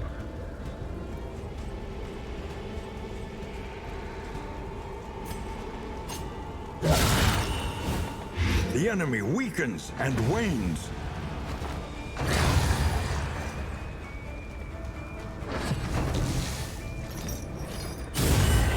Ouch. Dang, couldn't quite prevent that nasty ability there. Should have dazed it, I suppose. Oh well. Die.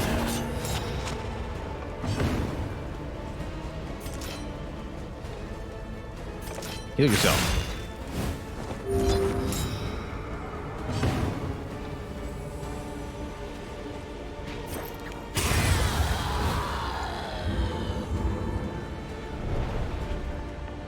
Okay, not bad. We are the flame, burning brightly for all the world to see. 8 relics, 8 bubbles. Sure. The loathing abates. Yeah, the corpse ability seems really good. Had I known the enemy was going to use the corpse, I would have made a more of a focus on that. It's alright. How are we doing on flame? 85.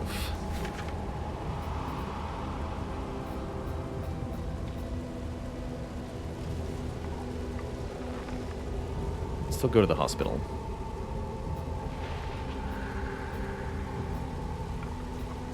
Let's do the resistance encounter.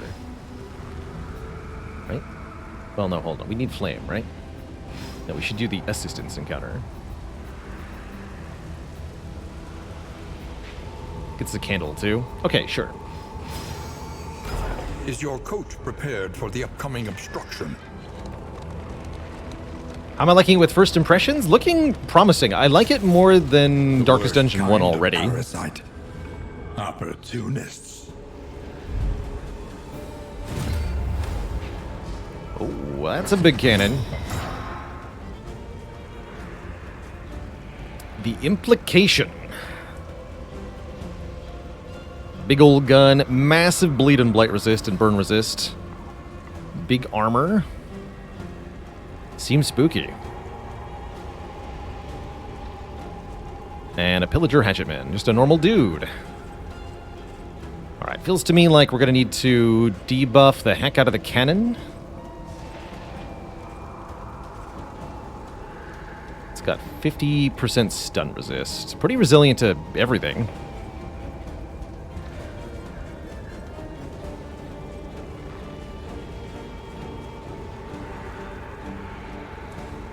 Not sure if crits go through block.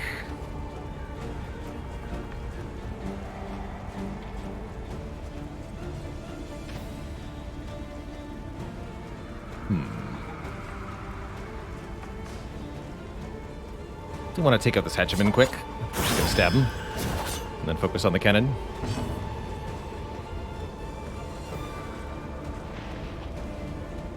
So, pick to the face ignores the block, though. So we might want to focus on hitting this thing with pick to the face. In fact, setting up pick to the face crits is probably the way to kill this thing. Although this guy will go very soon, so we want to prevent him from acting entirely. We're going to need to poison dart him. Let's do that. The enemy weakens and wanes.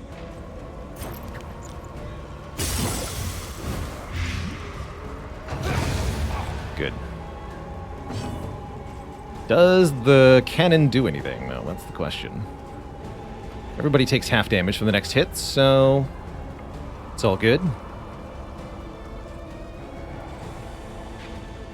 Guess we can rampart it?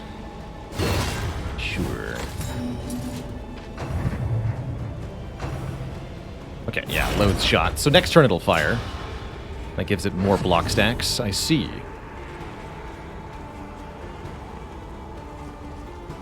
We should daze it, or not daze it, but rather blind it. And rely on the damage output of the grave robber here. So let's set up a combo here.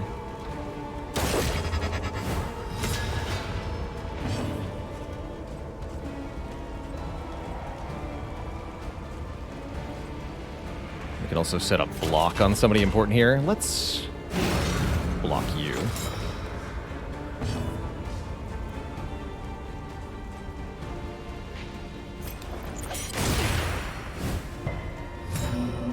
Ooh, resisted the blind, unfortunately. Boom! Little painful. Thankfully we hit the block from our armor effect, so that wasn't too bad. That debuff resistance, though. Still got the combo. Can you have multiple stacks of combo? Let's find out. No. You either have it or you don't. Fair enough.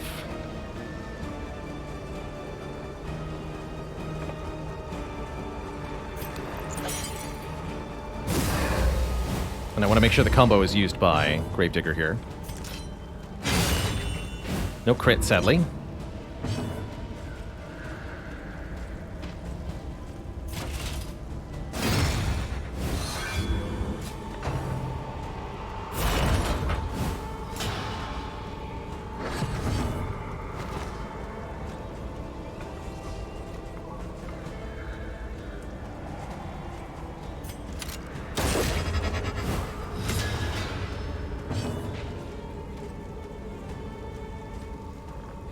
Still got block too. So this would be a heal 10% off the combo. But that uses the combo, so we'd rather use Rampart here.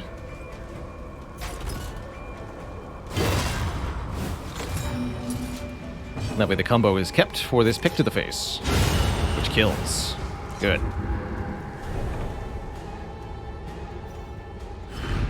Flame Swift, thanks for 6 months. Until the next test is put before you. You're more than welcome. Found a lot of benefits to eliminating cursing from my vocabulary. At least on stream. So I'm glad it's appreciated. Easy crit every time.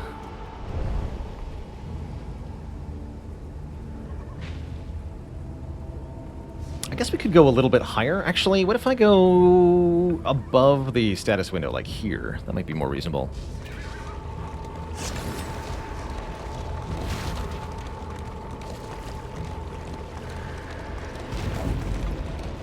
Can't bear to look out the window.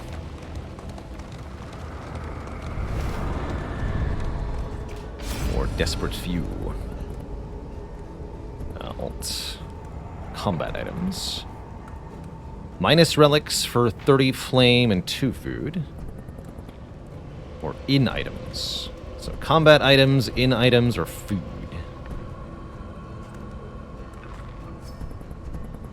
Take an in item, I suppose. An unexpected find. Stimulating poultice. Plus 4 speed till next in. That's pretty good. They were positively filthy. So we want to go... probably resistance encounter, then to the hospital? Yes. That's my understanding, anyway. Hey.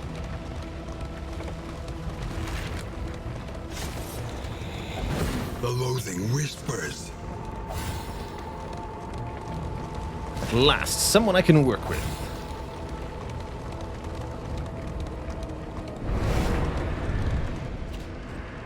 The burning pile. Another fight here. What's this? Avoid the combat.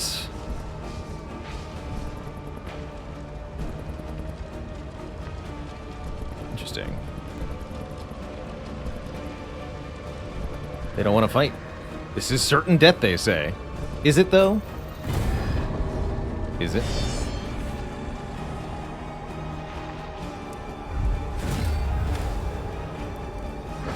Okay, so we have another one of these things. We know what to do with it this time. Don't let it use corpses. First and foremost. So Audra goes next with pick to the face. We could instantly kill something.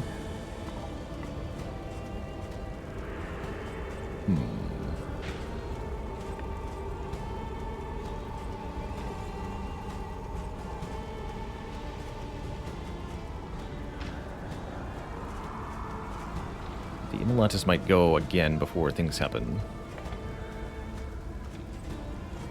You started blind.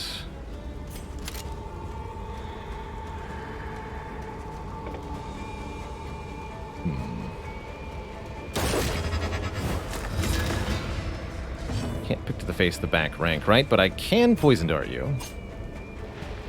I didn't poison dart you. And now let's do this. A breakthrough. Kill you. And we should probably blind the Immolatus. Actually, you know what? Maybe not. Just get lots of damage going here.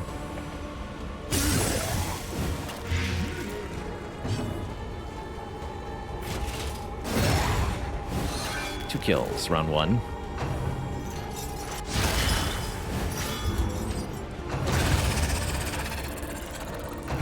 A steady subtraction, an invariable result.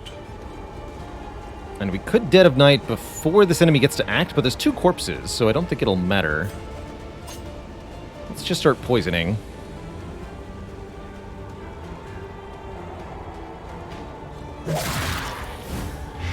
The fiend's strength dwindles. Didn't do the corpse thing. Even better. Here, you move back one so I can blind you both. Oh, resisted. Fair enough. 9, taking 4 damage. Pistol shot does 3 to 6. Not great odds of killing.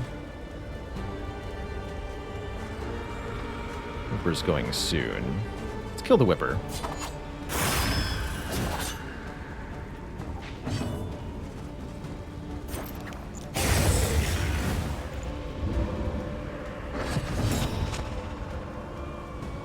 Got blinded too, very good.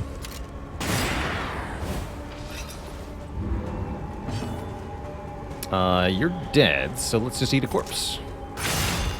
No reason not to. Oh right, Death's Door. Well, no longer on Death's Door, but it doesn't seem like a problem to me.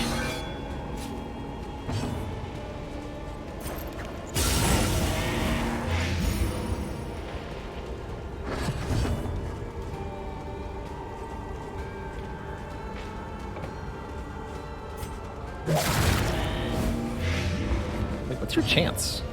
38 death resist, okay.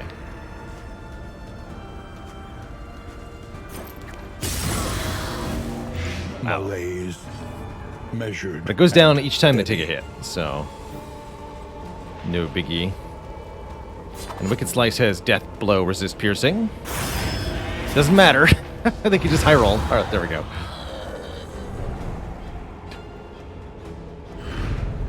So some enemies have Death Door. Let it die. Not all, but some. Seems like the more powerful ones do. The loathing abates. The Now we go to the hospital. destination's never in question. Hopefully a hospital is a field hospital. Take to get there. We'll see.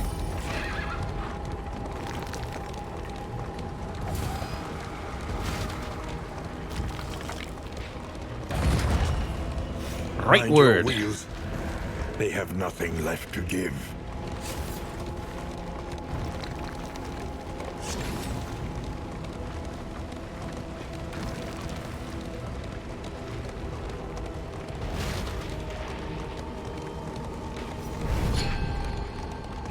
Yes, the field hospital. Good. So, field hospital is the only place where you may cure diseases, remove negative quirks, or reinforce positive quirks. Also sells curative items.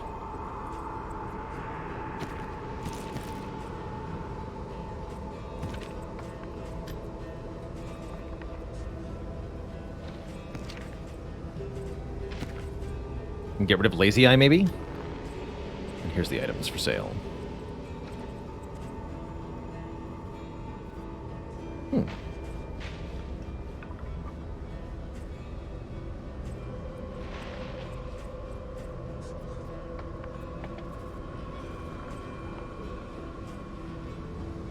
Interesting.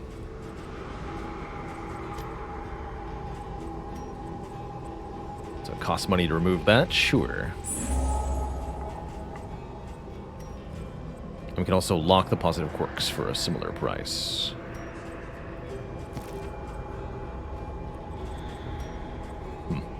Don't think I want to do that. I'm fine just removing that one negative quirk here.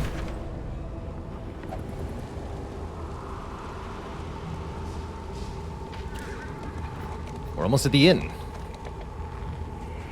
Hazard takes away armor? We have armor.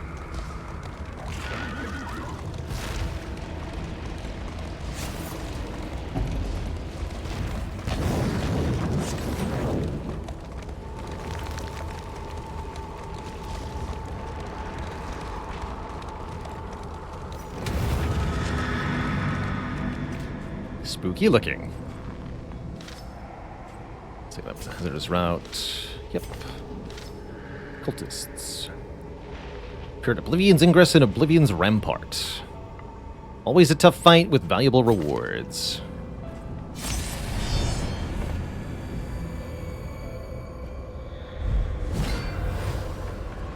Ah. Nasty looking foes here.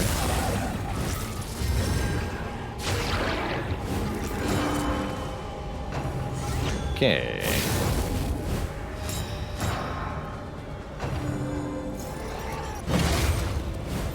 The slow suffering begins. Alright, we finally get to act. What do we got here? Block, 2 block, crit, spooky. Block and dodge. 14, 20, 28.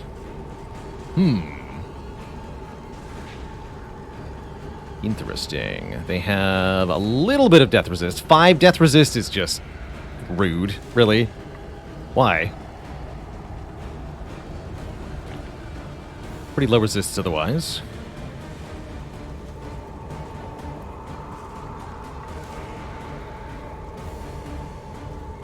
Might be able to kill one here. Audrey's going next, then Dismas. Let's focus on these evangelists.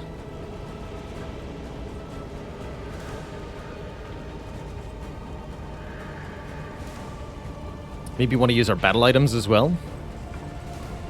Seems like a pretty good use case for one.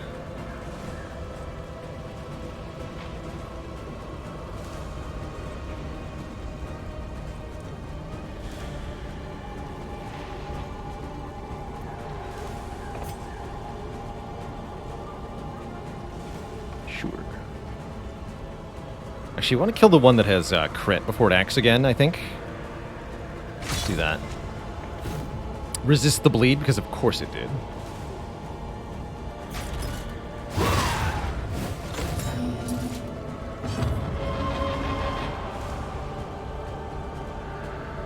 This ignores guarded.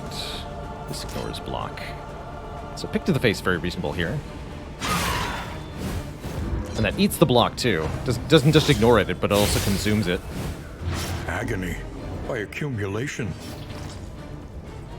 Okay, bleeding is happening, which I don't love. I think we want to combo you. You die next turn.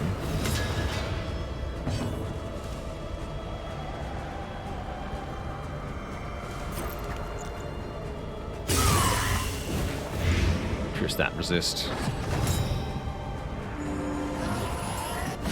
Sightless miasma. Managed to blind me.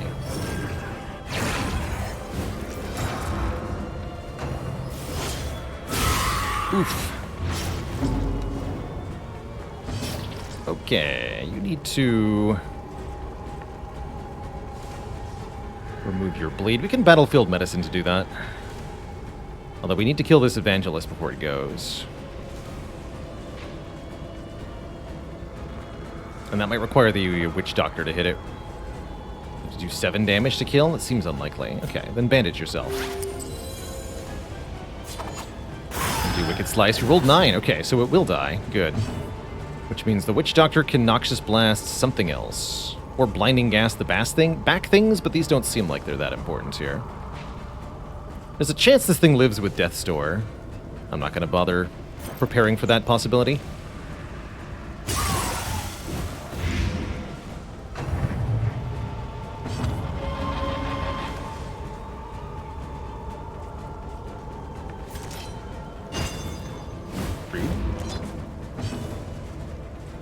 Right, you were blind, weren't you?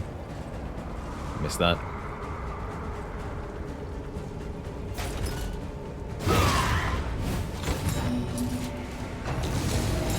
Of course.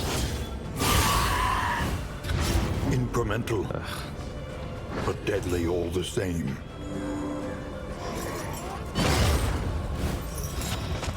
How is this compared to the original? Visually the same game, but mechanically a completely different game. Kind of odd, actually.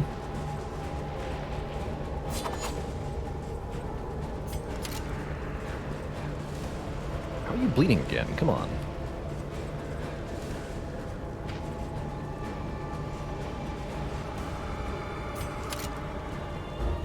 No. Tractor shot you.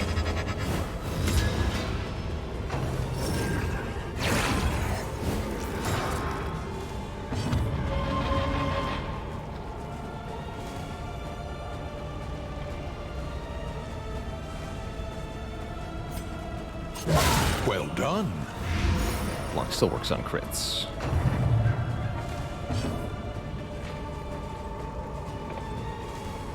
Alright, you need some defense.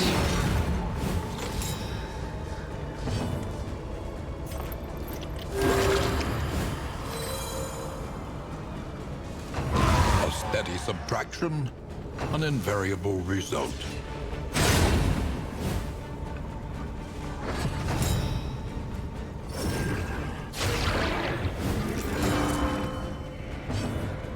Yeah, Darkest Dungeon 1 is sort of a dungeon crawler with resource management and collection being some of the primary focuses. I see I'm blocking the health bar there. We probably don't actually want to be that high up here. No, I think this is a better place to be, actually. Yeah, that's fine. And this is more of a roguelite. You progress through the game in discrete runs and get between run unlocks. So you have stealth. We can remove that. You're going next, though, so not a lot I can do about that.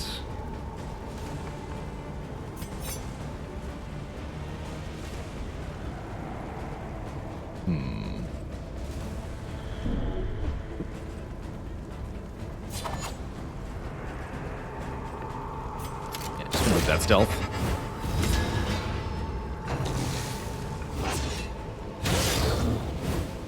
Measure out your violence and apply it judiciously. You can't do that. That's illegal. Yes, 5%. A calculated generosity, but a welcome one nonetheless.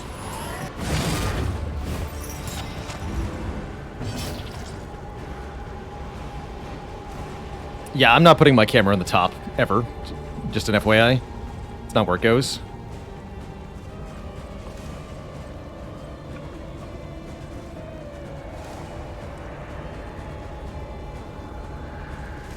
Oh, I see. Any amount of death resistance means they can't be killed by the first hit. Okay, I was misunderstanding.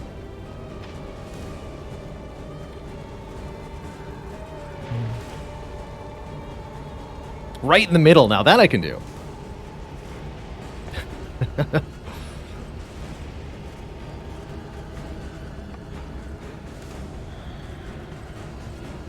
Just dead center of the screen.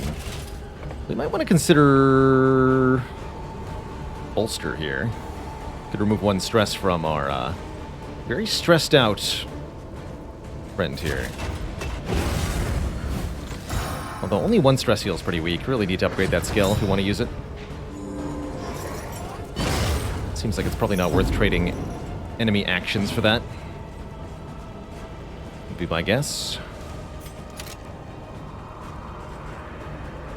Tracking shot can't target the front row. Noted.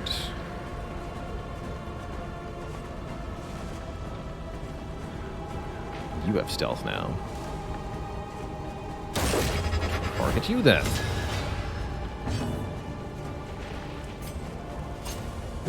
Excellent work. This seems like one of those enemies that'll self-destruct if it's alive last.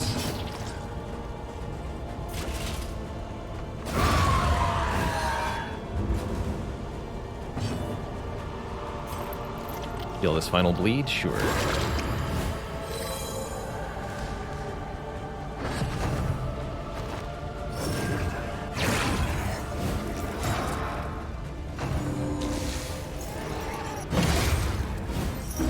Stop stressing me, though. By accumulation.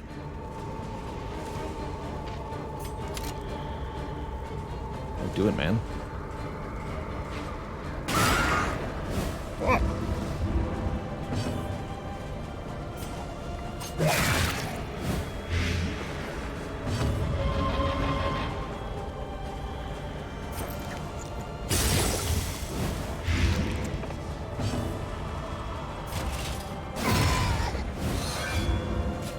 An interminable conflict.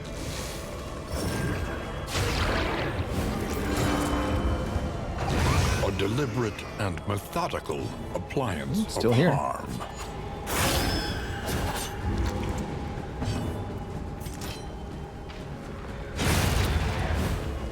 Okay, that wasn't too Straightforward. bad, but definitely stressful. And effective.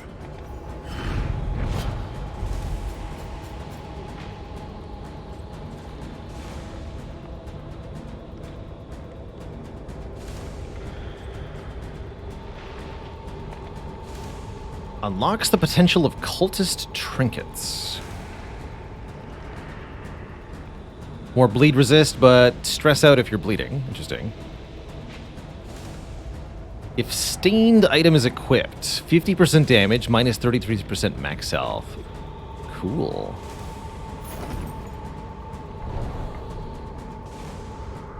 The loathing Very cool. abates. I dare say we're getting the hang of this. So you're telling me I could equip both of these things. Yes. To get a huge damage up on the Grave Robber. That's going to make Pick to the Face hit real hard. I like that.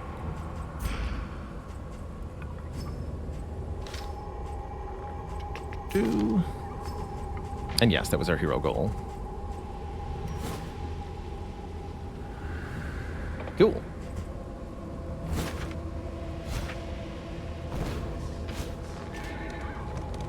Am I enjoying this more than DD1 in general? Yes.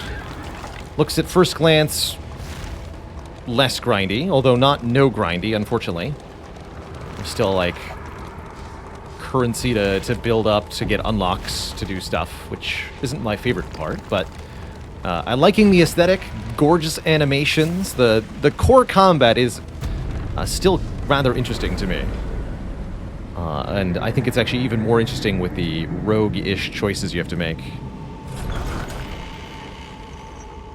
There are FPS issues during certain screens. Only during certain screens. It's odd. Like, we're running at pretty stable 60 FPS, but I've noticed we've dipped to like 10 for brief moments. Not entirely clear why. So we reached the first inn here. That means we get some candles. Get a quirk. Can't get enough of the hard stuff. Acetic. More chance to be resolute. And sneaky. Ooh, chance to be stealth at the start of combat. That's cool. Very cool.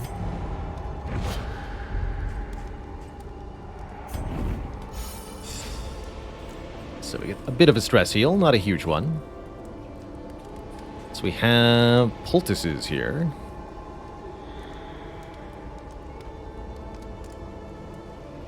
More max health until next in. More speed until next in. I think we want to put speed on the Grave Robber here. So that the Grave Robber... sorry, not the Grave Robber. The Highwayman. That's his name. Highwayman can go before the Grave Robber, so we can do tracking shot, pick to the face for big damage. Well, let's put more health on the big boy. Keep the stimulating poultice here.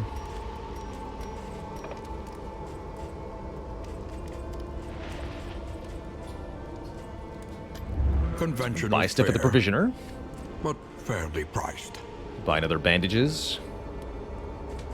Burn salve. Bleed resist. Playing cards are interesting. Chance for relationship up, I think. Is that what that is? Not clear to me. Be nice if we could get a stress heal. Whiskey flask. 2 targets gain 1, I think, relationship.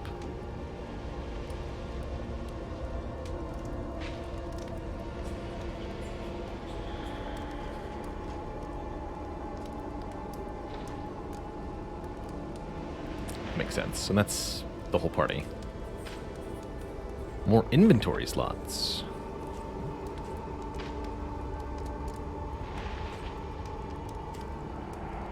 Stress resist. Neat. What's our current Each item? improvement. That's right. Bonus damage in the sprawl, which is not going to be useful anymore because we just left the sprawl. So this would be a good time to consider a new stagecoach item. When survival demands it.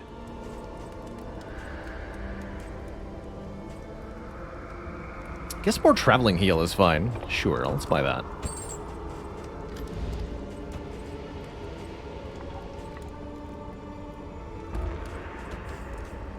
Experimentation. We should also have Your academic instincts prepared more. serve you well. Oh well. Get 5 mastery points.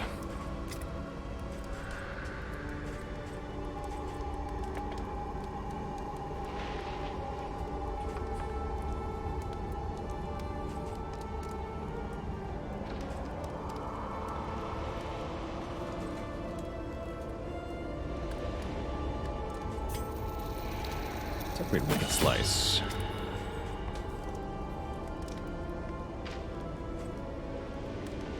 Heal 50%, lose 1 stress is pretty good on Dead of Night. Pick's already upgraded.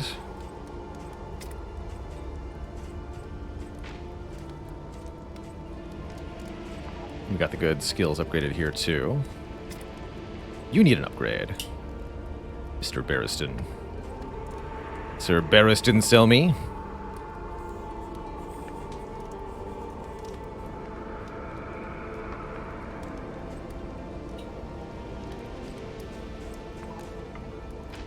Let's get the bolster upgrade.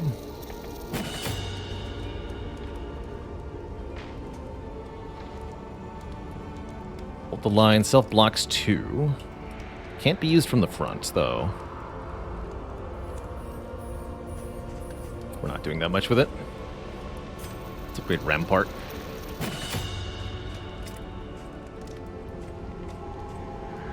Cracking Shot doesn't seem that important. Can't gain dodge for 2 rounds, but maybe.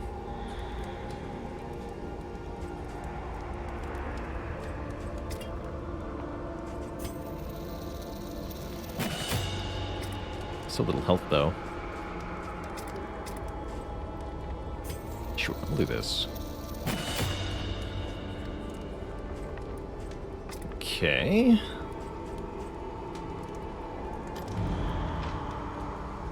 Not much else to do, yeah? The provinces and cantrevs of our land, crumbling and undone. That's right, not enough currency to fix the coach anymore.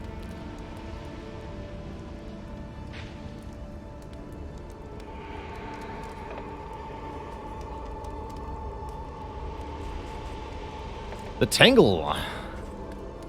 More hazardous routes. Uh-oh. Looks like we're going to find out what happens when you run out of armor or such on your expedition Modern here. Reign, resignation, and death. This land is truly barren. Forming relationships. When resting in an inn, there's a chance that relationships will form. They can be positive or negative.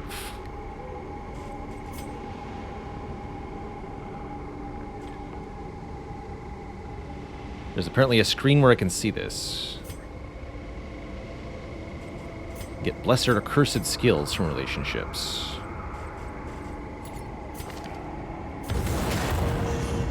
Envious. Each covets what the other has, and plots to take it. That is a negative relationship, unfortunately. That cursed our poison dart to give the highwayman +1 stress.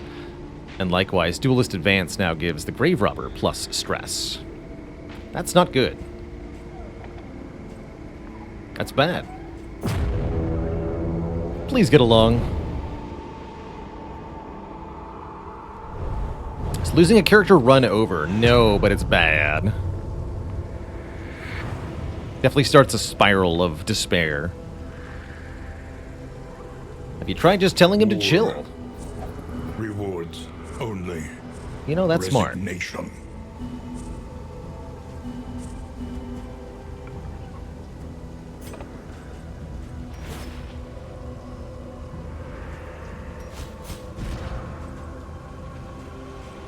Oh, I see.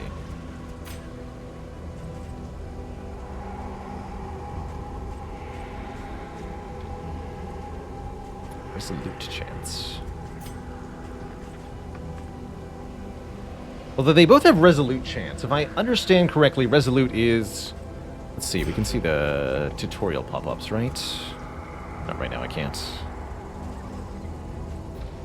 Resolute is when you max stress and it's a good thing, right? There's a chance that when your stress max out, your character is heroic or whatever. That's what, yeah, that's what resolute is. Thank you.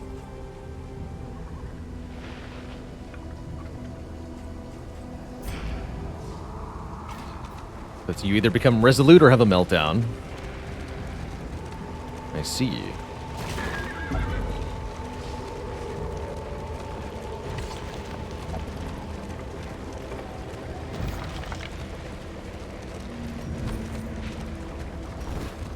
He's not actually adding anything to my inventory, seemingly. So I am no longer going to bother steering on the road. I've already stopped caring about whatever that mechanic might be.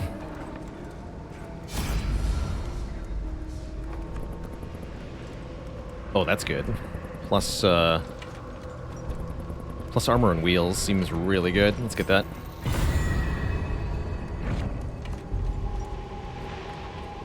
Onward!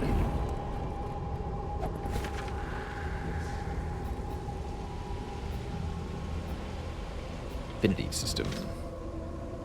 Oh, here we go. Meltdown. Immediate affinity loss with all of the heroes, and then the hero drops to low health when having a meltdown. Oof.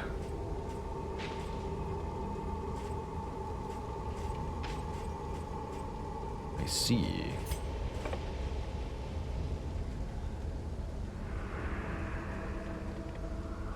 When you choose a hero's response, any heroes that agree with the acting hero will have their mutual affinity increased. There's a gold glow for that. Okay. Blue glow to decrease.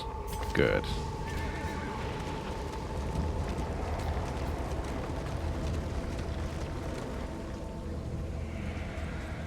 No point in going here. I don't have any stuff. Though decidedly inconvenient, at least we know what's coming. The flame sputters. You must give hope to get it. Now we do.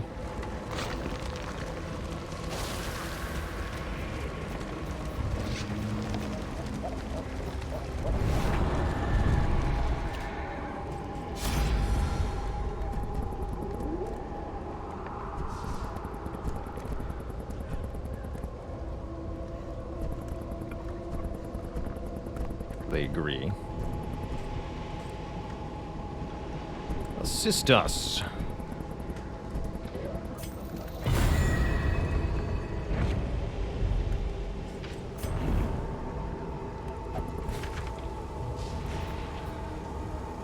Think carefully. Today's oversight is tomorrow's regret.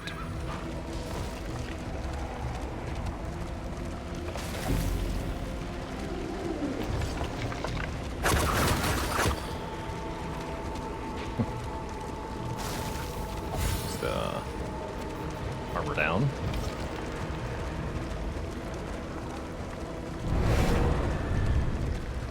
Got an outpost. So gain and lose affinity there. Start a combat. Or just lose lots of affinity. Skip the combat.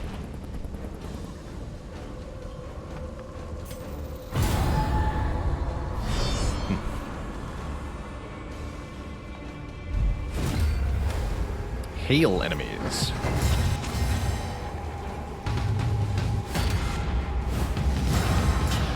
I love his drumming animation. That's great. That's great. Super blocky foot soldier. Not allowed to tracking shot the front guy.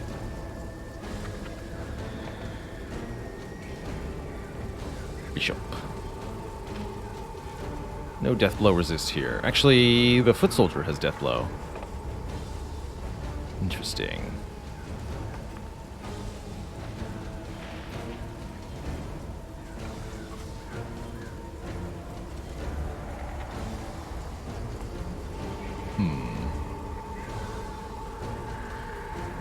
You have stealth.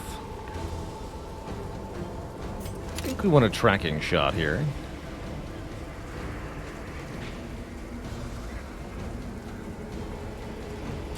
Do it on you.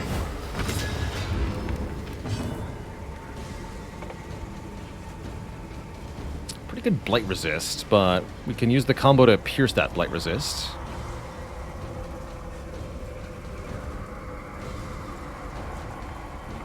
I think it's better to blind. See what happens here.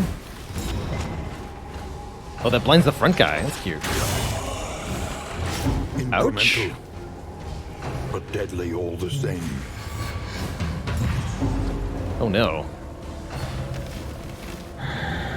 Goodness, that dog. Miss. Terrifying. Please block you.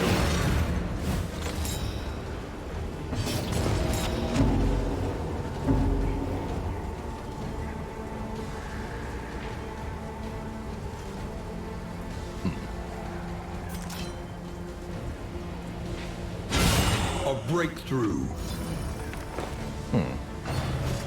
What was the damage from that reduced? Oh, because you were weak. Got it.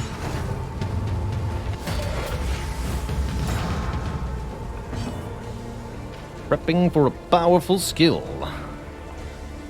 Is that so?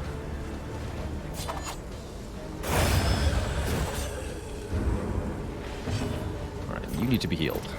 Solidarity may yet arrest. Yeah, she could have also used Absinthe on herself, that's true.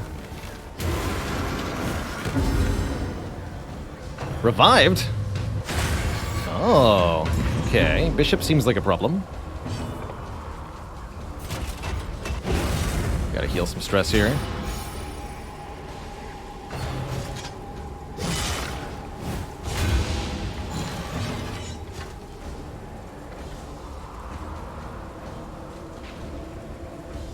So, no longer weak.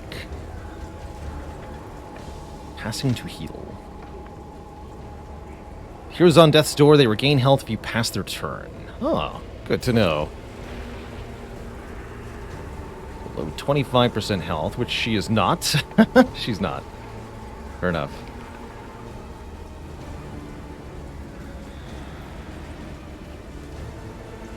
Alright, I'd really prefer to get this Arbalest killed. So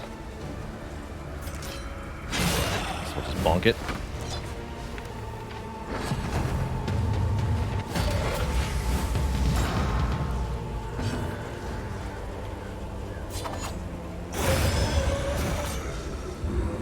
You keep reviving? Maybe not. Alright, let's get rid of that.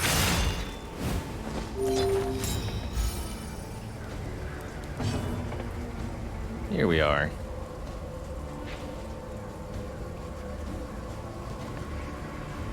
So now we should probably focus on the drummer.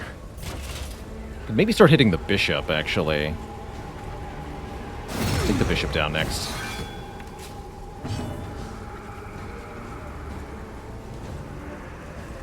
Try to blade it. Though I can only target the front two, huh?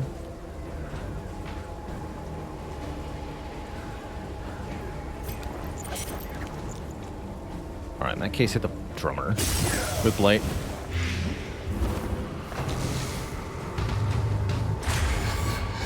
This one. Ow. A more substantial damage output here. Nice. Okay, so bishop and drummer go next. Is there any way to daze? No. It's not great.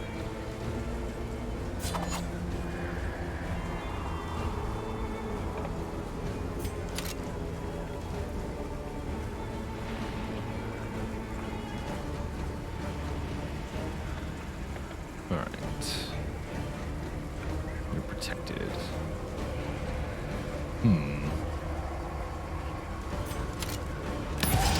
Take aim then. We need some stress heals from the men-at-arms.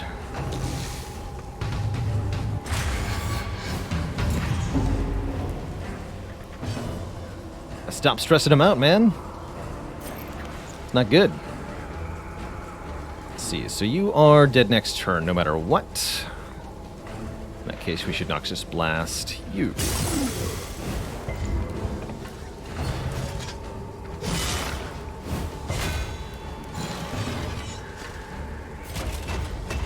Target has to have 5 or more stress, so either of you two.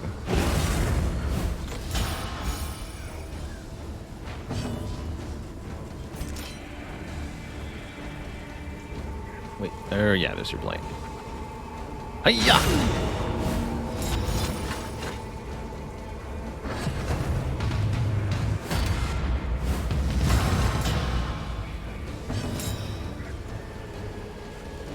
That wasn't your turn? Interesting.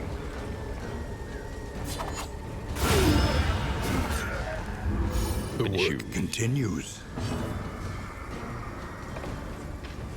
And let's eat that corpse for another heal and stress reduction. There we go.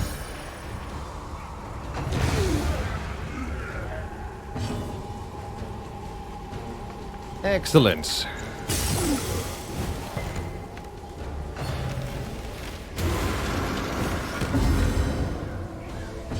Time for an encore, apparently.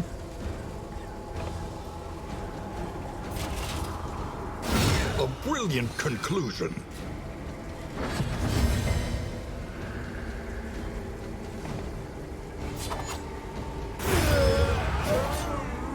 Messy, but effective. Death before dishonor. Oh, I see. Okay, so some of the enemies, if they're the last one alive, they have like a suicide move. The one They don't just present simply in the die, but extreme. they do something nasty This as they work go. That's good is to know. noble and necessary. So don't leave the drummer for last, apparently. Distant trinket. Each hero on combat start. 33% chance to start with guard. Interesting. Am I liking the game so far? Loathing Yeah. abates. Let's say yes. Not loving it, but liking it.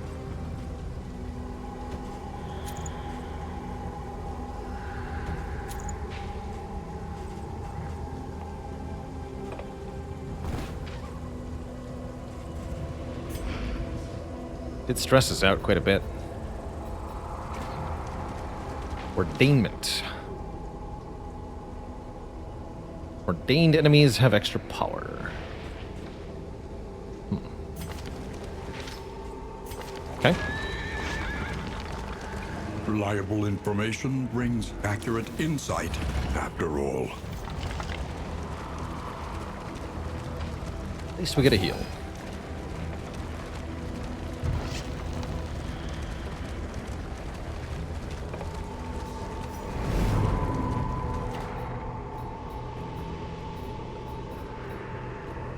Watchtower.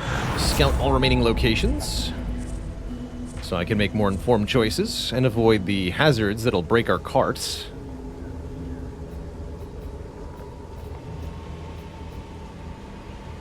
Cool. The Hero Shrine. Might be able to get some stress reduction from combat too, depending. The lost souls of a dying world, empty of hope and humanity. Two big lads, and for some reason our man-at-arms is way in the back. A ghoul.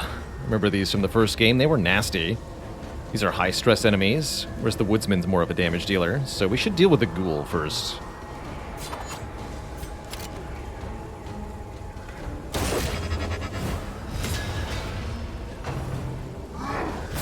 Yeah, because they'll do that.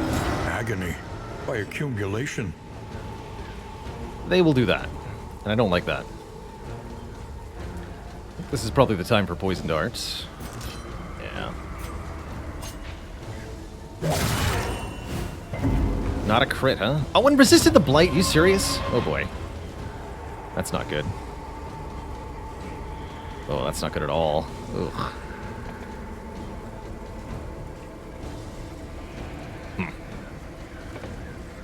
Bummer.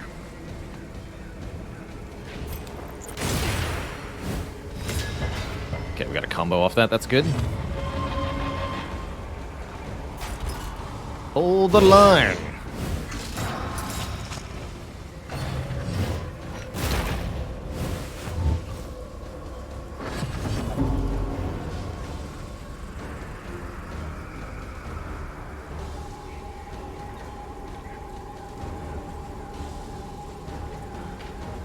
Gonna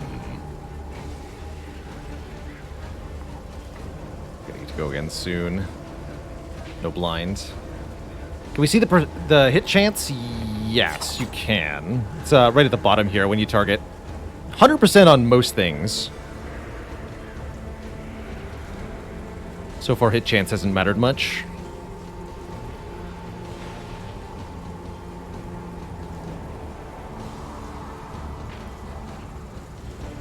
How's it going, Xenorex? No, actually, one of the biggest differences between Darkest Dungeon 1 and Darkest Dungeon 2 is that they completely changed up the campaign formats. Each run is self-contained, more like a roguelite style, with unlocks and progression between those runs. But there's no overarching roster or campaign that you're working towards. No dungeons to explore either.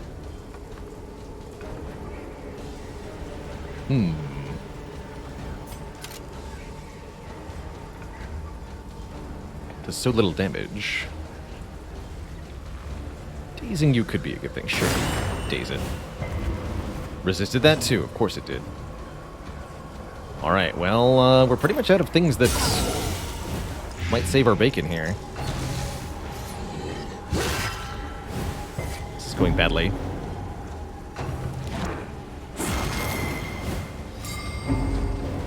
That stuns? Bummer.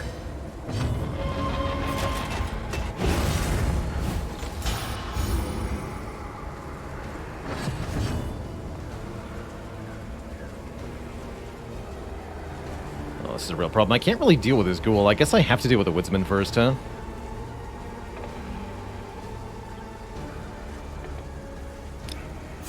Bummer.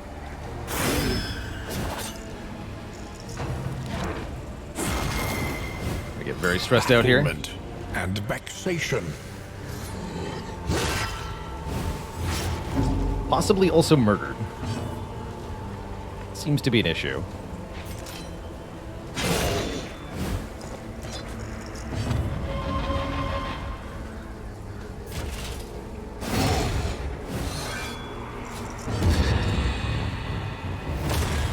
It's meltdown time.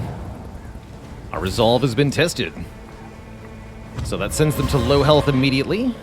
Skips their turn. It's bad times, man.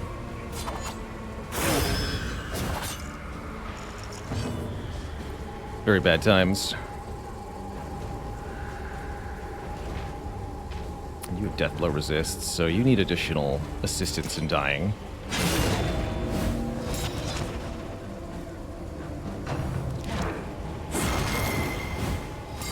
And now for Darkest Dungeon things. Getting screwed by RNG is part of the game.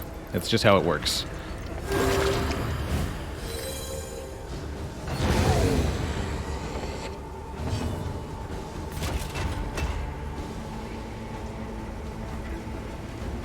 Lenity.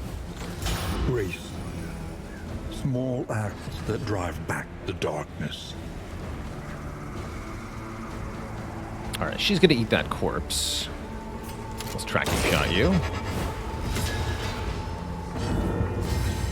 Oh, you're stunned though. Ugh. At least I can crush it. Get a slight heal. Although maybe not the best use of that. Let's blind you.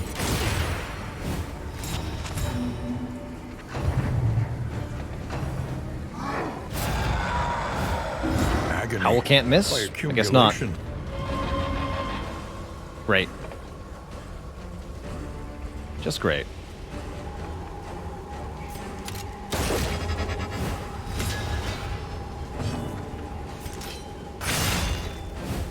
There we go. Now we can actually deal with it.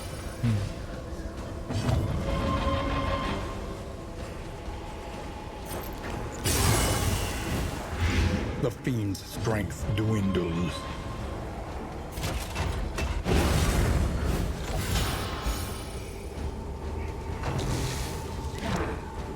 The mind's grasp grows tenuous. Fair enough.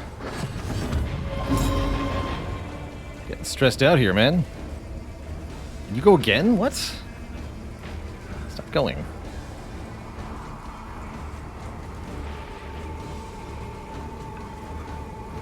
What an annoying enemy.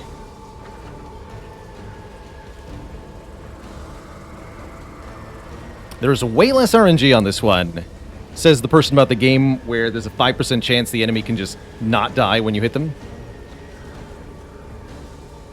Enemies with death blow resist? Yeah, what do you mean less RNG? Get out of here.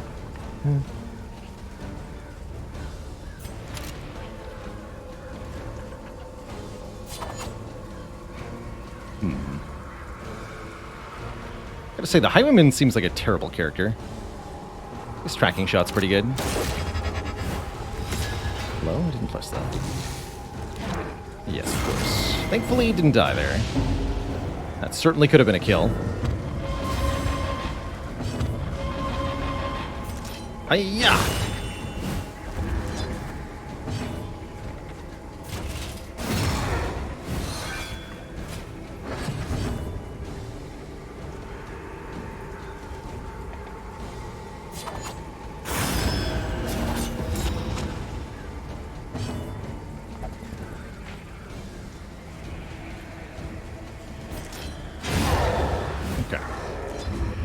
We do win, but that was pretty bad. Greater threats await those who dare.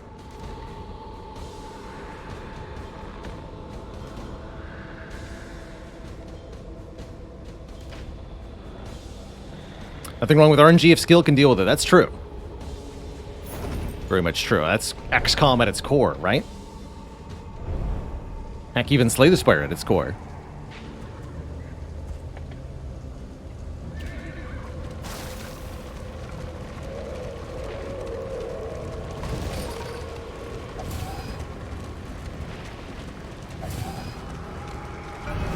When the cult came... Yeah, there's definitely a lot to learn here. Knowing what enemies you can go against and what their capabilities are. Game knowledge. Very important thing. And the catatonic lethargy that follows it.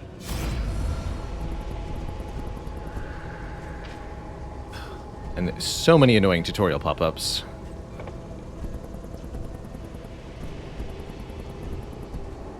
Remember what this does. You. Oh, that's right. The plot thing. Doctor. Chapter 1. The Good Student.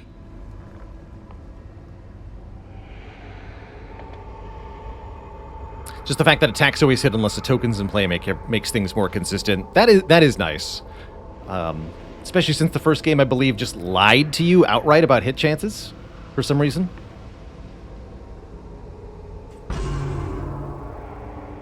Brilliant and bold, her unconventional theories created nothing short of a scandal in her 4th year. The mocking whispers and scornful glares of her peers and professors had an ironically invigorating effect upon her extracurricular experiments. The mysteries of the human body, of life and death itself. That's true. XCOM lied too, but only on lower difficulties. Scalpel's reach. If only she could acquire never on classic or impossible. Sufficient freshness.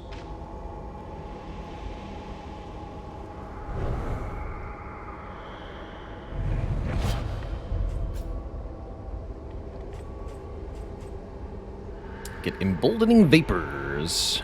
Buff the target's damage. Sure. The loathing whispers. Fools. Tedious fools. Trust your instincts.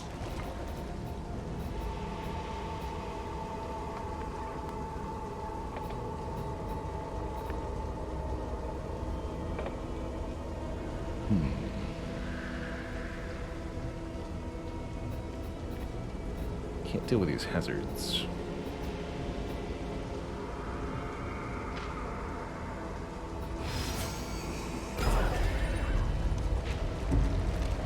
Try this way.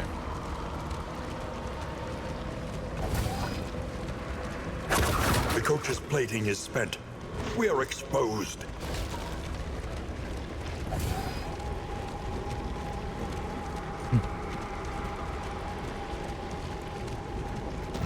And hit chance in this game might not be random, but debuff chance sure is, and that adds all sorts of RNG. Crit chance, too.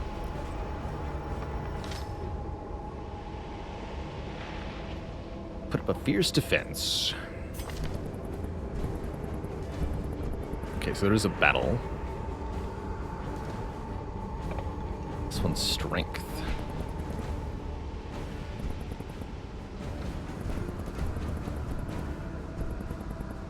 Sure, I'll take a fight. Let's see how this goes.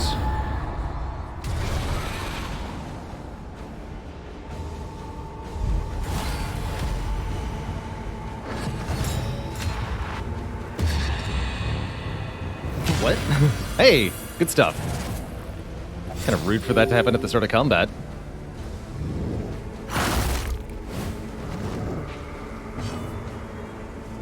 Resolute means we got a bonus for getting stressed out there.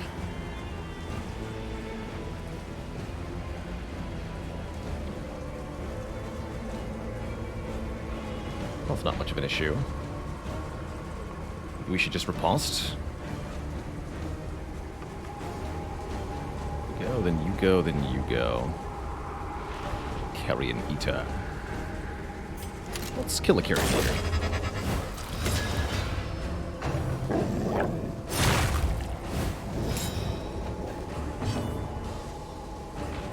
Maybe do a stress heal.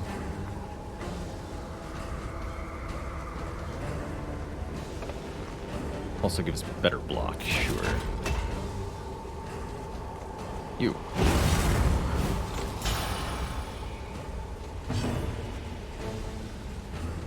The wrong position for Picted Face somehow. How did this happen?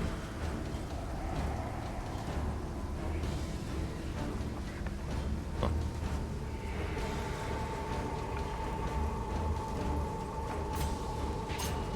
%, crit 3 to 8.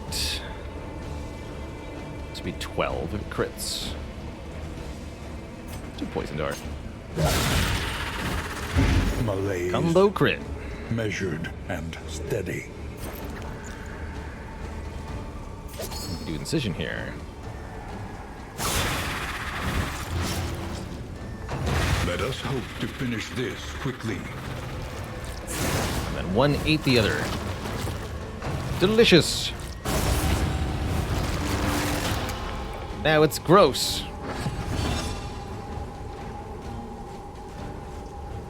Wonderful.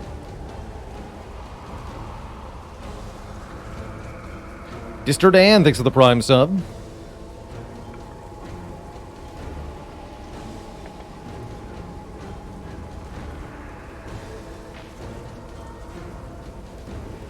Carrion Devourer.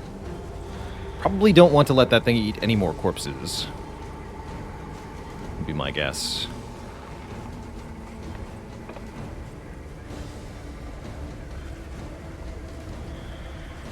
Blight resist makes it pretty hard to want to do that tracking shot thing. Let's do a duelist advance, I suppose.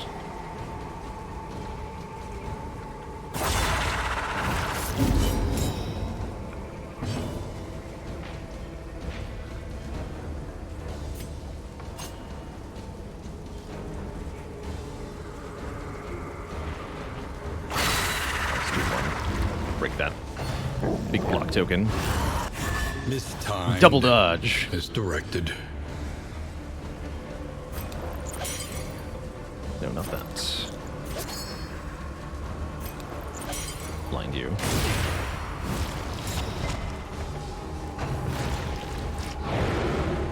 Good dodge.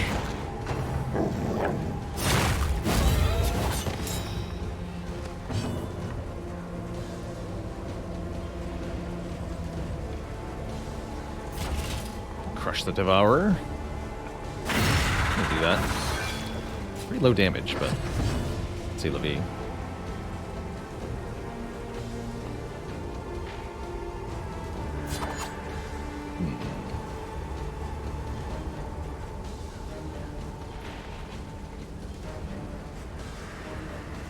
Okay.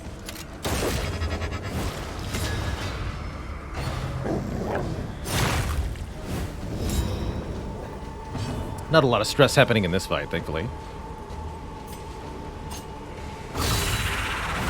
crit.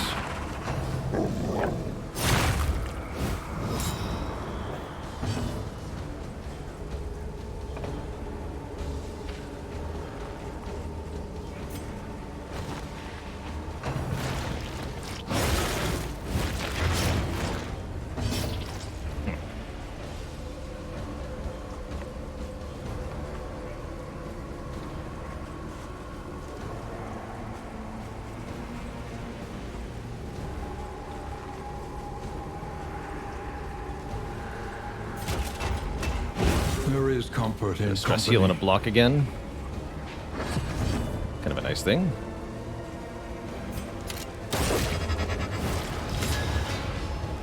Alright, would you take a reasonable amount of damage, please? Thank you.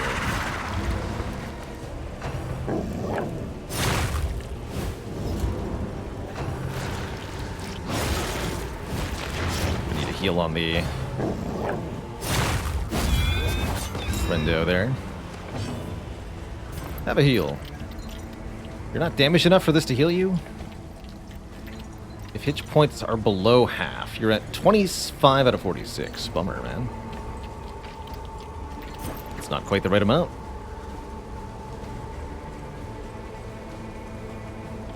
Oh well. Cure her then.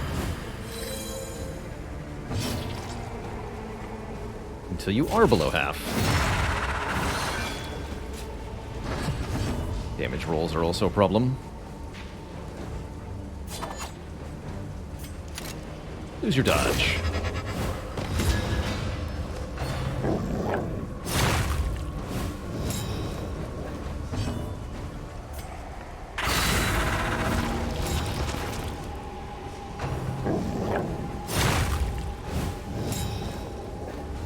Please finish this thing. There we go. Okay. Now you can be healed. A little help impeccably timed. This wasn't too bad a fight.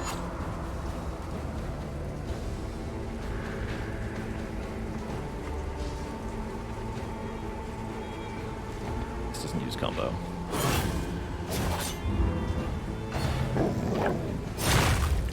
Need to make sure we don't lose the Brave Rubber, though.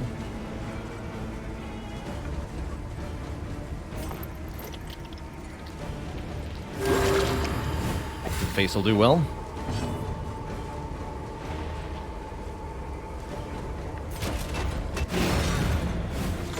Stop hitting the highwayman.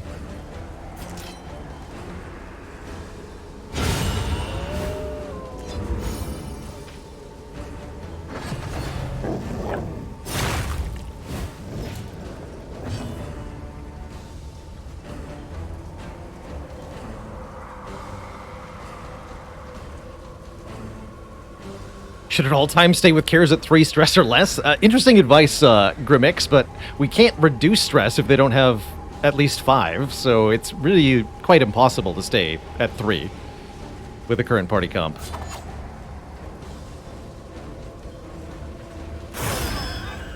Luke Dorf, thanks for the 9 months of support.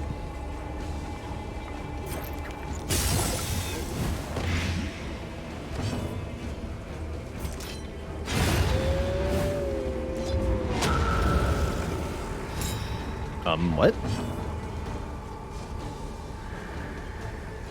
More? Interesting. I was not expecting more.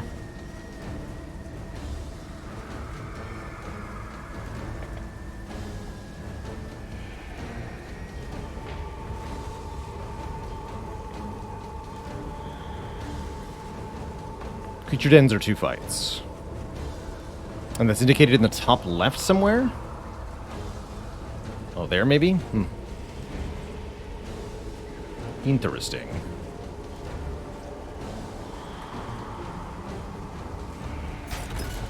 Alright, we'll probably better get in the front then. Warm up.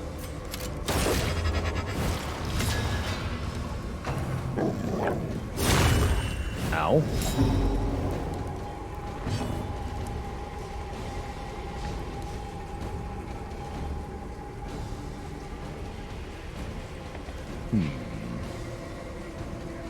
Use limit exceeded. Or the blinding gas. Gonna pick to the face the carrion thing. Ignore the block on it. Come on, crit. Thank you.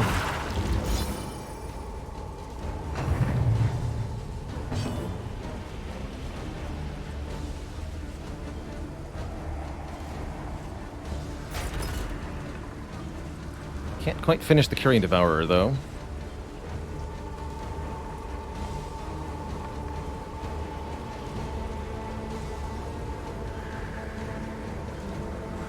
Now, the bolster ability, here's the tooltip for it. If stress is 5 or more, -2 stress on self and target. If you don't have at least 5 stress, there's no stress healing here.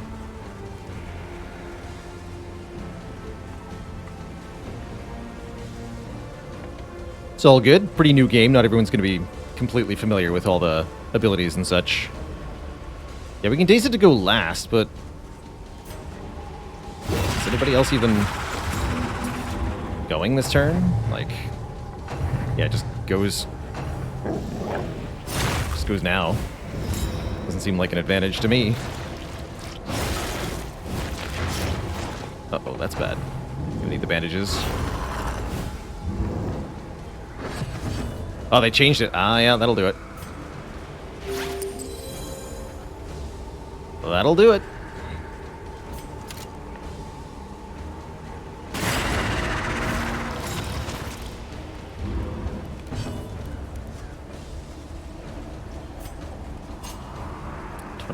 Death resist.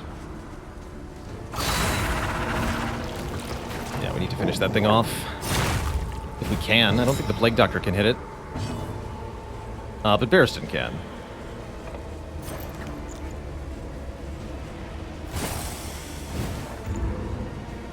Worth a shot. Definitely getting whittled down here, health-wise. Stop trying to make fetch happen. It's not going to happen.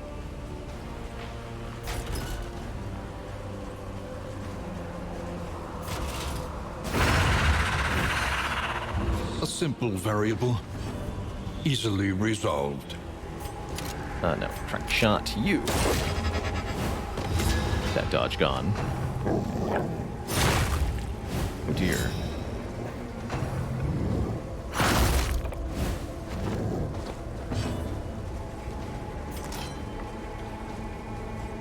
You've regained a dodge, because of course you have.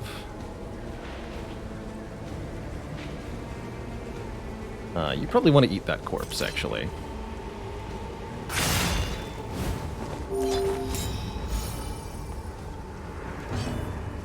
Unfortunately, have no more heals for Mr. Barristan.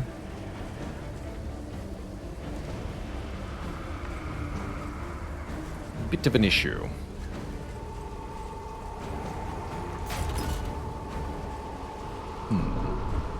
This bolster. Take a bit less damage on the next hit, but we gotta speed this up here. Stop dodging.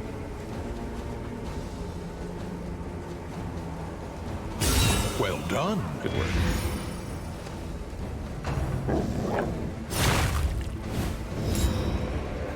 Sweat-soaked brows, unsteady stances. Exhaustion takes hold. Okay, you're dead.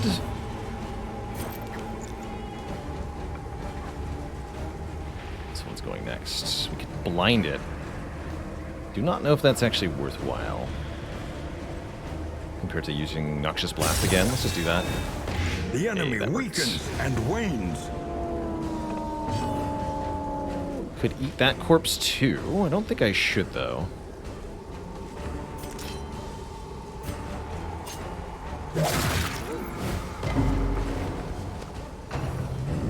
Rude.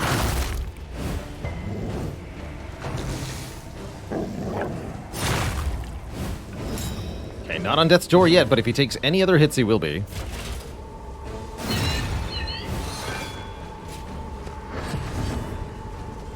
So if we could prevent that somehow, that'd be great.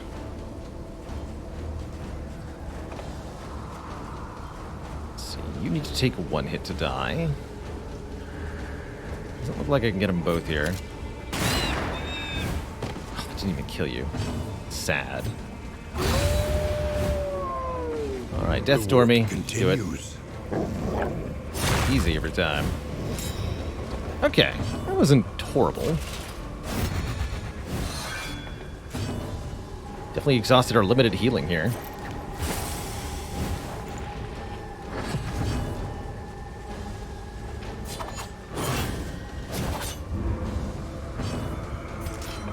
Pick to the face. Okay. Tough stuff.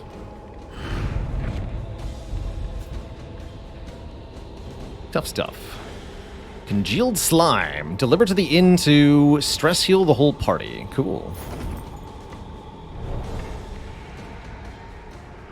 The loathing abates. Yeah, my understanding is that 2 dazed equals 1 stun.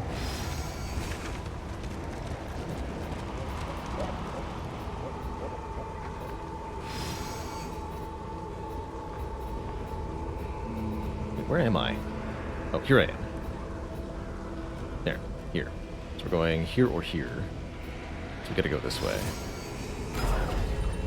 Don't have the armor for this route.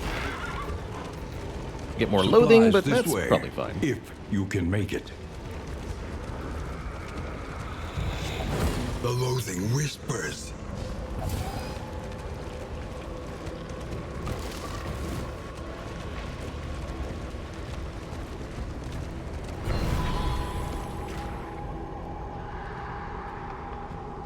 Academics cache. Supplies from our benefactor. Ooh, some stimulants. Burn salve, which is also a 10 heal. Bonus healing received from skills. Cool. Let's equip some of that. Barristan. You get more healing. All that matters is the flickering torch you bear.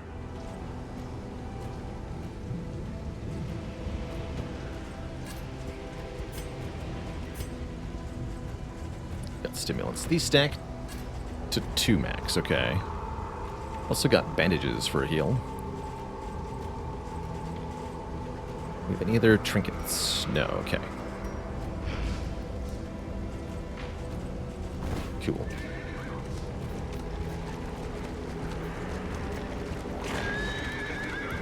Very good. So what does 2 loathing get us?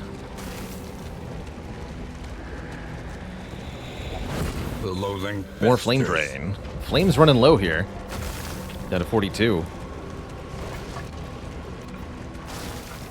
I really would prefer not to fight the cultists with very low flame, but I might not have a choice. By confronting the past, we learn to face the future. That's right. Stress is now on a 1 to 10 scale instead of 1 to 100.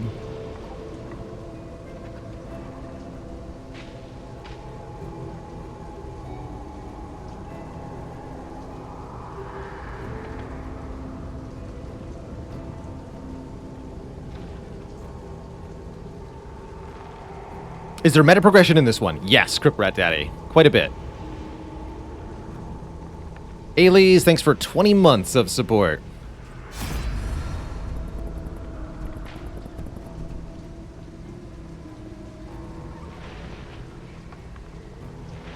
Can you swap in their new roads on the new moves on the road? Yes, we can. Actually, I forgot to consider that for the... Let's get more unlocks for the Plague Doctor, actually. Start focusing on one character. Chapter 2. Head of the class.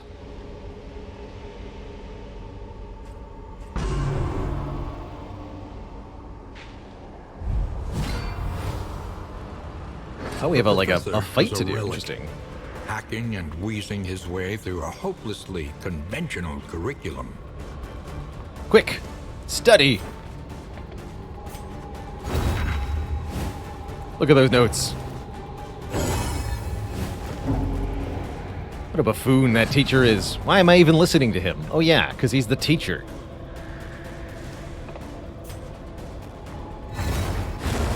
Sit down. Just wait till his rambling is done. Apparently. Just keep studying.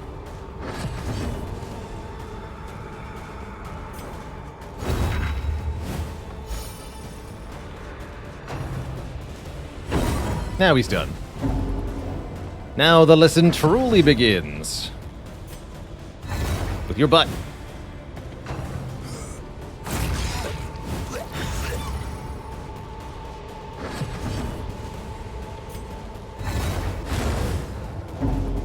Oh, he's got to go again.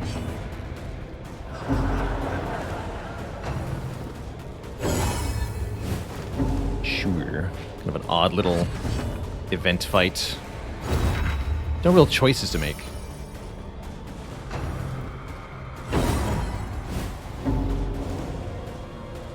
Definitely one of my problems with the first Darkest Dungeon game, and I'm seeing more in Darkest Dungeon 2 than I wanted to see.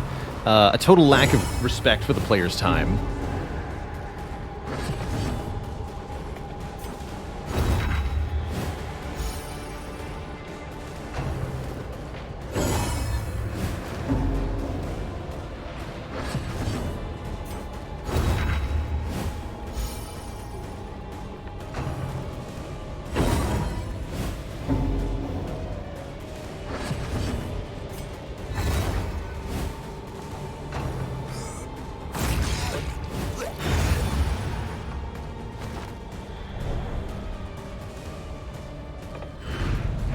She delighted in the combative debate. But now we have Plague Grenade, behind her a bookish multi-blight. glasses. That's good stuff. Reveled in their outrage and confusion.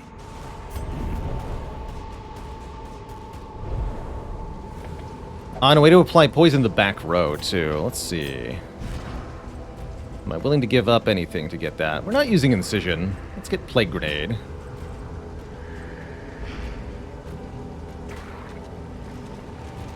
Stinky books. It is low indeed to profit in destruction.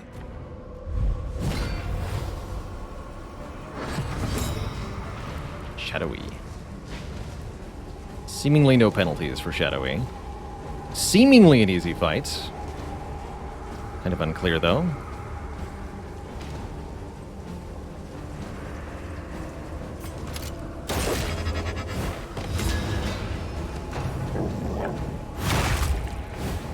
Agony by accumulation.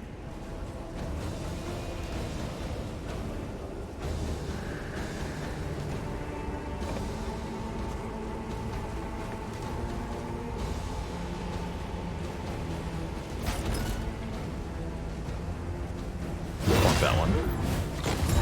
No dodge for you.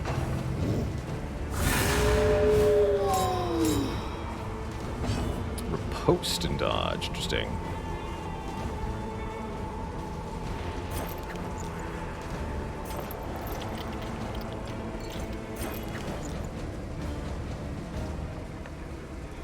Sure.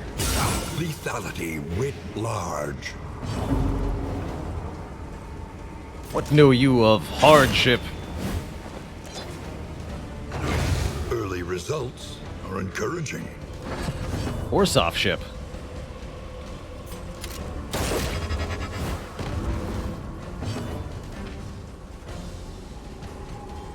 Can you riposte when you're dead?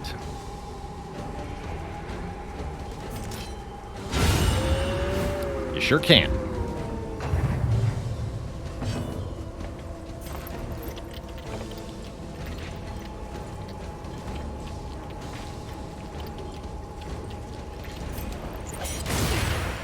I'm gonna keep this going a little bit longer.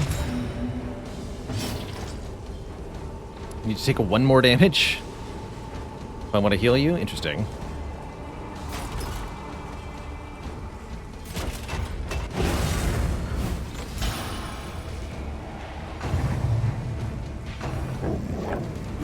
Steady yourself.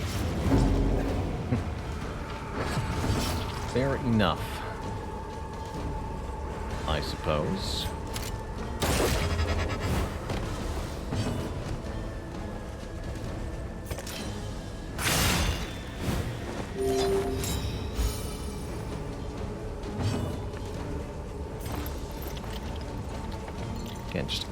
slightly too much health to get healed from battlefield medicine. It's kind of annoying. In crisis. Oh wait, that works on we can everyone? rely only upon I thought that was each one other. target. I gotta read these abilities a bit more.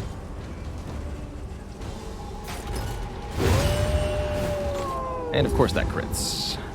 Thanks.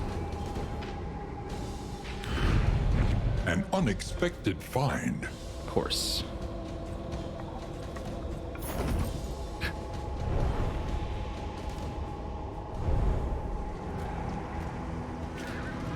Whatevs.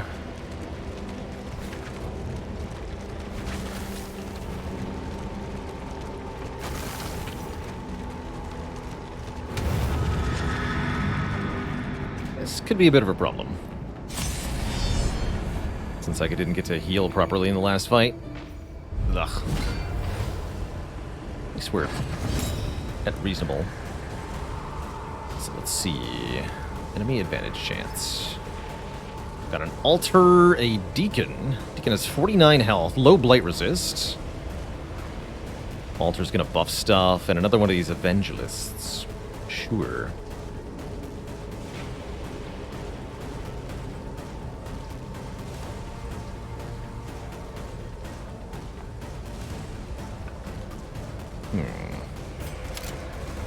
Tracking shot the deacon.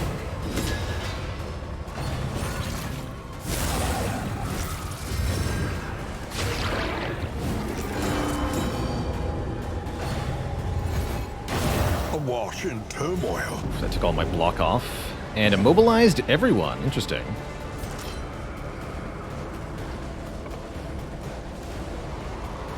We have a lot of health, which makes me want to use Poison Dart here, even though it stresses out the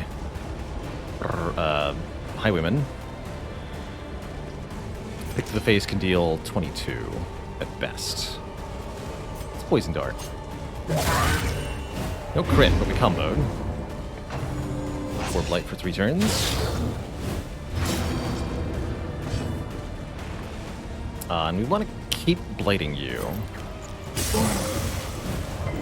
Ah, come on. Don't be like that.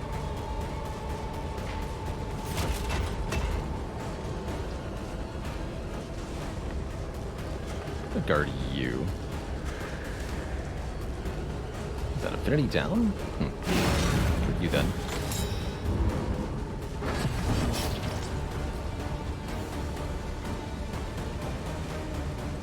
Okay, we'll tracking shot you again.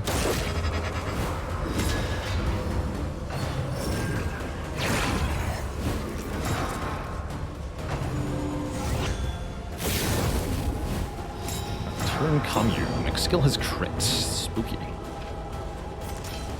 Alright, if you've got block, then it's picking time.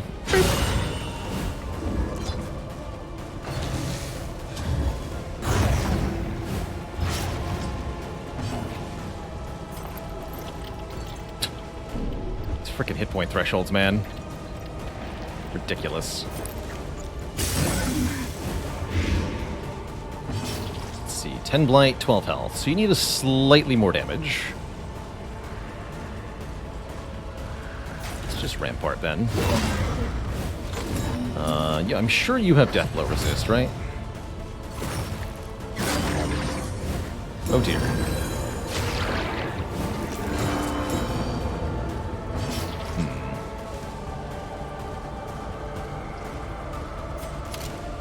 No stealth for you.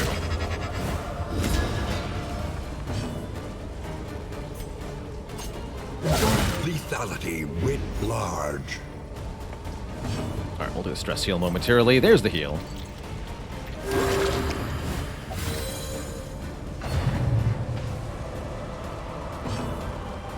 So you have 8 health, 6 blights, which means you still need to take more hits.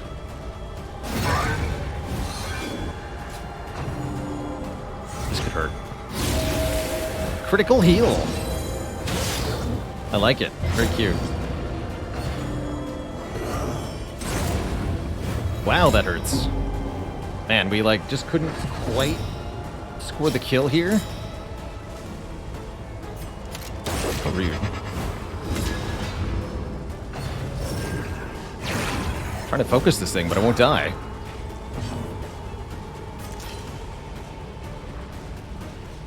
$25% to hit. Oh, you've got greater dodge on both these things. Yeah, I think we're going to fail here. This is going kind of badly. Some bleed. Try not to get stressed out too much.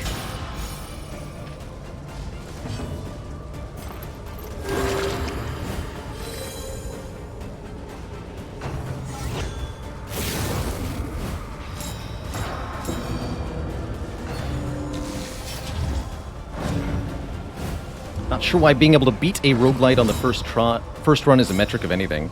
If it's not possible to win, then why are you playing? That's my question. It should be theoretically possible, even if it's not easy. Should be quite hard, actually. But if it's not even possible, I know it's possible in this game, but if it's not possible, there's some real questions I'd be asking. Alright, here. Maybe we want to focus on something other than the Deacon? Seems to be what I'm learning here. Because they're going to keep healing it, so let's tracking shot you, I guess. Try a slightly different approach here. Yeah, because I can't deal with that heal being a problem. Well, good to know that you don't target the Deacon first in this fight.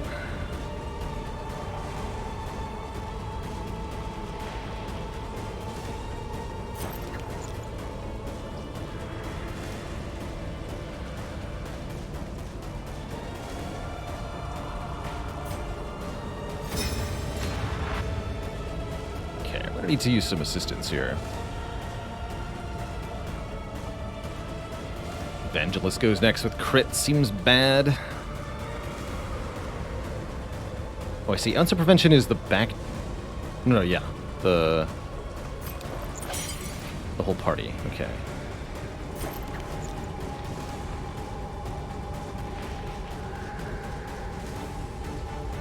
I want to pick to the face this thing. Well... Now let's just play it.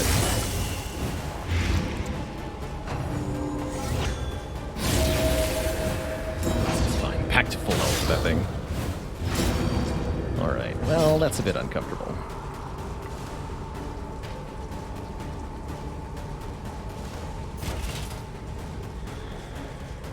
This isn't too much, huh?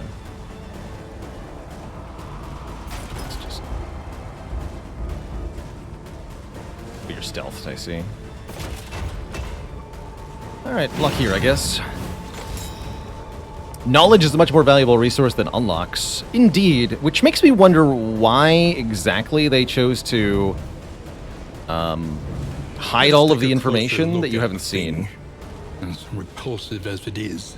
Like, you can examine the enemies and see their skills, but only after they've already used them on you. Interesting choice.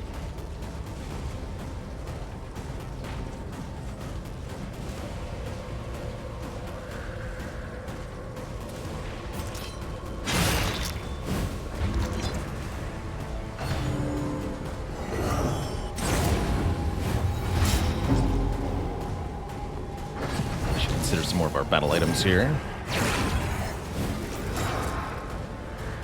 Yeah, a lot of these enemies seem like or a lot of these encounters seem like you pretty much have to take them down in a certain order. Again, not necessarily a bad thing. Okay, you have no death resist, you die automatically on your turn, so we can focus on other stuff here.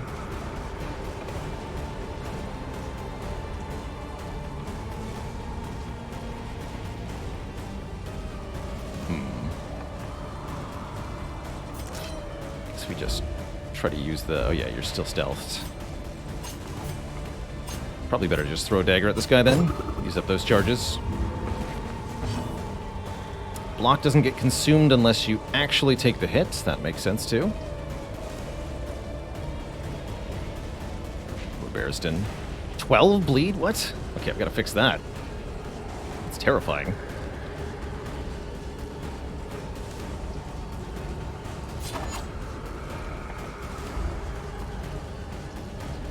Can't do anything about a stealth enemy in the front row. Because tracking shot only works on the back rows. This will combo you. Alright, last use of battlefield medicine. We better use the stimulants here also. Stimulize you.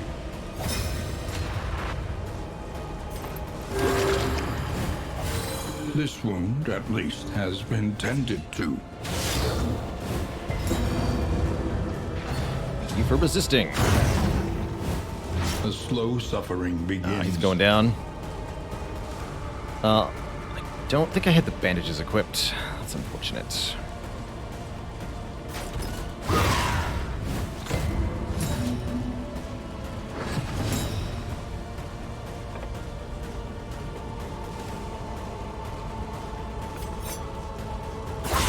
Boss going, even though it adds a bit of stress here. Need some help.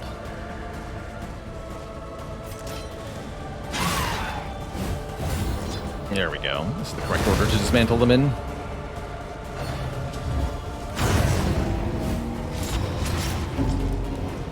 Uh-oh. And a meltdown on death's door? That seems bad. Sacrifice Dead. bestows an uncertain. GG to him. I think we can still win the fight and end the run, though.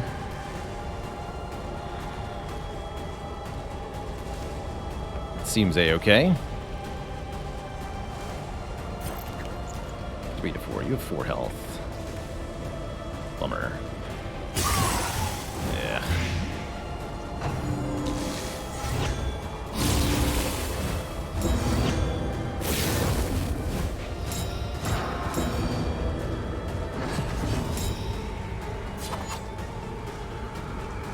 And so even though this has death blow resist piercing, because this is the first hit on an enemy with some amount of death resist, this will never kill? Correct. Interesting. Should be fine, though. I think we could have done this fight without losing anybody if I'd known what I was doing, but that's part of learning, I suppose. Let's, blind you.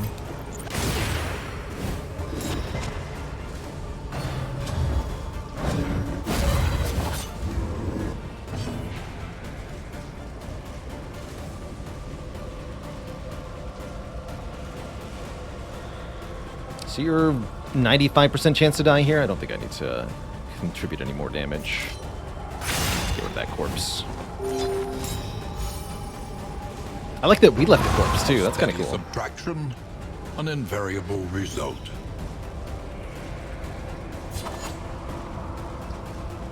Good stuff.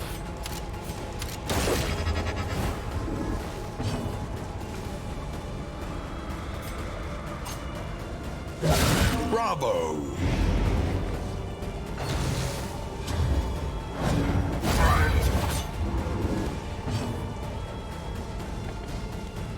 There's a grave robber skill that's a guaranteed kill through death's door, but you need to be in stealth.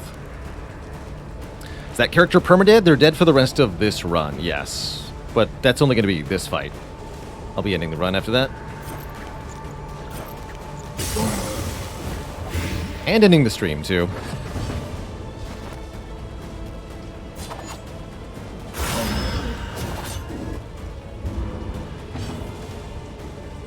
I am too hungry to keep playing.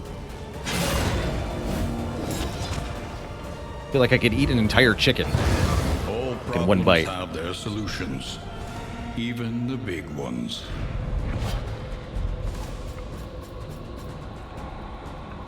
All right. Ooh, interesting. Huge max health up. That could be very powerful. Because this only affects your direct damage, not your blight or bleed damage. Make that 2 chickens. I feel like I'm the hound at an inn, you know? I just want every chicken they have. Happy birthday, Annabelle. Heck yeah. Take the stuff. The loathing whispers. Onward. Hero death. Let's see. The entire expedition, yeah.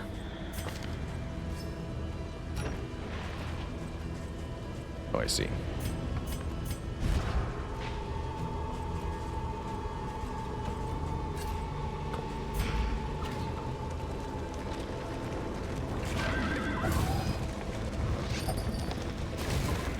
Metal knot. Can we replace them? No, I don't think so. You have to either adventure forth without them or reach a rest point like this and conclude your expedition, which is what I'll be doing. Get 10 candles for reaching the inn. Hope from the Fallen. Oh, you get candles for reaching an inn with somebody dead, too. That's kind of cool. Cool. And then we get quirks that I don't care about because the expedition is ending. Barristan bled to death. Poor guy. So none of this should matter because the expedition's ending, right? I don't care about relics, baubles, trinkets. We lose all of these. Only candles get kept, is my understanding. So all this stuff is wasted. Learn a little. GG. And begin again. We get 43 candles from that first expedition. That's not too bad. That's not too bad at all.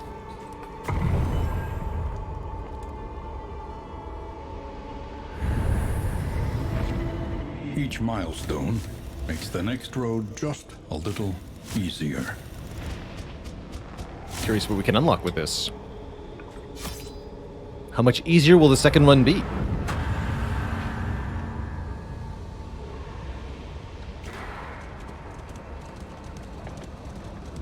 Push ahead, beyond the reach of this tenebrous malignity.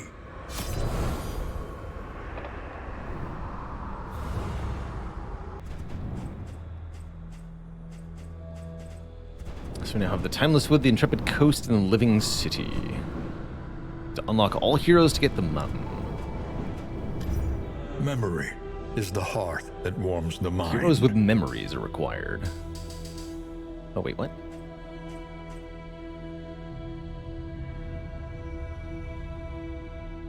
Illuminating onto heroes. Odd. Let's not spend those there, then. Hearts and minds will carry the day. Oh, wow, we can just get straight up permanent upgrades for each class.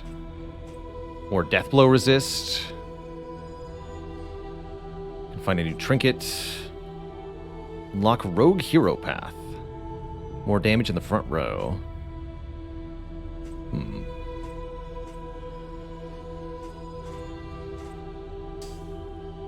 And I can progress towards these even if I don't have them unlocked. The more they have to hold on to, the harder they will fight. And the recollection is all the stuff we have unlocked, I guess. Oh, that is how you unlock them. Okay. Got it. So I was trying to figure out if I was on the right screen or not. So let's get the Hellion. I like the Hellion quite a lot. Broken souls. And yet our fortunes Unlocks lie Hellion, with yes. them. The true splendor of a world. Let's get some death Those blow who resist. live within it. Runaway. It's not a character I'm familiar with. Burn, stealth, and support. Self-sufficient and durable, the leper. Jester has stress heal. Vestal is a dedicated healer. Occultist is a bit interesting. I've heard good things about Flagellant. Let's unlock Flagellant. Flagellant. A little more light, a little more strength. And the Jester. Jester. Cool. To recall a thing is to make it real once more.